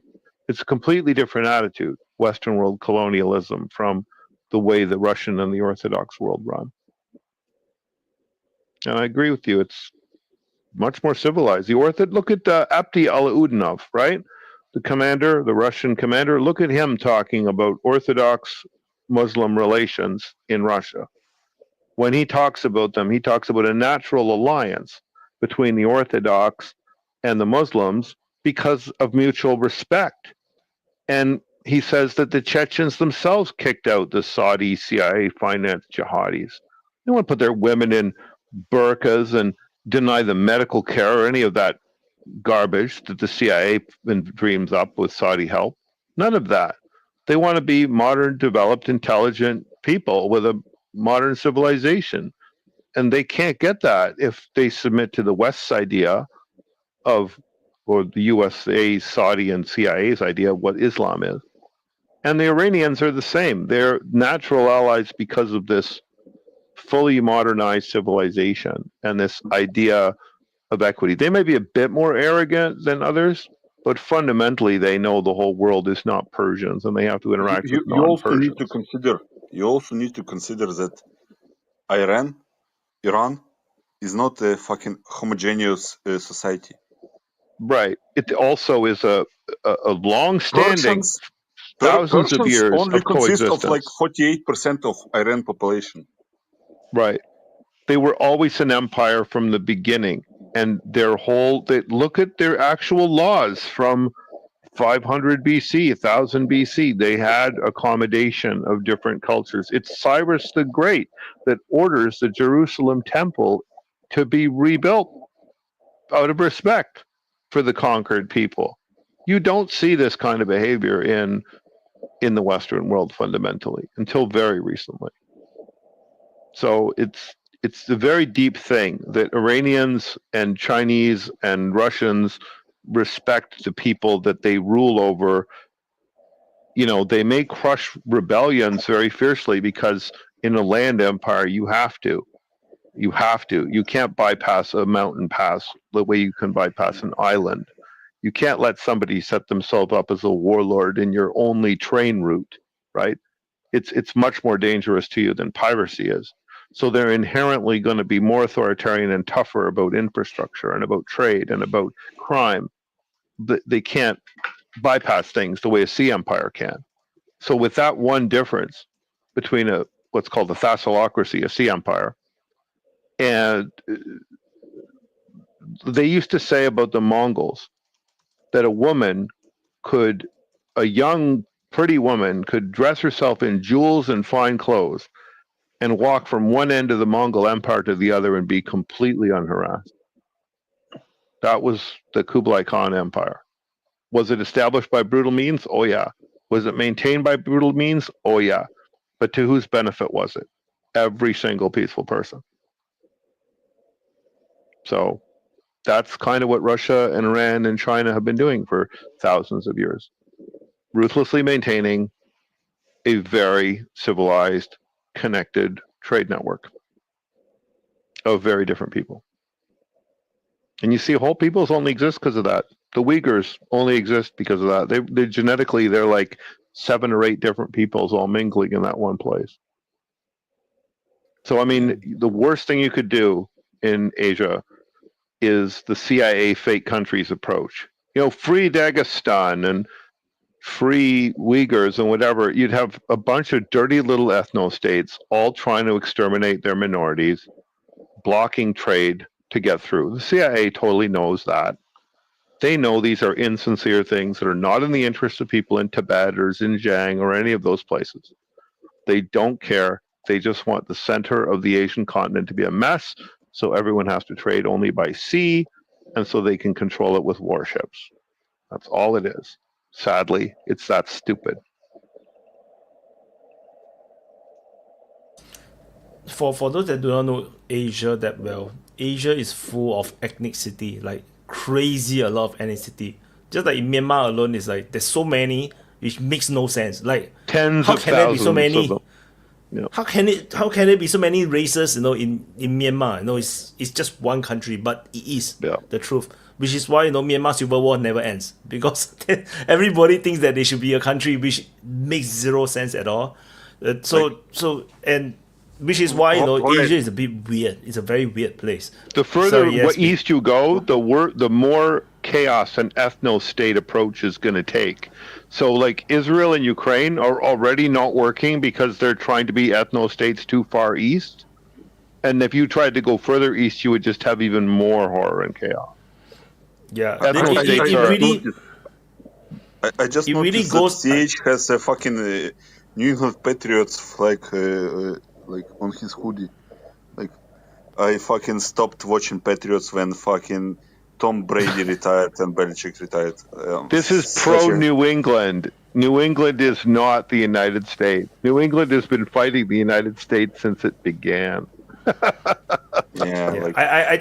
think it's the name problem, because you call yourself England. So it's an England problem. They call themselves New England, and they call their team the Patriots. But the notion of patriotism is very, you notice it's very 1775 and not very 1975. Yeah. Also, like, to the point of Wyatt, like, about the difference of cultures, like amount of cultures, like, you can go in Russia to Kazan. You can go to Kazan, and you will be like in completely different country. Like, and Kazan is like 1.1+ million people live there, and it's completely Muslim like city. It's half. Well, it's also constitutionally a republic. It's not an oblast. Yes. So technically, it's like a different country within Russia. And it's okay. And it's okay in Russia, because like there is Kazan, there is Buryats in Yakutia. There is like and those people, like, because they live in peace and harmony, because no one is trying to take the rights to the culture, etc. Like, and this is like the same like issue with like propaganda in the world in Ukraine. Like, when Russia, like, people say that, oh, Russia wants to destroy Ukrainian culture and people and Ukraine completely. What culture? It's the same. That's another point. They don't want to do that. They don't want to do that, because empire by default is uniting. all cultures under empire. Mhm. That's Exactly. what Romans did. That's what every fucking empire on the face of the earth did. They unite, not divide. Empires unite, and people don't want to admit it because empire is the like it's like It's a bad the word. big bad word. You cannot be empire, but empires unite. I want to just share want this to. Okay. this image. I just want to share this image. This is Bangladesh and Myanmar, right? In India, there is this secession or the rebellion or terrorism. Nagaland wants to be its own thing. Manipur want to be its own thing. Then the Assam want to be its own thing. Like that is And that's not correct. What I have to protest. That's not correct. no. I'm talking about they Lots are of rebel CIA groups fake that wanted to be countries. their own thing. You have to remember the Nationalist Party, which is in power right now, is trying to go by the doctrine of divide and conquer, and there are a certain section which is supported by this particular nationalist or pseudo-nationalist party. They are causing the ruckus. Nobody Yeah. wants to disunite, brother. Nobody. So does. I'm just saying that because all these are all former kingdoms on its own. They are all their own kingdoms in the past, and they all of have this region, the whole of Everything this region was. belongs to the Bengal region. The So Yeah, was so Cornwall. West So Bengal, was Wales. Bangladesh, Myanmar. Yeah, so which is why everyone see themselves as a totally unique ethnicity or culture, and this applies across the whole freaking Asia. Like It does, which is why it would be total chaos to actually allow the ethno-state idea to keep spreading west from Europe. But Wyatt, I'll ask you this question: if you go along the Chinese train route through Myanmar, I bet you will find a higher degree of this petty nationalist activity all along the Chinese train route than anywhere else in Myanmar. And Yeah. you'll find more CIA dollars flowing in there for that purpose. I think this is why the West don't understand the rest of the world that well. Because I think even the whole of America, because so many people died off, then the Europeans moved in. So it's like even in Central America, South America, like it's very white people centric, like it's very European centric. So in that world, it doesn't feel the ethnicity that heavily. Like the whole of the United States is like one thing. It's its own thing. And then only in Europe it's a bit more fractured. Where you have the French, the Belgian, the Germans, a bit different. But in the United States it's pretty much its own thing. Canada is pretty much its own thing, except the French speaking part. But when you move to the Asia part, it's totally fractured. It's like so fractured. Everybody is different. Everybody have his own identity. And sometimes it's very hard to explain, which is why sometimes when we even talk about the politics or some like Bangladesh issue whatnot, it's very easy. People want to pull in the CIA and say how they're going to put divide and conquer or try to grow the rebellion. But sometimes it's not. Sometimes it's just people are just different. They have their own thing, and the government cannot satisfy them, and there's brewing rebellion. Like Taiwan is own thing now. It's not the CIA thing, but China cannot accept Taiwan independence. Taiwan is becoming its own culture and identity, and they just want to be their own thing. They just would have nothing to do with China. Like this kind of thing is very common in Asia. It's so common. So sorry, Vaughn. But unfortunately, then you become someone's proxy. Unfortunately. Just real quick, if you want to pull up Trump's Truth Social, if you can, but somebody can go check it. I can't. I just saw it on Fox News. It was breaking news that Trump said it's politically incorrect to use the term regime change, but if Iran can't make a deal that makes Iran great again, then why wouldn't there be a regime change? And then he said, MIGA, MIGA, make Iran great again, but everyone was saying MIGA, like make Israel great again. So, I mean, boy, did he walk into that one. Yeah, I was sharing it just now. I was sharing it as I was scrolling just now. It's pretty fucking stupid. Is this everybody agrees? Please, one. Are they making us grateful for Vance? Is that the plan here? Because this is starting to look like making us grateful to have Vance. So the joke on Twitter right now is like, what does the I actually means? Is it Israel or Iran, or is it both? The pro Shah faction, the people who are pro the monarchy are very happy. They're very happy about it. They started to post a picture of the Shah. I'm not even sure if they are real people right now. It's like, or is this just propaganda? How long would he last if the so-called son of the Shah actually got there? I would give him 2 weeks. Like he would be People in exiled or Iran gone in 2 weeks. actually fucking hate fucking Shah. So I think they do. It's like complete creature of CIA. I mean, if the people didn't get rid of him, I kind of feel like they would use him to shoo their way in, and then kill him or assassinate him so they could replace him with their own puppet. But that's what I mean. I don't think he would last more than a few weeks, a month, however long it took to find the proper replacement. There is a good video on the Grey Zone because Max Blumenthal went to the Iran like a couple of weeks ago. He went to Iran, yeah. And he went to the torture museum that was torture under Shah. Like you can look what tortures regime under Shah did.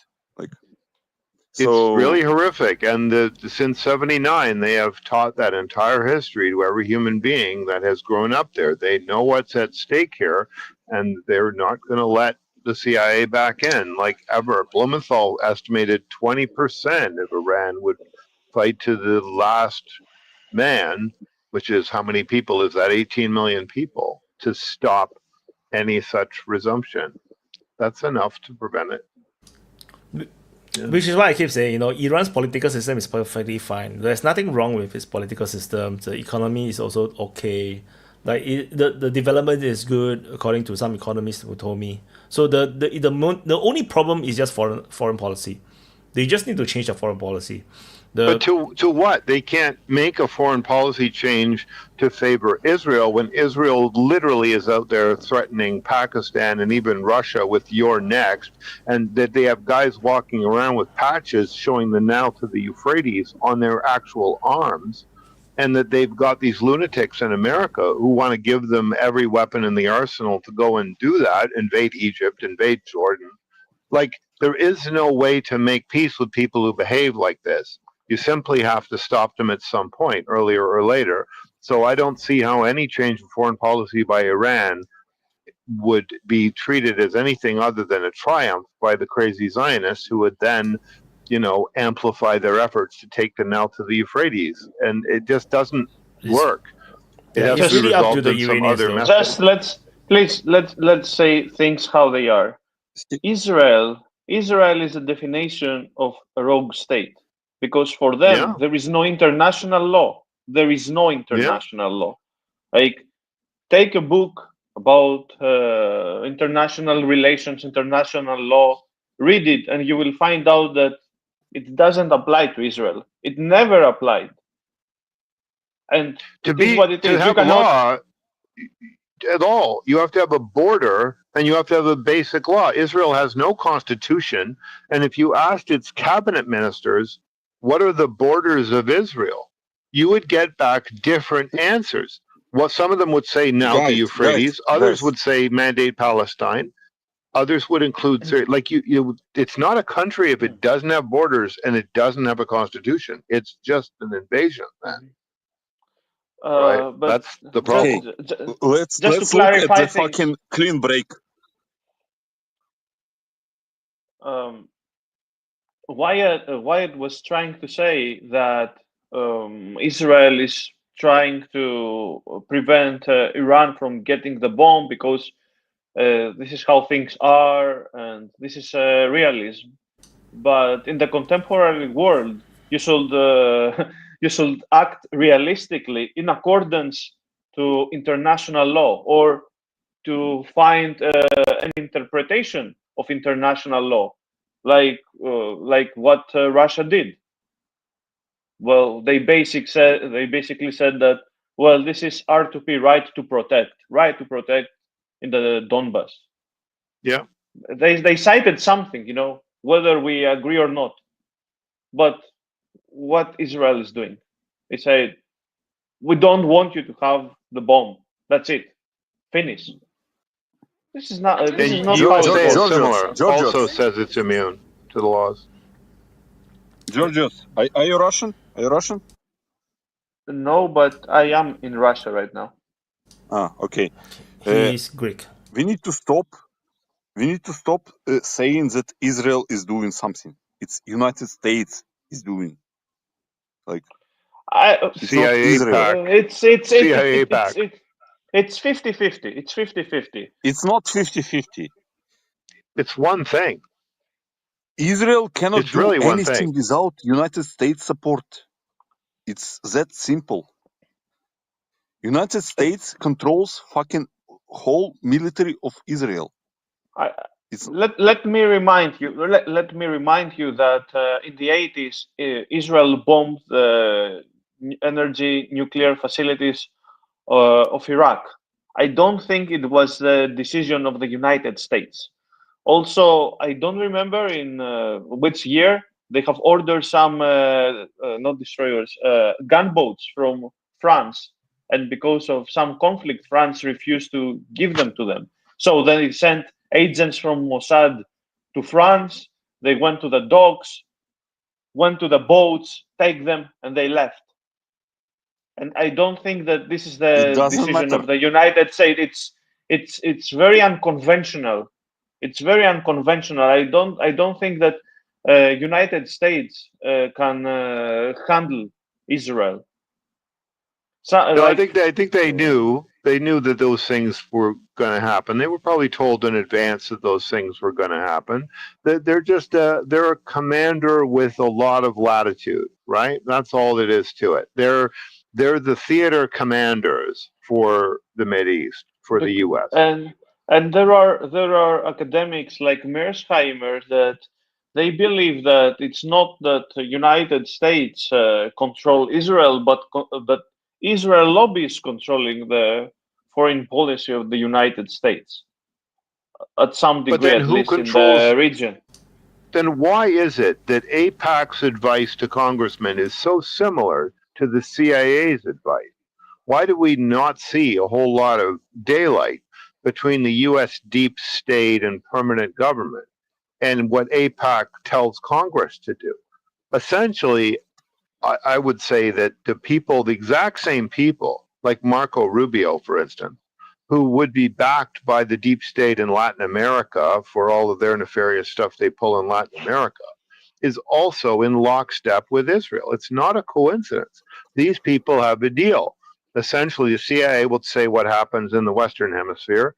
AIPAC, Israel, will say what happens in the Eastern Hemisphere. They might consult with MI6, but fundamentally, they're the commanders of their respective theaters, and it's one overarching system that is insured in London, that is financed ultimately in U.S. dollars, but through London and a few other Western places. It has one network.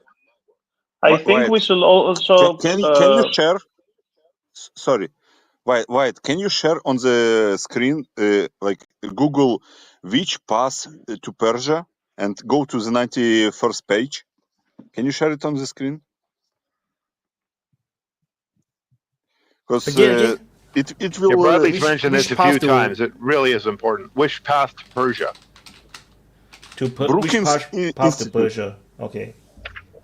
And there's even a section in it called "Leave It to Bibi." Yeah, chapter 5, which explicitly says that he should have the sort of the discretionary command decision here. And I don't even know if he's prime minister when they write this. In the chapter 5, leave it to Bibi. Chapter 5, leave it to Bibi, 91st page. It might be not the 91st page in the fucking document, but it's like. Uh,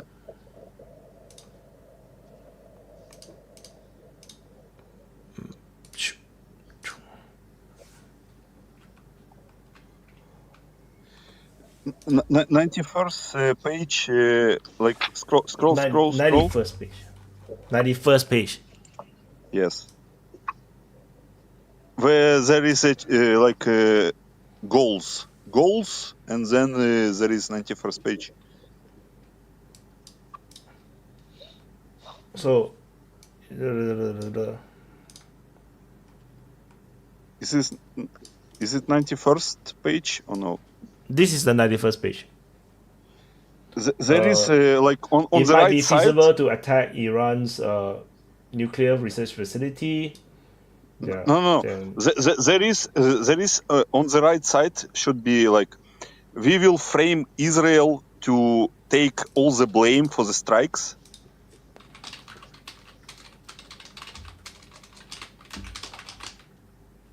There is goal.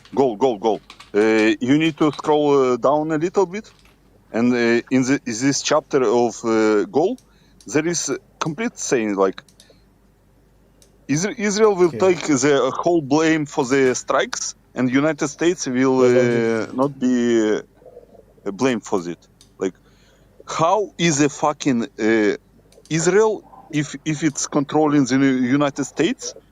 How like it's not fucking like logical, man. yeah, I think Just this read part, this part, right? read the paper. It says like, right in the goal section, expectation that the international criticism and Iranian retaliation would be directed towards Israel. That's right there in the goal section. It's on the screen now. Bagari is clearly right. This is an American plan that directs the blame and the reprisals towards Israel. It is clearly true. Yeah.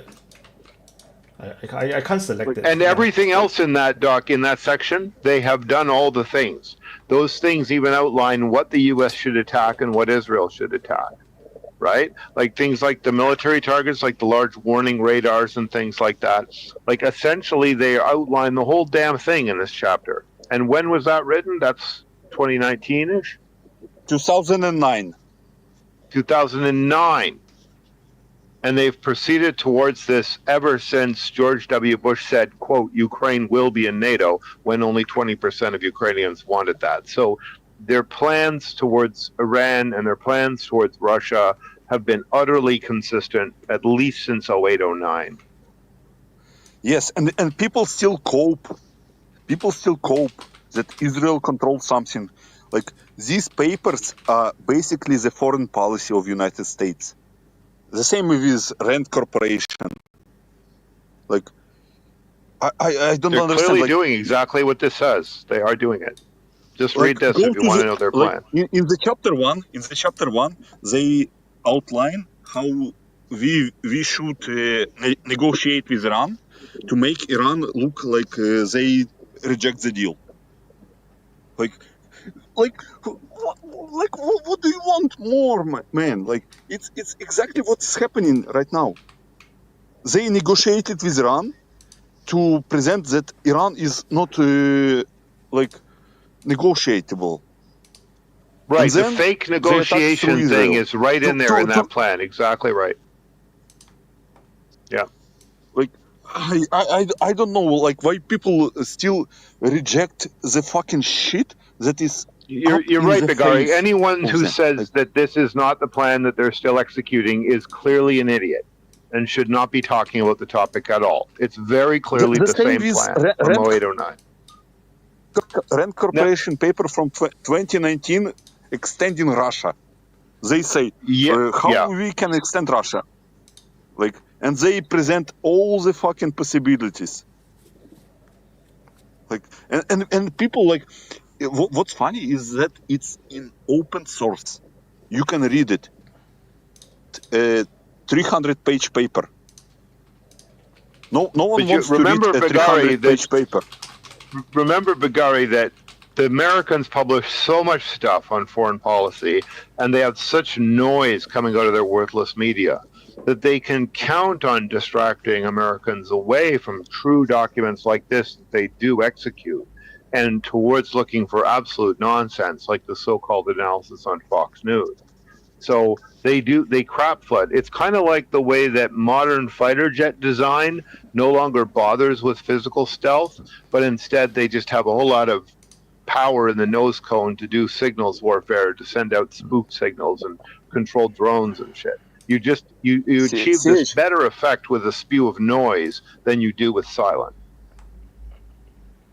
You know what's the most appalling shit about this is like it's in the open public, and what we get from Iranian officials is that they were surprised, like so like you see the level of the like awareness of the foreign leaders, like United But States. Bagari, if they have publish the thousands fucking of these a year, how does Iran know which one is real? Exactly. This is what I wanted to say. No, it's like there is too many plans. You do not know which plan they're gonna follow, and which is and it's also like Iran is not helpless. No, the reality is that they are in this antagonistic situation with Israel. There's and Iran just keep wanting to go for nuclear weapons. It's been 20 over years. Israel It has hasn't been never going for one though. It has not been doing that. yeah, they I mean, built it they has built the sort of nuclear retained a reactors and threat whatnot. to Yeah. do it. A Yeah, but the threat thing to is, do it. before the nuclear, they went for nuclear reactors and whatnot. Israel has never touched Iran at all. But in fact, during the Iran-Iraq war, Israel actually struck the nuclear reactor in Iraq, helping the Iranians. So the policy of the Israeli is very consistent because Iraq during those days under Saddam Hussein is also anti-Israel. So no, the position of Israel remains the same. They don't want any of the enemies to have nuclear technology. Simple as that. So They want to Iran is just retain a stepping monopoly into on it themselves, is what yeah, that probably means. yeah. So I mean, it's not that's not a wrong analysis, in that sense. So unless you have the nuclear reactors coming in, then you have Russia, United States as the guarantors or the one that are operating it. In like many of the other countries that have nuclear facilities or nuclear power, yeah, that probably Israel will hands off, but no, Iran is just yeah they just declare Israel enemy. That's what I consistently have to point out. That if you point it, you say you are enemies, then your enemies you have to expect that the enemy is going to attack you. That's just But how it works. I think the irrationality of Israel is that they don't utilize the real conflict, which is the cultural conflict between Persians and Arabs. Because if Iran was focused on Arabs, then Israel will be safe, which is also very cheap. But the Arabs are backed by it's guaranteed by the Americans, so it's not so simple. Well, only the monarchies when I'm saying Arabs, I also mean the Arabized nations like Syria and Iraq, or because Palestine. these are That's the Palestine one is that more ambiguous, and I'm not they're an Arabized indigenous sure. people there. But yeah, I see what you mean, though, that generally they are more friendly with the Arabized people. Just interesting what an exception Palestine has been to that. Well, overall, as I said in the previous stream, I don't think that Israel is a real enemy of Iran. I think that Iran is trying to get prestige by saying, because they mostly verbally attacked Israel. Well, of course, they funded the Hezbollah and Hamas, but these are things that Israel could handle. But in the greater picture, I don't think that Iran cares about Israel, if Israel exists or not. To some degree, historically, Georgiou, there is a bit of a proxy element here to the Shia-Sunni long-standing split in Islam, right? Iran has always been the leader of the Shia world, and you find the Shia along as the population, but not the rulers of the Gulf. And you find them in Yemen. And in a sense, it's more the older Arabized people kind of that adopted them, whereas the actual Arabs who spread out are more the Sunni population. So there's a slight ethno-religious element here, and the famous conflict between Saudi and Iran is largely about this. And Israel ends up kind of associated, because it has made peace with some Sunni kingdoms near it and with the very secular Egypt, which is also Sunni, then it basically becomes a thing in Shia to oppose that deal as well. And Right. just to keep in mind that you overestimated this. Like, we already talked about how Iran is a multicultural empire. Yeah, I'm not basically. saying it's a big factor. It's just a thing that played a role in the For them, it's not a Iran-Saudi factor. proxy. For Iran point of view, it's not a factor. They have fucking big Jewish community, and they don't have a problem with it. Yeah, but it is not a non-factor that Hezbollah and the Houthis identify as Shia groups, and that those are their two most powerful and determined proxies. There is a religious affinity there, right? And there could be religious affinities in the Gulf as well. Like, these are just helpful to them. Like, for Iran, like, religious identity is not the number one factor in the politics. It's simply a recruiting tool. Exactly. And just for the history, the way that Iran and Iraq and Syria were Arabized is because they were fighting an endless war with the Byzantine Empire, and suddenly when the Islam rise, they found both sides to be weak, and they just invaded them. And this is how forcibly these territories / nations in the Middle East were came under Islam. And Shia, I think Shia is just a way to show their different culture, that they are not Arabs, that they are something different. That's part of it, but also don't overstate that issue of coercion. That if there had been a uniform coercive conversion to Islam in those times, then you wouldn't have the very substantive Christian communities of Syria or of Palestine or of Egypt, right? So it depends on where. There were times in which people who wouldn't choose one side or the other, or flee, were kind of forced to convert one way or the other. That certainly happened in the Balkans, for instance.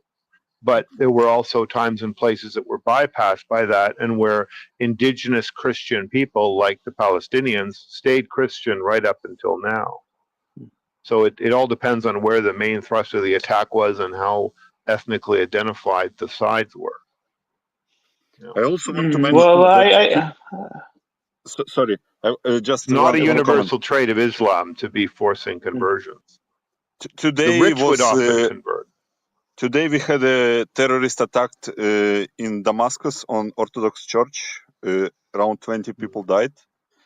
So I just want to send prayers to my Orthodox brothers in Syria, because Jolani is doing the God's work for all others, yeah. That's disgusting, and that's what happens when you put Al-Qaeda in charge of a country. Super Chat, Effie says that Zelensky must be filming. Even DPA Open Mic is not discussing Ukraine, which is absolutely true. Like I said, if it's not because of my commitment to the sit rep and everything, or the mapping, I would have talked more about Iran than Ukraine. And also, I missed this super chat by Archimedes. CH, the further east you go, the harder it is to have an ethno state. Does that make Japan a Western country? This one actually, I just now yes, I wanted to would say. Be my answer to that. Yes, it is. You view it as a Western country from the other direction. I would say that I would say that once you go east enough, you reach the yellow skin people. That's when you start to have more ethno state, because of the empire where China was, and Japan basically shut themselves off, which is why they are ethno state. All the differences between all the different kingdoms is all even out, so they have become one thing. Same as China. China used to be many different states, and then they just fought massive wars, and then they normalized. Then refugees keep running around throughout history. End up, we all averaged out and to become one people. So that's what happened to the Chinese. Islands are, of course, one of the reasons why ethno-states kind of develop in Europe is because there are islands, right? There's Iceland, there's Ireland, there's Great Britain, there's peninsulas like Scandinavia, there's Sicily, there's peninsulas like Italy. Like what happens is if you live in this kind of restricted terrain, Corsica still has got on it people who are directly descended from the people that lived on Corsica in the early Bronze Age, like 9,000 years ago. So an island country is going to have a much better chance of retaining some kind of very native culture. And even if it's invaded, then the invaders will probably be assimilated to the islands or the peninsula's culture.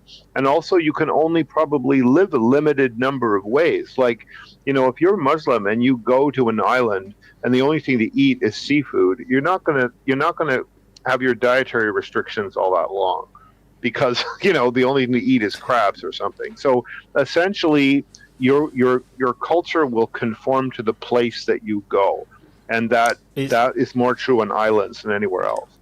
It's exactly the region I was pointing out as well. Myanmar and all the Nagaland region, the Bangladesh, it's all mountains, you know. So all the different mountain tribes, you know, become their own thing, you know. And that's why they all are different, you know, ethnicities or cultures. Yeah. It's the Himalayan ranges. And again, you see, we rather talk about, you know, mountain people in Asia than Ukraine. Right. It was also why mountain people are murderously hard to conquer. Switzerland, Afghanistan, Yemen, and Iran, that's mountainous terrain. Like, the only times you can conquer mountain people are very weird circumstances, like the Inca in Peru, who had, you know, very odd Honorable mention to the Gurkhas. The Nepalis. The only way to defeat them was to pay them and recruit them. Yeah. Exactly. Right. They took away four battalions and left the rest with Indian Army. Nice. Yeah. But the way this we have Gurkhas in Singapore as well. Just want to reiterate the point of the super chat that Zelensky is human. Expect fucking false flags in Ukraine soon. What, another he wants false to flag? bring attention to Ukraine. What kind of false flag? Can you explain? I don't understand. To get What some do you mean by false attention. flag? To get some A attention. lot of civilians will die in some accident, in some attack. Like, you need to bring attention to Ukraine. Oh yeah. It's like the North Korea need to shoot rockets to get attention. If not, no people forget about North Korea as a country. IRGC arrested 3 Ukrainian Secret Service agents from within the borders of Iran. Yeah. Iran just captured three Ukrainians allegedly, which is kind of funny because it's like they think that they are only fighting Israel. So I find it really funny. It's like, what the fuck are you doing here? Well, they're not only fighting Israel. They're fighting the United States and Britain and Germany. Like, so... Archimedes, like, Iran has been conquered a double-digit hashtag of times. Hash of times. Number of times. That is true, Bigari. but that's the central government and the empire getting conquered because they go right to the heart of it, and it's not like the whole country is never under the control of whoever conquers the roads and the capital, right? Even Alexander the Great can only take a few cities, and then he, you know, can't. Which really is why I control was them. surprised. Because when the Israeli airstrike was becoming very heavy, and then they were talking about this regime change thing. Then the Shah's son, the crown prince, was like talking shit, and then it was like I thought that there will be these ground forces going into Tehran and take over government buildings and overthrow. No Didn't way. happen. Nothing ever happens. Nothing ever happens. It's just sheer size, Wyatt. I mean, look at how many people are in Tehran and how modern a city it is. It's just. I mean, I was just watching. This is really worth doing for people that don't have a sense of these places. There are these vlogs that show you like walking through the markets in these cities. Like you just spend half an hour walking through Tehran's market, half an hour through Cairo, half an hour through Lahore in Pakistan, half an hour through a mall in Riyadh, right? And you just get this just sense don't of... be Ted Cruz. Don't be Ted Cruz. Don't be Ted Cruz. Yeah, pay like. What's super interesting is, for instance, you watch this whole stuff, and a lot of your stereotypes just go away. They just go away.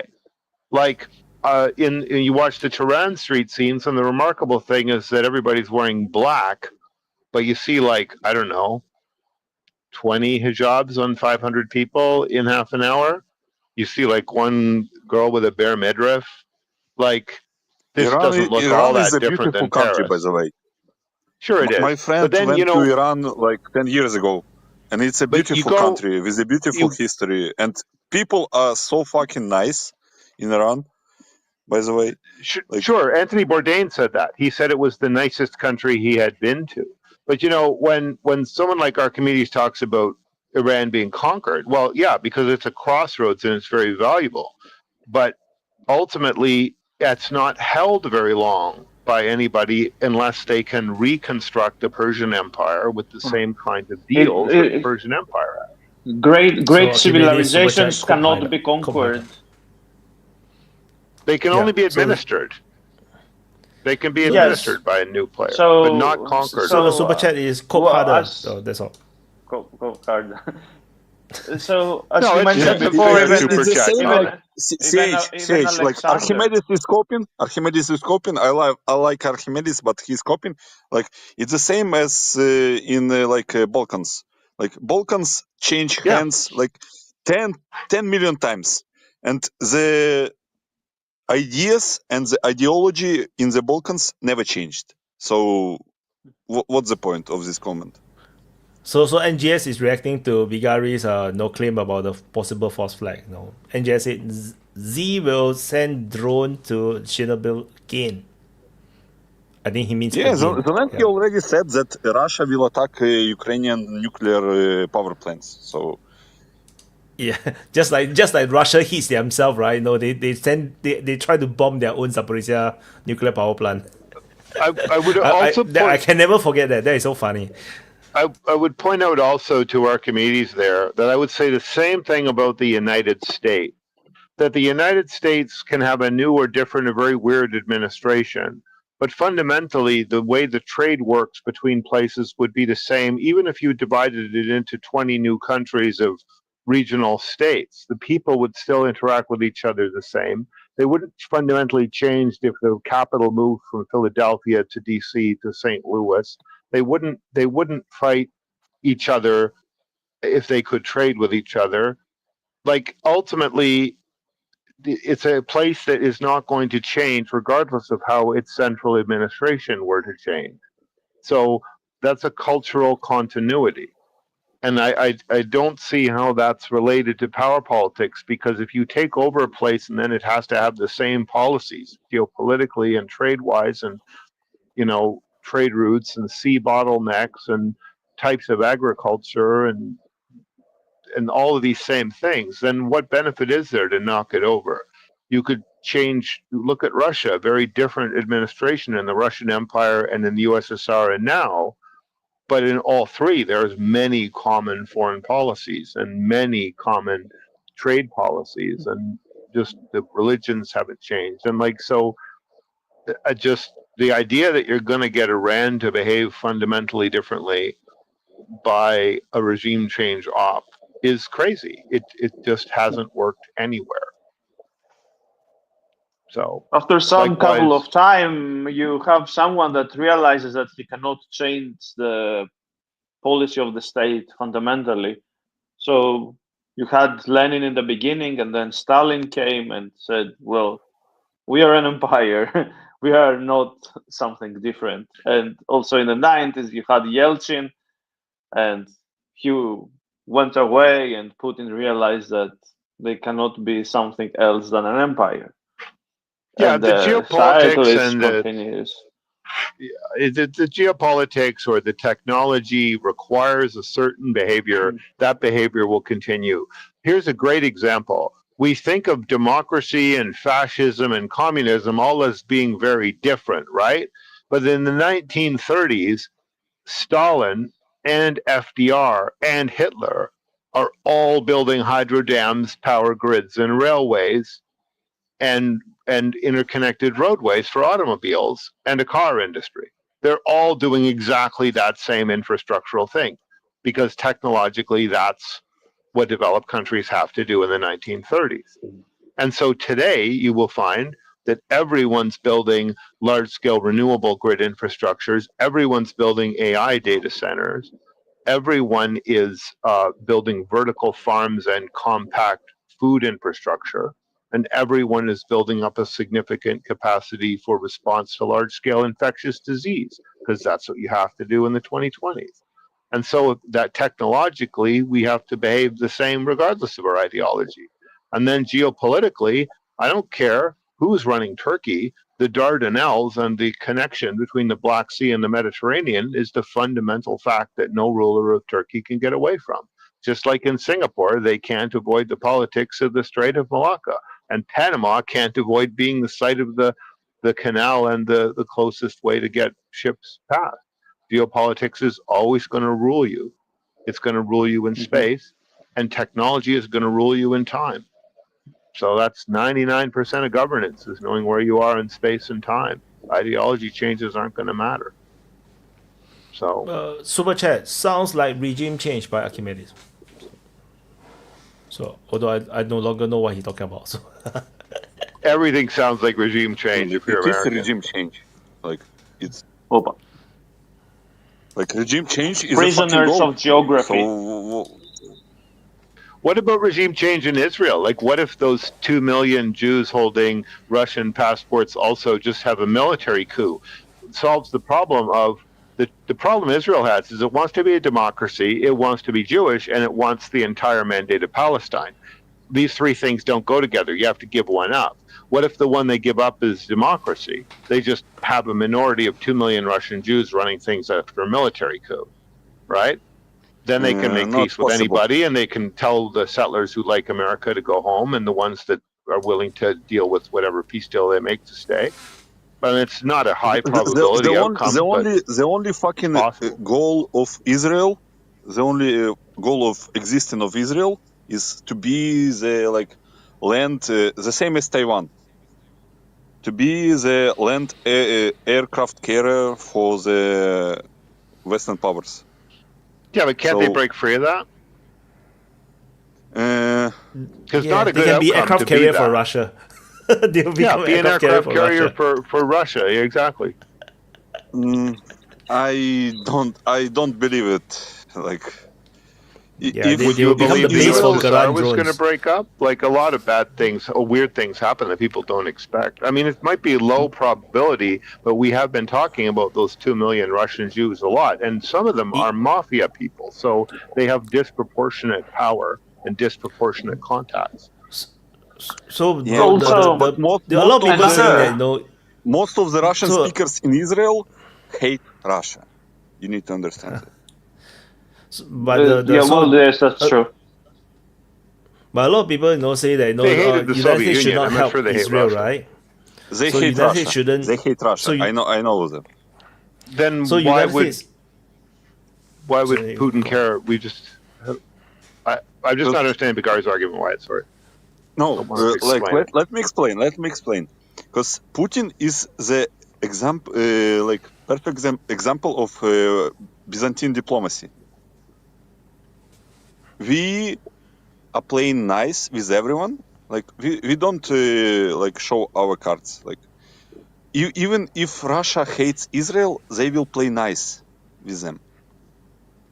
They will not say like, oh, we will fully support Iran because Israeli population is basically anti-Russian. They are anti-Russian, and people in Russia don't fucking like Israel. That's mutual, but they will not say it. They will not say it openly, like never, like because it's a Russian tradition in diplomacy. We will play nice, like that's why they are still playing nice with Trump. Everyone understands that Trump is a retard, but they play nice with Trump because like that's how you are supposed to conduct your diplomacy. So, Bagari, in your view, then there's no reach or no influence that could make a pro-Russian government in in Israel, despite the fact that it begins with kibbutzes and Soviet emigres and Judeo-Bolshevism rumors and all that. Sorry, But I think it's Zero chance. Okay. I You would disproved disagree with you. Judeo-Bolshevism, by the way. I agree with all what you said, but given the fact that there are a lot of Jewish people in power in Russia, I think that the doors are open to create a pro-Russian government in Israel. Moreover, I'll tell you something. There is a Zionist YouTuber in Greece, and like he's fanatically pro-Zionist, and sometimes he's mentioning that if United States will not continue to support Israel, we should go with Russia. That's This is literally what he what I said. wanted to say. The possibility of Israel suddenly pivoting Russia is not impossible. This is why I say, a lot of people advocate that United States should not support Israel or help Israel. And, The flip and side is another that thing- Israel will flip Russia immediately. Another very important factor is that Cyprus has pivoted to United States, while Cyprus was an extension of the Soviet Union and in the early decades of the Russian Federation. The bans, the sanctions to buy weapons are lifted, and I think that Cyprus is a more robust base for the United States. Moreover, the United Kingdom has the overseas sovereign bases in Cyprus, which makes it even better because they have jurisdiction to the bases. So they have an alternative to Israel for the Super region. chat. Kodanov electronic repair. He said that NATO in Caspian Sea. What are we gonna do? We're going to do. What are we going to do? Are they? Are they in Caspian Sea? I'm not sure. I don't think so. But this is the point where I'm saying about United States don't really have they need to support the ally. If they don't, Israel being a very, very, very pragmatic country will find a new big brother immediately. They need Israel is a bit of a special case where they are very wise about finding a big brother. Like they are very agnostic about who it can be. Well, that big brother would have demands, though, right? Why, like, if Russia is the client, then the client says, "Here's what's happening here. We're going to make peace with this Palestine situation because Russia's got a large Muslim minority and a lot of internal republics like Dagestan that are Muslim. They absolutely have to settle that." China would probably be less demanding about fixing that, but more threatening to the United States. So there's a trade-off of the only two possible clients. Israel, though, has tried for a long time to become India's proxy and treat India as the sort of big guaranteeing power. That India has never been interested in entangling relationships and sponsorship like that. They're always wary of it. And I think that also with 400 million Muslims in India, it's a very dangerous path for them, because then a problem in Palestine becomes a problem for them. That reminds me, the opposition in India has openly denounced the government's decision to support Israel in its war efforts. So there might be some military indiscrepancies that might rise eventually. Nobody I'm not knows. seeing it being very easy to shift. Also, when you've got characters like Netanyahu are clearly whose roots are American and whose superpower is control of American things, it's not that easy to now find an elite class of people that are as connected to India or China or Russia. Like most of the, as Bigari said, the Russian Jews are mostly like recent people that arrived. They're not the long-rooted military families that come with the Zionists in the 50s. They're like from much later, and a lot of them are in the West Bank. And they're exactly the people that are causing the problem right now. So these are not like, it's not like Israel has a single brain and can make a single decision to make a single pragmatic move to a single new sponsor without disenfranchising families, industries, movements. Like if you make a sudden shift to Russia, what happens to all your high-tech companies and your weapons makers and all these people that are completely tied to the U.S.? So I think that Israel has become completely an entity attached to the U.S., not just by some kind of umbilical cord, but like Siamese twins, that if you cut them off, then you've cut off the U.S. in the Eastern Hemisphere. But if you don't cut them off, then you might also cause the U.S. to become, untenable, period. I mean, look at California right now. It's probably 2 steps from secession. So where we're at now is very dangerous for both the U.S. and Israel. And I've said it before, my dominant scenario is that they don't figure it out, that these exact people who are angry about another foreign war do succeed in pulling off something like at least a Hawaiian or Puerto Rican secession, maybe a California one, and that the United States goes into history at 250 years like most empires do. So that's, to stop that, you'd have to fundamentally change the U.S.-Israel relationship. And so I think change it now or else. I mean, Americans who like America to stay America, I'd better do something about this very quickly. Super chat FE says 1,000 year history discussion would fit here perfectly. Maybe future stream dedicated specifically to history. If you're going to discuss politics, you're going to discuss history. I just want to say when Israel do pivot, let's say to a different country, let's say Russia, it would not be business as usual for sure. Like because if they lost United States, they lost it, then it will not be business as usual. No countries is going to allow Israel to behave as they are today. No, they will have to adapt to a new reality. There will be a new contract with the new big brother, and they have to play along if they still want to survive.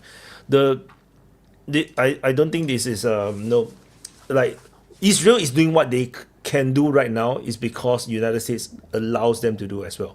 No, they endorse, and it works along with the national interests of what United States wants. No, so it just happens to be the case. Bigari. Yeah, I just wanted to reference the super chat that Alfie made. Like, if you don't know history, you are not qualified to talk about fucking politics or geopolitics, because it's all stems from the past historical knowledge, alliances, and etc. If you don't understand what happened in the 18th century or 17th century, and you are trying to be a geopolitical analyst right now, you are kind of full of shit. Anyway, another point I wanted to make is that I think that Israel will not survive as a country this conflict. Israel is done. If the conflict will be prolonged, even 8 months war, Israel will not survive it in the current political regime. Something will change, because it's not supposed to be like Netanyahu went to war to get a quick war to keep his regime and with the support of United States. But if the war will be prolonged, he will not survive it, and something will change. And Israeli people, they used to be the bully. They are not used to be on the receiving end of the fucking rocket strikes and etc. Imagine if Iran strikes Israel for 3 months every day, every city. People will start to have questions. I want to remind you that a couple of, it was a year ago, that people in Israel protested because they wanted the Israel to arrange a swap of prisoners when they had the conflict with Hamas. So I think that the public will become very upset if they start to have casualties every day because of the missile strikes. clearly already happening, right? And also look at some of the bad press, like Indian and Filipino foreign workers denied access to shelters, and villages of Arab Israelis, so-called, getting hit, and settlers cheering that Israeli citizens of Arab descent are dying. This publicity is not helping at all. It's reinforcing the notion of Israel as a fundamental apartheid racist society, which is a conviction it already has at the ICJ. It's already under a standing order to get the settlers out who've been abusing people in the West Bank. So you also have got a native movement with people like Miko Peled and Gideon Levy and others in it who want to write a uniform, one state, non-apartheid constitution the way South Africa did, and the whole idea of Jewish supremacy there, and figure out how individual communities or populations stay secure without threatening everybody with nuclear weapons or something. So all these forces together are, I think, taking the non-constitution, non-border limited former Zionist entity literally off the map, because it's untenable. It's never fought a war this long, and it's never cost the United States the level of goodwill that it has, and it's never taken the kind of punishment that it's taking. So I don't see a reason to continue it, especially when you see the Gaza situation where they're using aid as a lure to bring in civilians so that they can shoot them. I mean, there isn't much doubt that that's what's happening. They had the option of letting the UN or neutral parties handle it, and they insisted on the US and Israel handling it, and look what's happening. It's become a mayhem fiasco. And, you can only drive that off of the news for so long. All these right-wing anti-war people who were nominally supporting Trump, nominally supporting Israel, nominally trusting Trump on Israel policy, they're falling away from him like crazy. And if you don't believe that, go look at the comments section for his former supporters like Dave Smith, Matt Walsh, Tucker Carlson, Candace Owens. You will see that the support has probably been cut in half just from this B2 strike, and that is not going to come back. So more than half. Sorry, it's more than half. Now, Trump's support in the Republican Party, has, in fact, for those who really support him, has gone to like maybe 10 to 15%, because he betrayed all those people that supporting him. He betrayed them completely, because one thing that most people vote for Trump for is for take United States out of the war. That is why most people vote for him. It's not about the immigration or other thing or economy. Economy is okay during that time, but by promising we're not going to war, that is the statement that make everybody fall in line to vote for him. Because unlike Kamala that keeps saying we have to support Ukraine, we have to do this, we have to do whatever European want, but whether Trump say no, we're not going to go to any other war. We're just going to be America, focus on America only. This way, it convinced so many Americans that what America don't want is a war. They don't care about the economy. It could be worse. They live through 08. They live worse than that. So it doesn't bother. Yes, it does a little bit. Not as much. Economy is okay during Joe Biden, to be honest with you. It's not as bad as people make it. Trump is unlike the first time Trump came along. Economy is not that worst this time. So majority of America are really, really going against war. Many Democrat people, everybody that I know that they vote just because of this war, not for any other thing. They're yelling it. They're chanting it in public. Yeah. Right now, they are going crazy. Sorry, Mike. Can somebody check? Like, if I remember correctly, Trump won Michigan. Yes, last election. Michigan. No, I thought Michigan. Hold on. It was close. I think he won all the. Oh yes, he win Michigan. He lost Wisconsin. He lost Wisconsin. He win Michigan. Right. He win Michigan. Yes. Lost Wisconsin.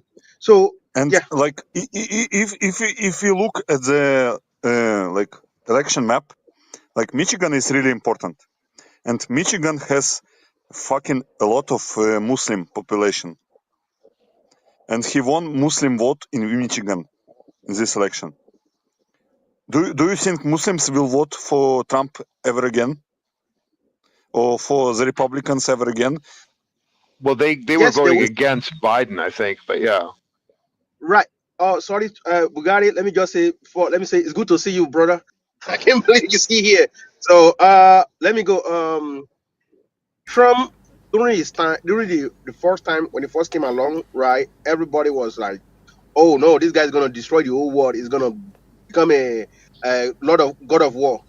Now everybody was like, "No, it's not gonna be that." He keeps saying, "You know, it's not gonna." During that time, no war, nothing. Everybody so trust in him, like, okay, this guy is not gonna be god of war because now this time it backflip 360. Everything he does back then, he redoing it, and then now the way I'm saying this is gonna be this war is gonna be total Armageddon.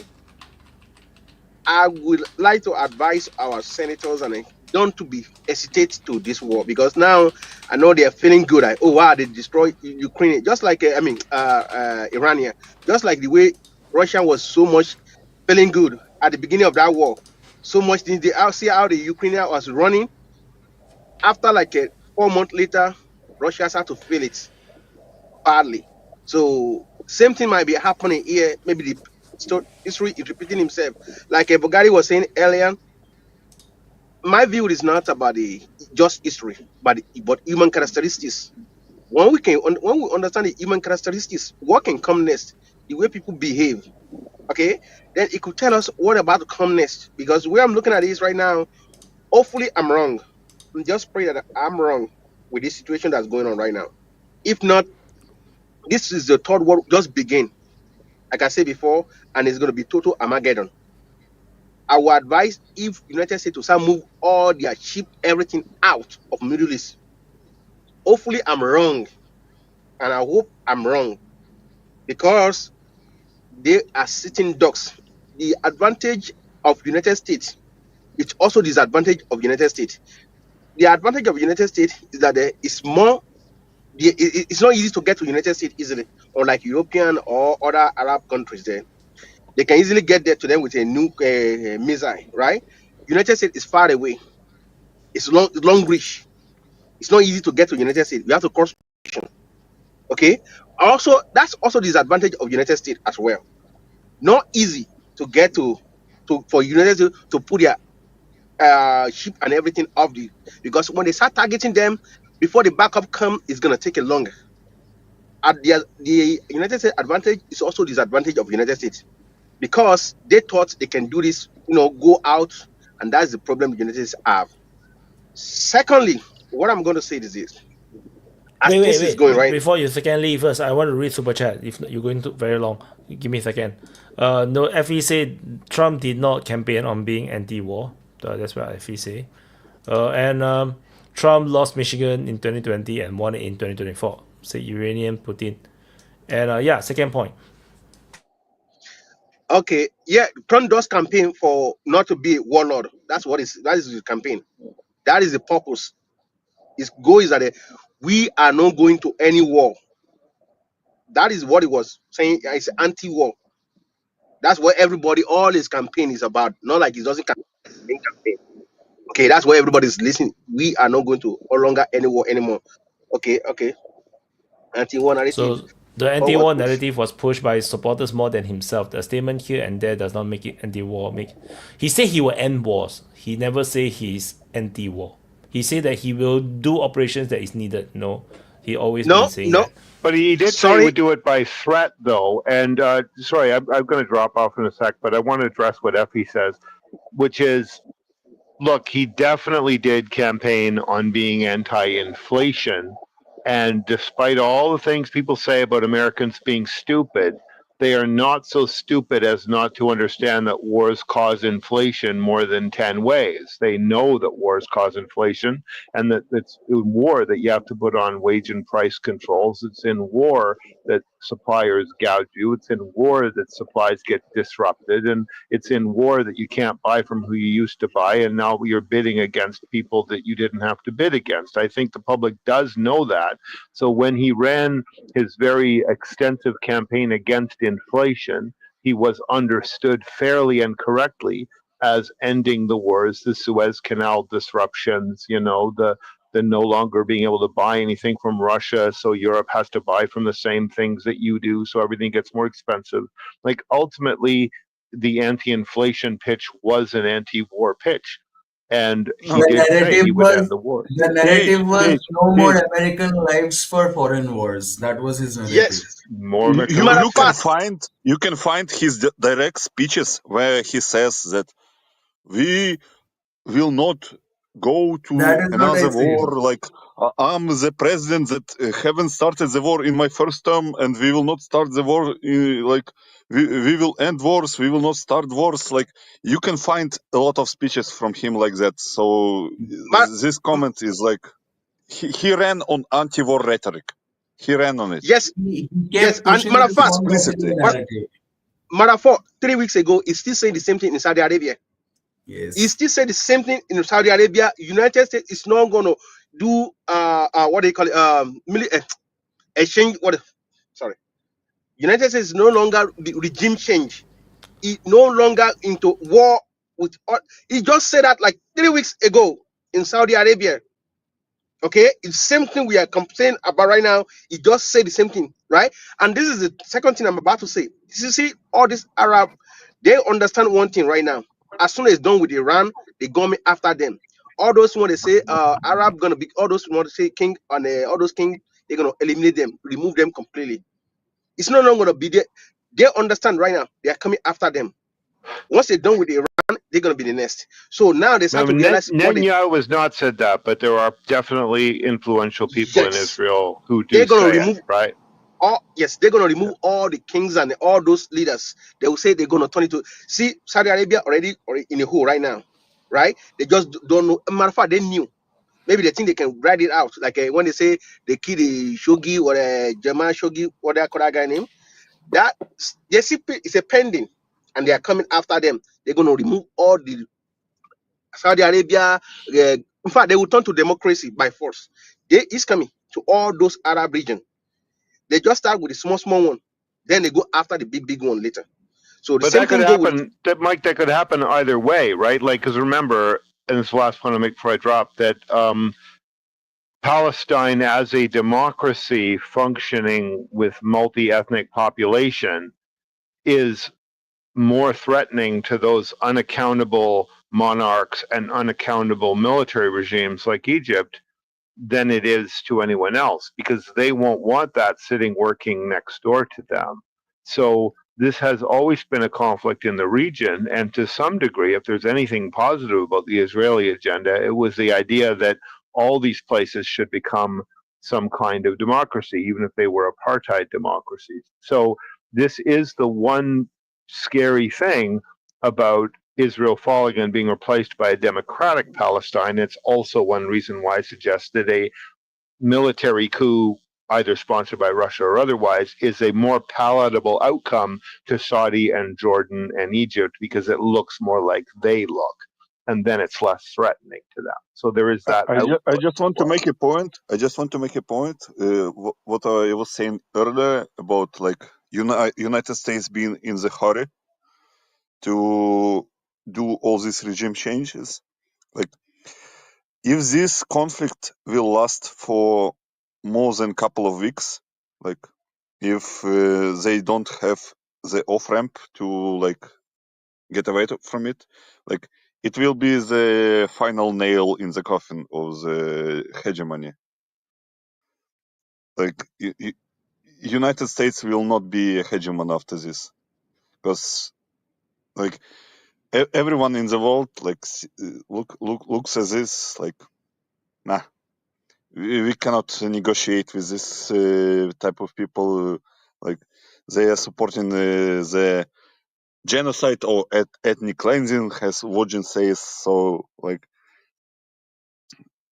the like image of United States around the world is at the all-time low, I think. Like there was the study, the poll around like many countries, and like it was basically 3 countries in the world that the image of United States increased after Trump. It was like India, Turkey, and some shit. if I remember correctly, India, Kenya, and somebody, and everyone else has less opinion of United States right now. So super chat. FE said, I agree he made the statements, but I never took it as his main item. I saw it more from people who wanted it to be so, Rita, etc. Yeah, I just want to say, oh fuck, I forgot the point. Just now Bigari said something I want to respond. Forget it. I forgot about it. It's something to do About with the ending of the hegemony or what? Yeah, I would say something before you talk about Kenya. Forgot about it. Shit. About the image of United States, because yeah. I Image saw of the United States. So just now you quoted the PDF, right? The report, the research. That is written in 2009. What happened before 2009? It was the war on terror. So it was United States doing it themselves. They went to Afghanistan, they went to Iraq, and then that is when I feel like United States reputation went to the rock bottom, really really bad, because I basically was watching it happen. And I was like, no one likes Americans at all, like at all. So it's way worse than it is today. Right now, it's not at that level yet. No, during those days, literally the Americans are killing so many civilians in their wars, and which is why it probably leads to the report that you said, that they want to use Israel to do the dirty job, so that Israel will be the one that's getting blamed and not United States. So that's why I wanted to say. Yeah, let me just say, see, United States is the greatest place. The best people, greatest place to live on earth. To be honest with you, the United States is the best. In fact, nothing could ever come to United States in the world. The people are the sweetest you could ever met. Even talking about from the black, redneck, hey Bailey, tell them all they are the best of the best people. Kind. Even people always assume that when you're America, everybody hates you, or black will hate whites. The mentality of the media playing into the people's mind. Okay, people here, sometimes people like the rules. They like the way they want their things to be done. Polarization of the population. Polarization of the population. But the problem we are currently having now is the leaders that we need to vote out. Okay, because the leaders are making a bad decision. Some of them are good musicians. Some of them I could try to understand through their own view for the future what could comes. But sometimes try to prevent something can also cause more problem than what they try to prevent. Okay, the leader, some of them, they don't think far enough, or they think too much. Unlike what Trump is currently doing right now, is overthinking, and overthinking is going to end up become a problem for United States in the future. Because, like, okay, you have to prevent it before it happens. No, I understand what people say. Prevention is better than cure. We don't want to wait till the Iran get a nuke and NASA even threaten United States himself, right? But now, by doing this now, what maybe in the next 3 weeks, Iran detonate their first nuke, test it, not even underground, overground, test it. What are my question is, what are the Russian? What are the Israeli are going to do if Iran detonate their nuke, test it on it live? What United States are they going to do? Because now the genie is out of the bottle. So what next? Because the question that the people should be asking, nobody asking them, what if they do that? Can anybody answer me, please? What do you guys think is going to be happen? Basically, in their attempt to de-escalate the scenario, they are ending up escalating it further. Moreover, the Trump administration is being blamed because of their previous stances and whatever they're enacting right now. So I think it's the big brother. I don't think it's the little brother it's the little brother's influence that's making the big brother take such decisions. No, my question is, what in the next 2, 3, 4 weeks if Iran tests their nuke Mike, live? I will answer your question. There is a like quote from some Israeli politician from like years ago. Like, we don't have nukes, but if we need to, we will use them. That's what Israel will do. No, okay. Now I agree. No, my question is not that. My question is, what if Iran test their nuke live? Israel will use nukes on Iran, and we will have nuclear war. Then that's gonna be total Armageddon. That God know how many they could say they have. Okay, now because the goal is to prevent, all they're doing right now is to prevent Iran from getting a nuke, right? But in my view, in my own view, I think it's different things going on right now. Yes, preventing Iran from nuke is one of the goals, right? I think the second thing right now, Europeans about to go to the winter. Winter is coming, and they've been shouting, "We're gonna cut the gas, Russian gas," right? Because the way I'm thinking is a little bit different for the way I kind of like think a little bit different. So now, the largest gas production after Russian is Iran. Okay, European gonna need it. They have to rush to do whatever they need to get done quickly, faster before the winter come. If not, because all the one they say they are getting the gas from Nigeria, they're getting from, it's a long distance. Many things could happen before that. Iran is more closer to Europe. The gas can quickly shoot to Europe faster. The energy can get to Europe from Iran than going from Africa or United States. So now the lifeline is like Iran. But for them to get the gas, the leaders have to go. So quickly they could start to pump the gas before the winter comes.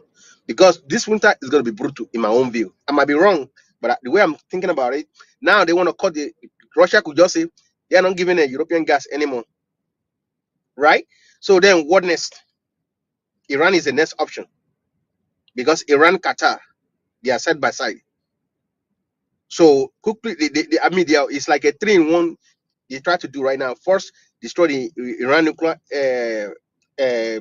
production. Secondly, get the gas to Europe. Thirdly, change the leadership. That's a 3-in-1. They try to kill 3 birds with one stone. But I think the main goal right now is to get the gas to Europe as fast as possible because the winter is coming. Might I lighten up the mood by adding some humor? If US would have probably found the amount of oil that's being secreted out of my bald head, they would have probably put their flag here as well. So you need to understand the motive behind the regime change thing. It's the oil. Forgot about the oil. Yeah, maybe it's the oil. Yeah. Motive behind the regime change? Yeah, see, whenever United States go to war, they don't go to war like the motive is clear, man. They send their proxies in war. No. See, when they go to Afghanistan, everybody say they are chasing what do you call it, Osama. That's completely wrong. Okay, the reason why they went to Afghanistan is this. Back in the 90s, right? Laser is a main thing. Everybody thought laser is going to be the next evolution. Okay, so and the ruby, what do you call it? They use mostly for the laser, come from the Afghan, right? So everybody thought this is going to be like a big boom business. So to get that thing until they finally realize that the laser technology has a limitation. Okay, and most of the element they thought they're gonna find in Afghan, they don't get that as that's why they start to back out. They have to get out of the Afghan. Iraq is about oil, so whenever they go there with the purpose. Sometimes they will tell you what they're about to do, but the reality is different for what they're doing. I disagree. I think they go to Afghanistan is because of opium. They want opium. That's all. There's a CIA thing. Yeah, that is the biggest export of Afghanistan actually. They have to go to Colombia then. CIA is the one that you know what's funny, doing it. Then the soldiers are defending it. You know what's funny? It was the war on drugs Before that began. before the fucking United States invaded Afghanistan, the opium export was relatively low. It skyrocketed after they went into Afghanistan, because After the USA declaration of war and on drugs. all those guys, they get funding from selling opioids. And Yes. after Taliban regained control of the Afghanistan, opioid exports plummeted to the fucking zero. So you don't need to like. It's not like Yeah. I think like Even the US soldiers, it's in a plain sight. yeah, even the US It's in soldiers the open. actually said that no, in after they left the theater, they did say that no, they ended up like protecting the opium plantations, and yeah, then they wonder why the hell are they there and stuff. So it's not about the rare earth and whatnot. It's just it's a CIA thing, you know. They use it to fund their own operations, I think. No, Like sorry. Sorry, what? copium about rare earths is like China controls 90% of rare earths market in the world. Like copium Yes. that you go to Ukraine, you have deal with Ukraine about rare earths or something with Afghanistan rare earths. Like it takes fucking decades to get the production going, and it takes billion of dollars to get the production going. It's not the oh, we have a fucking rare earths here, so we will in next day we will get the benefits of it. Like it doesn't work like that. No, sorry, Bugatti. I'm sorry for cutting you off, but this is the thing, right? I said it before, and I'm gonna say it again. One of the reasons why they go into those countries is rare earth. China don't have all the rare element they produce. Most of them are imports. Okay, they import it to China. It's depending on it's like when you say gold is everywhere. Gold is everywhere in the world, but there's concentration of it. Okay, where you can find the concentration of gold, then that's most important. The same go with the oil. Okay, the oil is everywhere in the world, depending on concentration. Okay, the neodymium, I'll tell you right now, I said that before and I'll say it again. I believe Russian has the largest concentration in the world. Not just neodymium on other elements, that whereby all those people, all those BP, Exxon, when they're digging the ground, searching for gas, already discover all those. Maybe many Russians that's not even knew that yet. Because most of those production go from the all those Exxon that digging everywhere around Russia, looking for gas, looking for oil. So they already dig all those elements out, test it, and know what the content is. Now they want that element because, but my belief is that the European already put all their production. In fact, they said the plant ready for those elements. The goal is to break Russia as quickly as possible. As soon as they break Russia, the element is flowed in. Everything is set up. Okay, but they were surprised that everything was wrong. Everything they planned go wrong completely, off the rail. Now Russia is not breaking up yet, and then the mineral is still there because all those they were so confident about the electric cars. Because if that was successfully, by now all those plants will be coming online. The China will just completely go down. All those things they also brag the neodymium magnet and others. They could get tons of those elements in Russia. With tons of and that's one of the goals they're going after Russia for. After that, they also have a gas. All those gas as well. Everything. The element. In fact, what they were saying about Ukraine is opposite to Russian. What they want is Russian resources. Okay, so they use Ukraine as a leverage.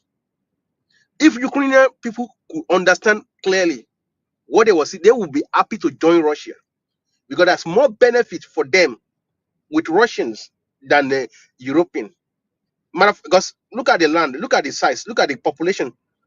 Okay, Ukraine have in ratio, Ukraine have more population than Russia. Okay, in a ratio, Ukraine population is like almost 3 times of Russia.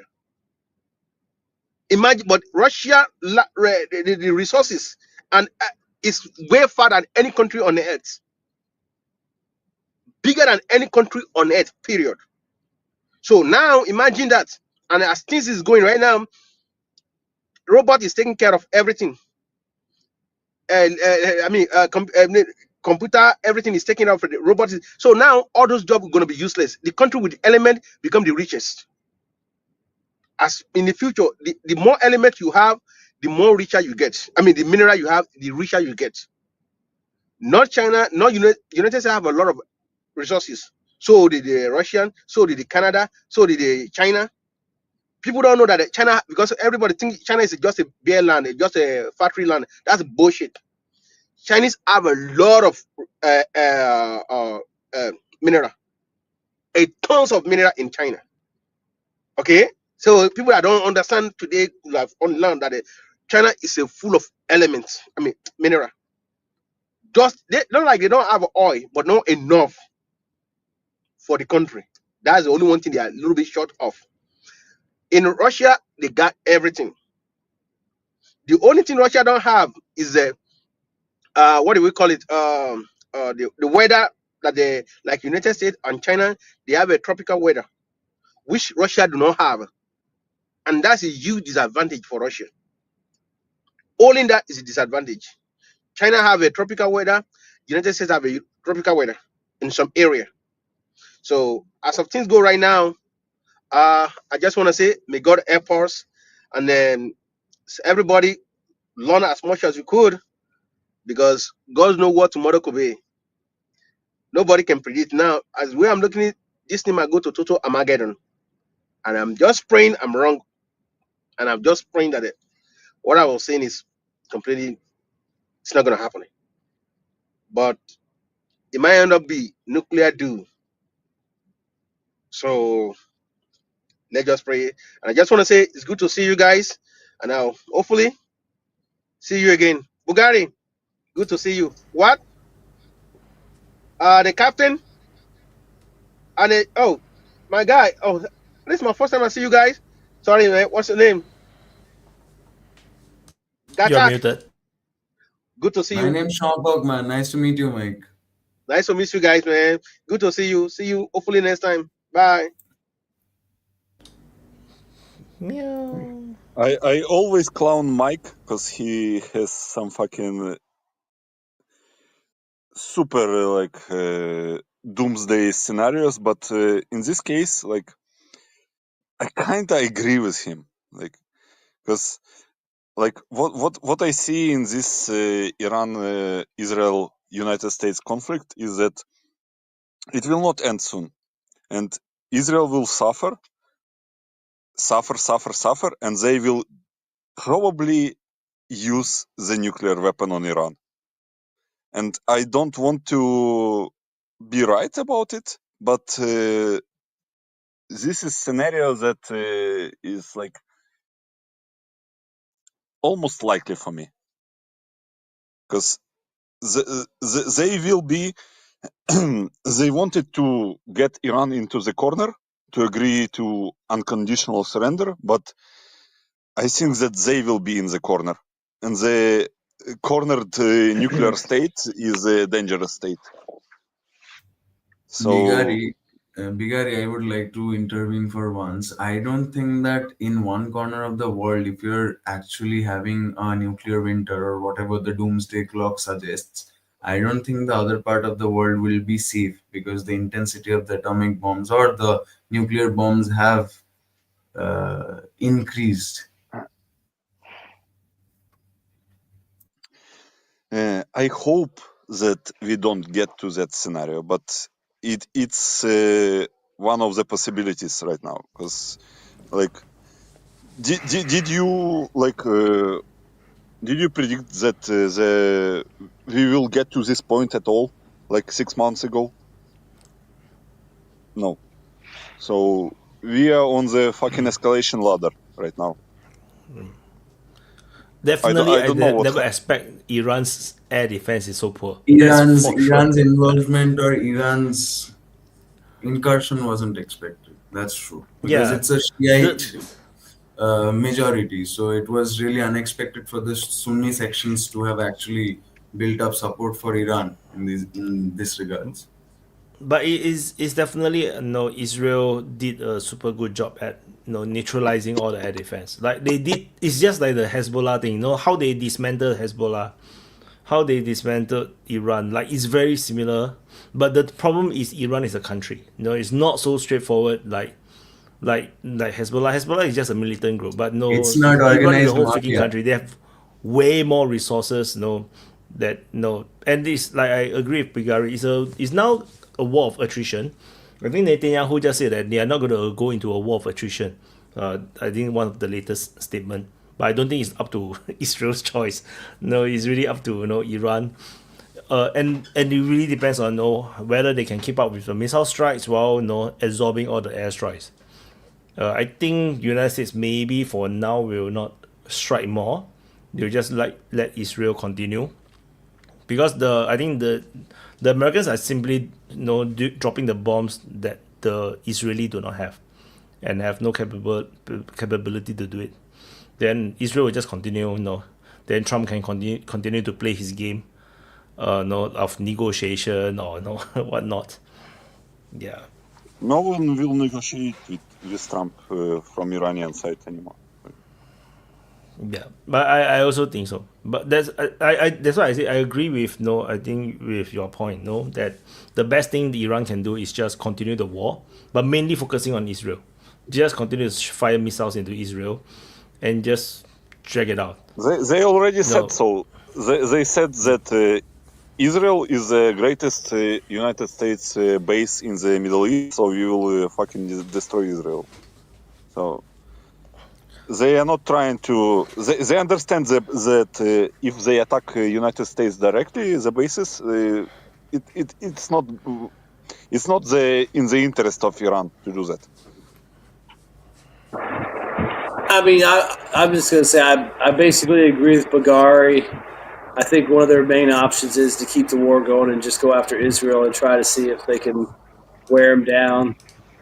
But I also, like I said earlier, think it might be smart just to, go full hermit kingdom and try to get, China and Russia to come in and back you and ride it out. And the only reason I say that is just because there is a chance that even if they just focus on Israel, don't hit any American stuff, don't threaten America or anything like that, that America might just keep hitting them, which would probably reduce the chance that the regime would survive as easily. You know what I mean? It just makes it worse. And I mean, I think they can probably ride out going back and forth with Israel, but I think they're going to have more problems if they got to go back and forth with Israel. Then America keeps coming in and doing stuff too.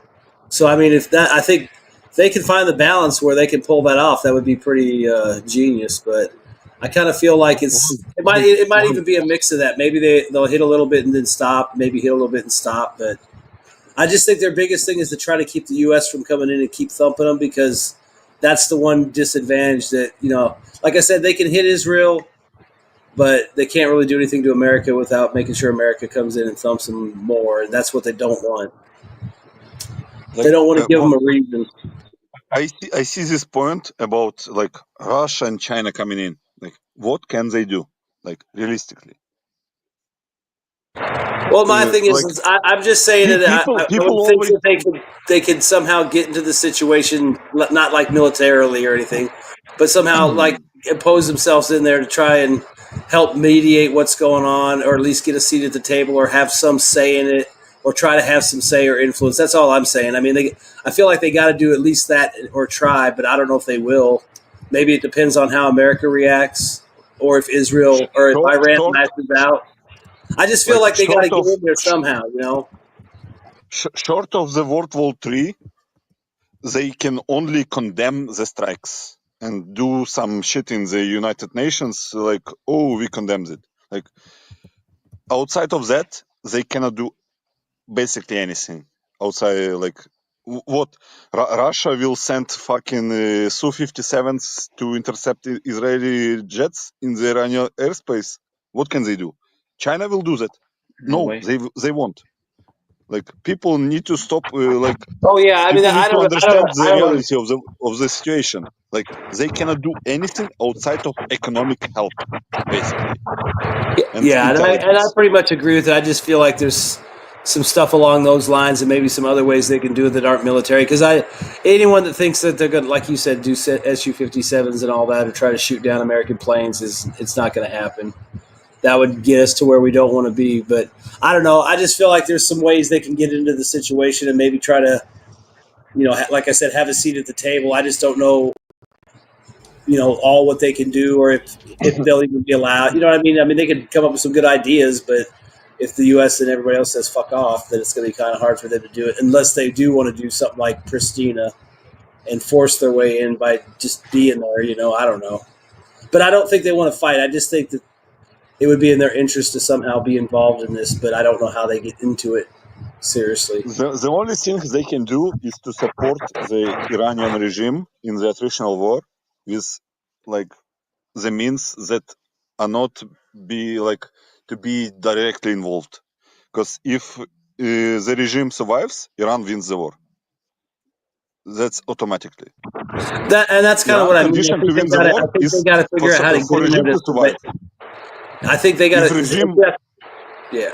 If regime doesn't survive, if regime survives, Israel and the United States automatically lose the war. Yeah, that's I agree with that, and that's what I'm saying. I think Iran and Russia and China have maybe Russia and China need to figure out a way to help them best they can, and Iran needs to figure out how the help from Russia and China is going to keep them alive. Because really, that's the thing. If they can get to a ceasefire, I think the regime makes it, and it's just I think Russia and China will have to play a part in that somehow. I just don't know exactly what they can do, because I don't really believe they'll do anything militarily. I obviously think it's economic, maybe some kind of other support, but I just really think they have to be there in this, or it's going to go bad for Iran, and America and Israel get the victory that they wanted, like if the regime's gone. I just want to address the super chat on the screen. I will not read it. White, you can read it. If Iran can handle pain, they can attack U.S. interests, because they know that U.S. will not launch a ground operation. If so, Iran can ride it out, or what? This is the argument that I have with fucking Voyin all the time. Because Voyin always says that Russia should attack fucking UK bases in Cyprus, bomb them, blah, blah, blah. Actual fucking retardation. But anyway, Iran should not attack United States bases. Because it will be suicidal. They can weather the United States response, but why would you do that? You will you will bring your country back to this fucking Stone Age, because you will get bombed to shit. Why would you do that? Yeah, see, that's the thing. That's why I feel like either they're going to do what you're saying, or they might do what I'm saying. But the goal is to not keep getting hit by America, because that's going to be the problem. And that's the main goal, of keep America from getting more involved and survive to a ceasefire. They will attack Israel. And then if United States wants to come back and attack Iran, it will make United States look even worse. After yesterday, it was actually what they say about fucking Russian invasion of Ukraine, unprovoked, full-scale aggression. That was what United States did yesterday. And if they do it again, go ahead. But you were not attacked, but you are attacking us again. Then I think that fireworks will go off. Then it will be off limits. But they will. Iran is measured, same as Russia. They will not do escalation symmetrical escalation. They will do asymmetrical response. Asymmetrical response is attacking Israel. And that's real quick. And that's one reason why I don't believe Iran would ever use their nuke, because they're measured and they're practical. I mean, why would they spend all this time building up their country and getting all this stuff and getting a nuke so they could take a couple shots at Israel, maybe get Israel, and then they get wiped off the face of the earth and never exist again? I mean, I mean, if it was Yemen and everyone was starving and it was like miserable and shit, maybe they'd want to nuke Israel so they could all die and their misery would end. But I don't, you know what I mean? It doesn't seem like, yeah, Iran talks shit and people say crazy shit, but lots of people say crazy shit when they're mad and upset. I just never feel like, if they get it, yeah, maybe it'll be scary, but the chances are they're not suicidal. Even if there's a guy out there in the desert who's a cleric that says crazy shit sometimes, I don't really think the majority of Iranians want to die. So I don't even worry about them getting one. Super chat. just want to say about this US super chat. EU Super said chat. the news. Yeah, US EU said the new standard giving loads of weapons is not direct involvement. And one more. Everyone Iranian knows Putin say it's Iran direct need to keep this involvement. 1v1 with Israel. So Like, if you listened, even Putin said, at the St. Petersburg Economic Forum, that it's direct involvement. So, like, we all Yeah, I can mean, pretend it's like insulting when it's a fucking they say that and claim it because everybody knows damn well it's direct involvement. it's what's it called? The modernity paradox. We can see the thing happening before our eyes. We understand what's happening, but we pretend that it's not happening. That was in the diplomatic. That what's happening in diplomatic circles right now, because everyone knows that United States, Europe is directly involved in the war in Ukraine.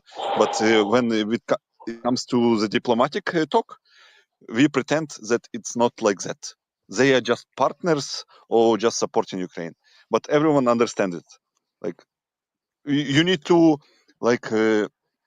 separate the shit that is being told in public to what's being told, being suggested by those words. Like, all I wanna say. Go ahead. Sorry. Okay. I just wanted to say that on paper, the air defenses of Iran are good, but they haven't used them or they didn't work. And also, when it comes to the bombing of the nuclear uranium enrichment facilities, they could have risked their fleet of MiG-29. I forgot the type of aircraft, just to take down at least one B-2. But it seems to me that even in defense, it will be a kind of escalation if they try to defend themselves and take down a B-2. So I feel that maybe they are trying to play the victim. I'm not sure.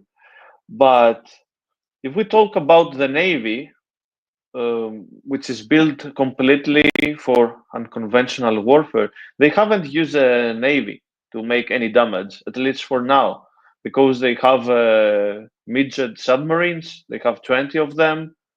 At least these are the official numbers. So there is a weird situation. I think that they can tolerate the damage from the United States. So not to give an excuse for United States to go full force attack on them. Then meanwhile, they will continue to bomb Israel on low rate, let's say. A few missiles every day for a couple of months. But the question of air defense is a great one. I think we should analyze the air defense capabilities more in depth, because they have some copycats from Russia that is supposed to be equivalent to S-400. They have some systems from China that they are supposed to be modern, and it's like they don't exist. Is it because Israel managed to bomb all of them? Is it because they don't want? Is it because they don't have the actual numbers? So really quick, before hopping on the air defense thing, I just wanted to say that on this whole topic, we just like to reiterate kind of my original point on this, which is that the goal of the war on Iran isn't about the nukes, right? It's about regime change in Iran. It's about Iran's rise to regional hegemony, and we've wanted to get at Iran for years. Remember Wesley Clark's, what was it, like 5 countries in 7 years or 7 countries in 5 years list had Iran on it. It was like the list ended with Iran. So they've been trying to plan to go for it. It's just that they ran out of time. First of all, there's like not the perfect opportunity never really presented itself. And they just kind of have to go for it, I think, right now, just because how things are in the world. And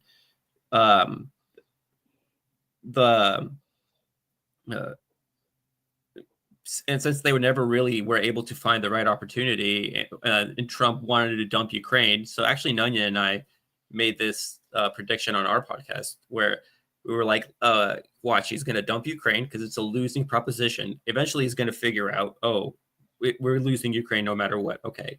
And he's going to want to pivot to where things are working out for him. And things seem to be working out in the Middle East. Israel had just been successful with Syria, all of this stuff.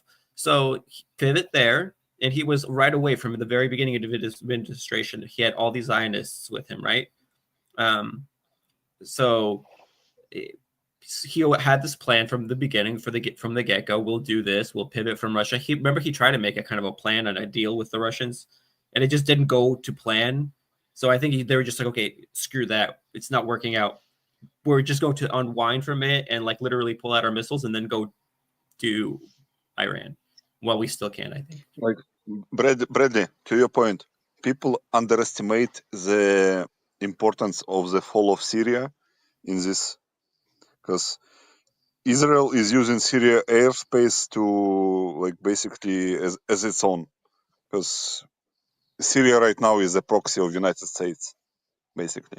So without the fall of Assad regime, it would not be possible.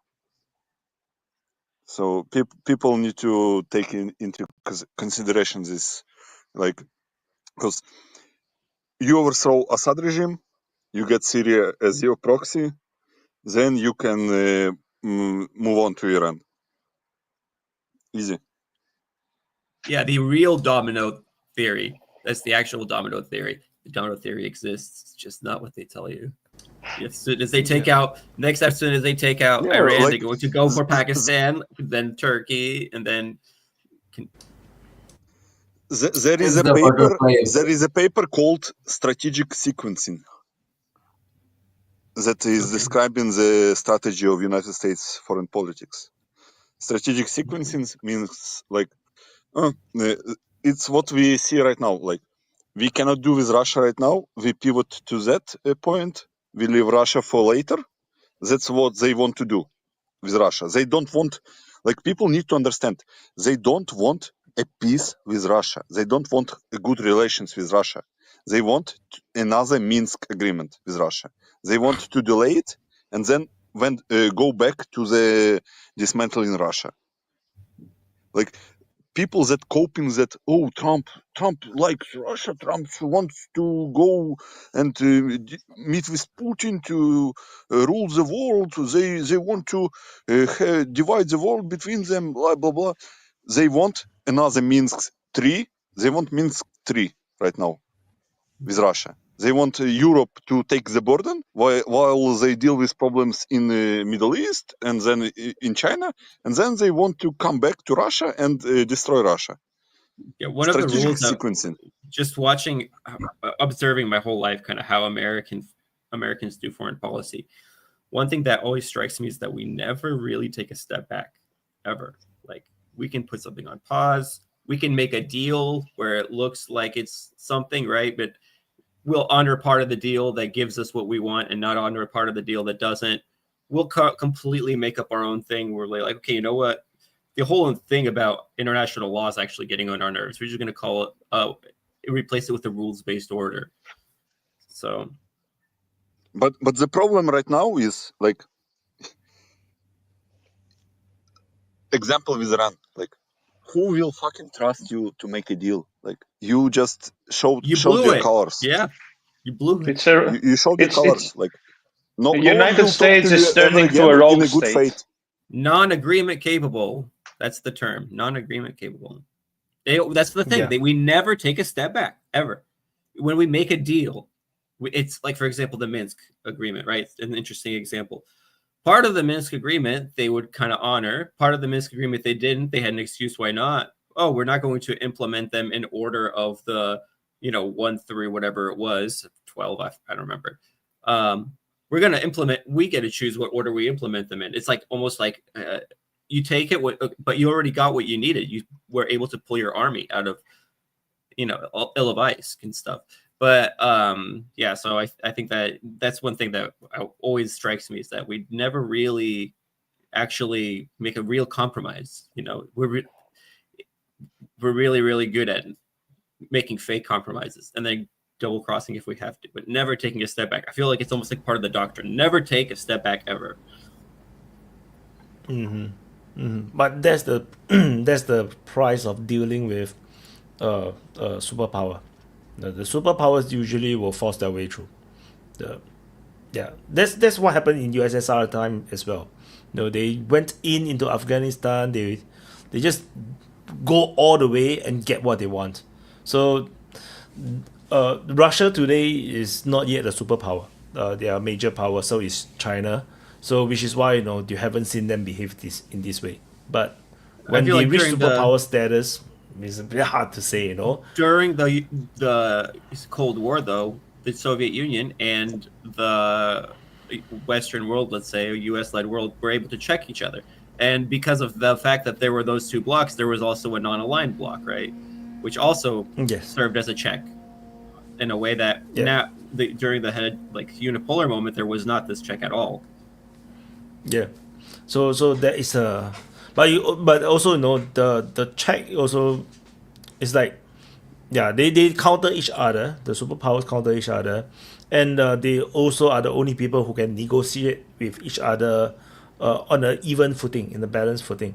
So, like, for example, the Cuban Missile Crisis, they can talk it out. But when you have a superpower dealing with a smaller power, that's it, man. You don't expect the smaller power to have a stand. It's very hard, which is why the non-alignment movement was a thing, which is largely led by the Indians. Basically as a bloc, they try to protect each other. So this is breaking down into this age, and which is why countries like Singapore, whatnot, it's very worried, especially with Donald Trump, trying to reshape the whole geopolitical order. So all the smaller countries are kind of getting worried. So that's one of the thing. And when they see Iran can't really negotiate out of their shithole, then getting bombed into a shithole, that is a big problem. So anyway, speaking 6.5 hours. Oh, yes. Okay. I was going to move over to the air defenses, but we could do closing. Yeah, I'm down to do closing. 6.5 hours. Yeah, we did talk about air defense, but basically it's non-existent. I just want to make a quick remark regarding the government in India. At this point, they are actually against the non-alignment movement. Not against, they are actively dismantling the doctrines of the non-alignment movement. So yeah, there's. I think India is now preparing their way into the UN Security Council. So, we shall see how this goes. The influence of China, because China has been vetoing its way out. Yeah. So, we shall see whether this reform of UN will happen or not. Because Trump wanted to do it, a lot of countries want to reform it as well. But of course, every major power is going to want to shape it in a way that benefits them. So we do not know how that will go. So let's see. That will be an interesting topic when it comes, but not now. I think now they need to destroy the international law as much as they can first. They need to abuse it until they finish all the things that they want to do. Then let's talk about international law. So let's the thing is that Sorry, but the thing is that international law is not a law. It's a custom that comes from the ancient times. It's not something that you can change. It's how diplomacy It's just is a social conducted. contract. Yeah, it's just a social Kind contract of. between the two countries. Every set of law should be subjected to the particular piece of land in question or being governed, and should be aligned to the traditionalistic views. Otherwise, uprisings are gonna end up happening. Yeah, I just before we go on, like no, like in international law, 2,000 years ago was that you don't kill the envoys, for example. And then what happened? So the Han Dynasty sent an envoy down into the Xinjiang area, and then the envoy got killed. Got killed. Like the whole group, everyone died. And then the Han, then the Han Empire went on a massive, very expensive and invasion, all the way into the Xinjiang area, just wipe out that entire kingdom at a huge loss, because in those days going into the desert, is painful. The attrition is very high, but they don't care. So that's also how you enforce international law. You just go to war. But so the international law always exists. It's just like a common understanding of what you're supposed to do, and if you don't follow, you're a barbarian. Like like the Germans, like the Germans was during the Roman Empire. The main thing is that the treaties were valid. So even in the medieval period, when the Christians had the wars with the Muslims, when they signed the peace treaty for X years, they don't broke the peace treaties. And now this is like, even this basic principle is not working. But is there a treaty between Iran and United States? I don't think there's a treaty now. No. That's what they're negotiating right now, right? Trump basically is asking them, no, make a deal. And then Iran is like, no, I must have this thing in the deal before I will agree. Yeah. Yes, but and then they drag this for 60 days, Yes, but the evolution of treaties is things like a formal declaration of war, things like that, and they don't work anymore. With Trump, they don't. Yeah. Because of PC culture, freaking PC culture, or wimpies, wimpy furries, wimps. No, gays, fucking hell. No, okay, never mind. Okay, let's do closing. So, Georgios, you should go first because you're next to me. Okay, I think that it's very hard to talk about this conflict because the motives are very ambiguous, and also the capabilities of each nation are ambiguous. And we also have people in power like Trump that he's like constantly lying. He's public relations person.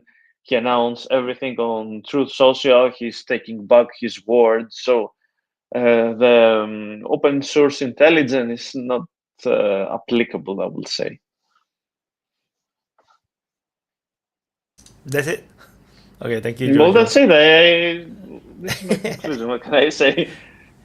Shama Park. Closing. Well, I would really like to address the global issue of pushing a narrative, which is like the victim being called out, the victimizer, and the victimizer being called out as the victim, especially by the media, since they are the ones influencing the populace. I think they should have a clear mindset that would help. I am not against war, but I also think before waging war, clarity is required. Thank you. Thank you, Shamapa. Vaughn. Closing. Yeah, I was just going to say, I guess we'll see what happens with Iran and Israel and the United States. I would think they're either going to do what I say or what Bagari says, which is either keep attacking Israel exclusively or try to go hermit and just ride it out and get to a ceasefire. I guess we got to wait and see what happens with Iran or with China and Russia, what kind of support they're going to provide, what kind of maybe guidance they'll provide, how the United States and Israel will react to whatever involvement they have. So yeah, maybe over the next week or two, we'll see what happens if the regime rides this out, or if they get taken out, or if the United States is going to keep going in there and hitting them. And then obviously with Ukraine, I think there was some stuff that happened today. If you want to find out, though, you got to go check out Wyatt's sit rep or Frontline Changes report. But like around Pokrovsk, there was some stuff. It sounds like it was pretty bad on the east side. And then down around Orkiv, looks like they're pushing towards it from that Mala Tomchaka place. The last video I saw was some Ukrainians getting shelled on the west end of that village. So I'm assuming they're on the way out because it was the very end of the village. So that's probably gone now, which means I think they're only like 15 kilometers from Orkiv proper.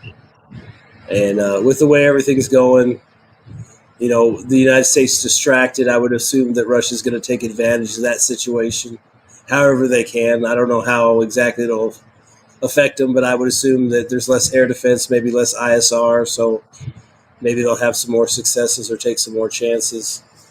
But, my thing is we got to wait till the summer's over, see how the summer goes. As far as Trump goes, I'm pretty disappointed that he did this. I just think there was other things you could have done before you tried to break open a fucking nuclear site. I just think that's idiotic to fuck with nuclear stuff. I mean, nuclear weapons are dangerous, and you want to blow up stuff that's got radioactive material in it, so it just seems kind of retarded. And I think there was other ways you could have figured it out short of doing that. And as far as down the road, I don't really want to get into it because the midterms are a long way off. And, if Iran's still in the news, then it'll probably hurt them pretty bad. If everything's been tied in a neat bow and they've sold a bill of goods to people and it looks like it's all nice and neat and clean, then maybe it doesn't hurt him at all and he gets his peace prize. But I really don't think that's going to happen. Other than that, I don't got a whole lot to say other than like, subscribe, and share. Thanks, Wyatt. And happy anniversary. And y'all should remember that he was on here on his anniversary. Holy crap. So y'all take it easy. Have a good week. And, if you like what we're doing here, come on the open mic. You can get in here and have a good time. Plus the voice chat's really good too. So see everybody. That's debatable. Thank you, Vaughn. So yeah, for those that come on screen, you'll get to access the DPA Open Mic Speaker Lounge. And so in the Open Mic Speaker Lounge, you could, if you don't have enough, you don't get enough of open mic. Every day is open mic inside, 24/7. It's crazy, Like anytime you go in, there's like seemingly like someone talking. So it's quite shocking. So Bradley. Okay, closing. so thank you very much. So I did not know it was your anniversary today. Congratulations, Wyatt. It was yesterday actually. So Okay, it's 7 All a.m. right. now for me. God. All right, but for closing, I'll go back to what I think was the most important topic at the moment, period, full stop. And that is the war on Iran. Basically, if the Israelis drag us further in and keep going up the escalator, and especially if/when we put boots on the ground, which someone would probably have to do, there would have to be some kind of boots on the ground to accomplish Israel's stated objectives like denuclearizing and regime changing Iran. I don't think that they could just make that happen by remote control. Someone would have to basically you would have to basically to accomplish like Israel's objectives, right, which was the regime change and the denuclearization. I think you have to put people in there. There's no other way. So I don't think that it would work like Iraq, especially like I think about Iraq 1, like Saddam Hussein allowed the Americans to build up forces for a long time and didn't attack because I guess he didn't know what's going on. Iran understands this is existential, and I don't think it would be easy to get into Iran because like Israel doesn't share a border with Iran, America doesn't share a border with Iran. The greatest danger, I think, is that we might be tempted to actually, like, the greatest danger of a tactical nuke finally actually being used is us being tempted, if we do have boots on the ground, to make it not look like a maybe surrender or not to lose face, then we could actually, I think, resort to using a tactical nuke. I think actually that's the big danger. So we can't accomplish the thing that we want to do, that we said we want to do. Therefore, we have no theory of victory without doing the thing that would require somebody to go with boots on the ground. So that's how I see it. So I think that means eventually there has to be, and I don't think it could be just these terrorist groups. So I think I'm really worried that they're going to try to do something like this, and that they're going to start escalating and climb up a tree that they can't climb down from, and that could be the real danger. But other than that, I know that Craig probably has a spiel for us coming up, so I'll get off. But after saying, though, to remember to like, subscribe, and be back next week for more conversations like this. Peace. Great. Well, be brief, except to mostly agree with Bradley. I mean, what he was just saying and what you were just saying, Wyatt, about those who kill the envoys, i.e. the chief negotiators, end up suffering terribly. And you don't want your government to be perceived as agreement incapable, because the only response to agreement incapable is heavy decapitation strikes so that somebody agreement capable comes into power, or a whole bunch of subversive stuff, asymmetric attacks by actors you don't fully control, maybe even stuff we don't want to think or talk about, like bio and things like that. So, there's a limited amount of time from the moment you prove yourself agreement incapable. If your own people don't replace you, then your people are perceived as agreement incapable. And then these larger, uglier responses, asymmetric responses especially, become more thinkable. So it might at this point be existential for America to think about putting Trump in a box. And even if Vance is no better or worse, he's at least not the person who assassinated several top Iranian officials. Remember, also in 2020, Trump invited an Iranian to a meeting in Iraq and then assassinated him on the way there. So it's not the first time he's knocked off a chief negotiator. And the correct response to that is pretty much what Sun Tzu and Wyatt just said. It's overwhelming violence that breaks the rules, and then a calm stop to go, okay, are you ready to actually negotiate with our negotiator now, or are we back to this barbaric mode of behavior? So Americans are not immune to this. They are certainly the ones who are in bases in the Mideast are vulnerable. The ones on ships are vulnerable. I don't believe that American ships are invulnerable. The Houthis proved people would shoot at them. So this is a very dangerous situation. And when you look at the three regimes, the Israeli regime of Netanyahu, which is not popular, the Trump regime, which is plummeting in popularity because of this war move, and Iran, which arguably has got a more representative regime of its people's attitudes now than it did, I wouldn't bet that the Iranian one is the first one to fall. I wish Americans luck in finding their way to a leadership that can negotiate their way out of this. I'm not hopeful, but that's what you need. And if Trump's not the guy, you've got a vice president there. He at least didn't do this. And there's a couple of ways to get to him.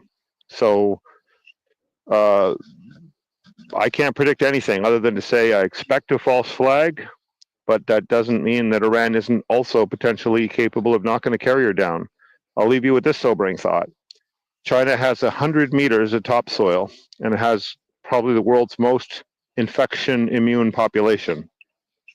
They will survive a nuclear or biological war. The United States, with less than a foot of topsoil and a population full of anti-vaxxers, anti-maskers, prone to battle each other, and no public health system, would not. So there, right away, there's your power issue.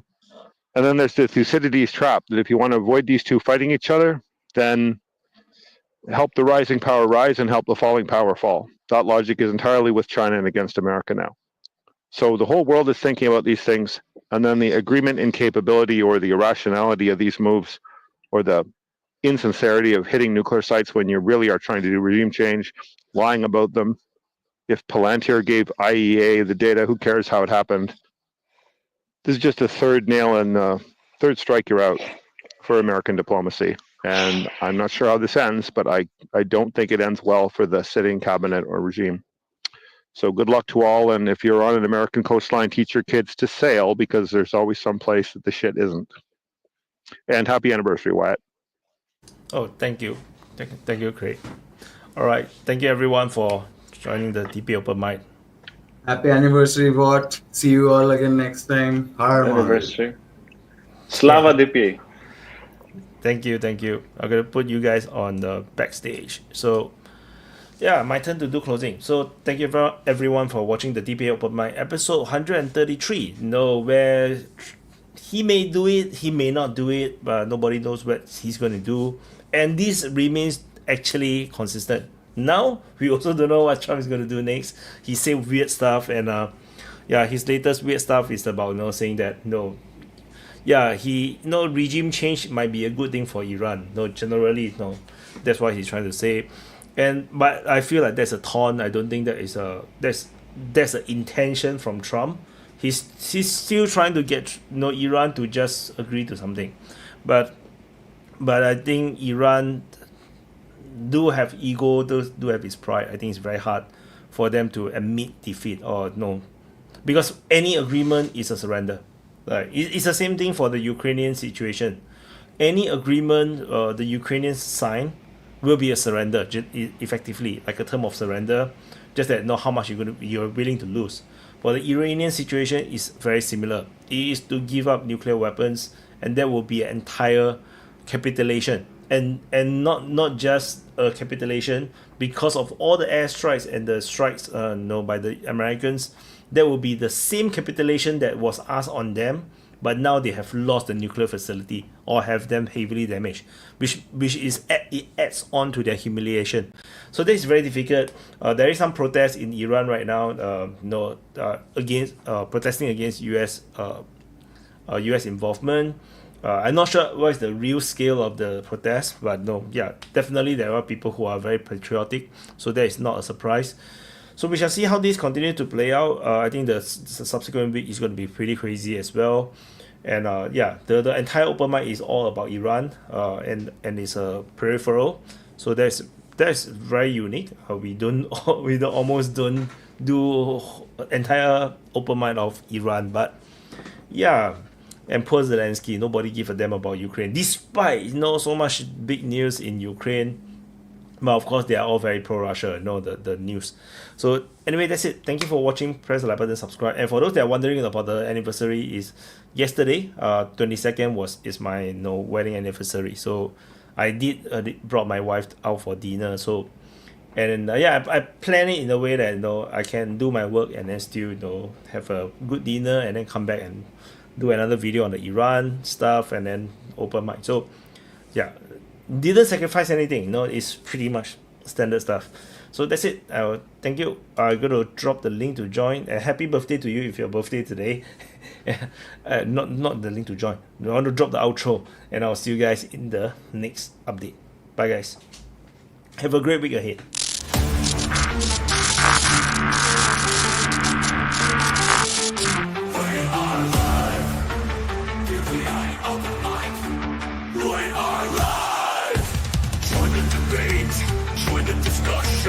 Share your voice, share your opinion, swallow your ego, expand your mind. DPA Open Mic, free speech, so DPA Open Mic, we are live.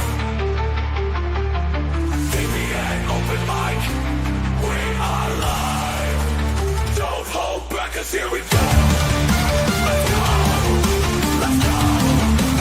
We are live. Let's go, we are live. DPA Open Mic, DPA, we are live. We are live. We are live. From every corner of a spinning globe, gathered voices, the stories they probe. Ideas like rivers, they ebb and they flow. In the meeting of minds we grow. Together we stand, unlovers, yet alive. A world where every voice decides, debating the future.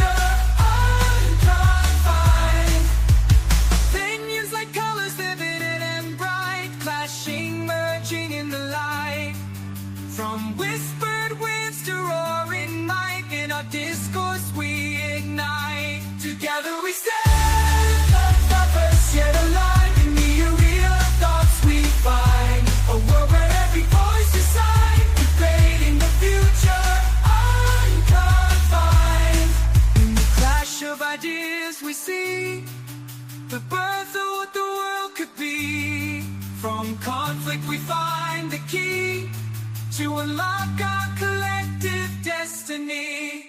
Round the table, the world convenes. Every culture, every scene. In the marketplace of dreams, we chart the course of unseen streams. Together we stand.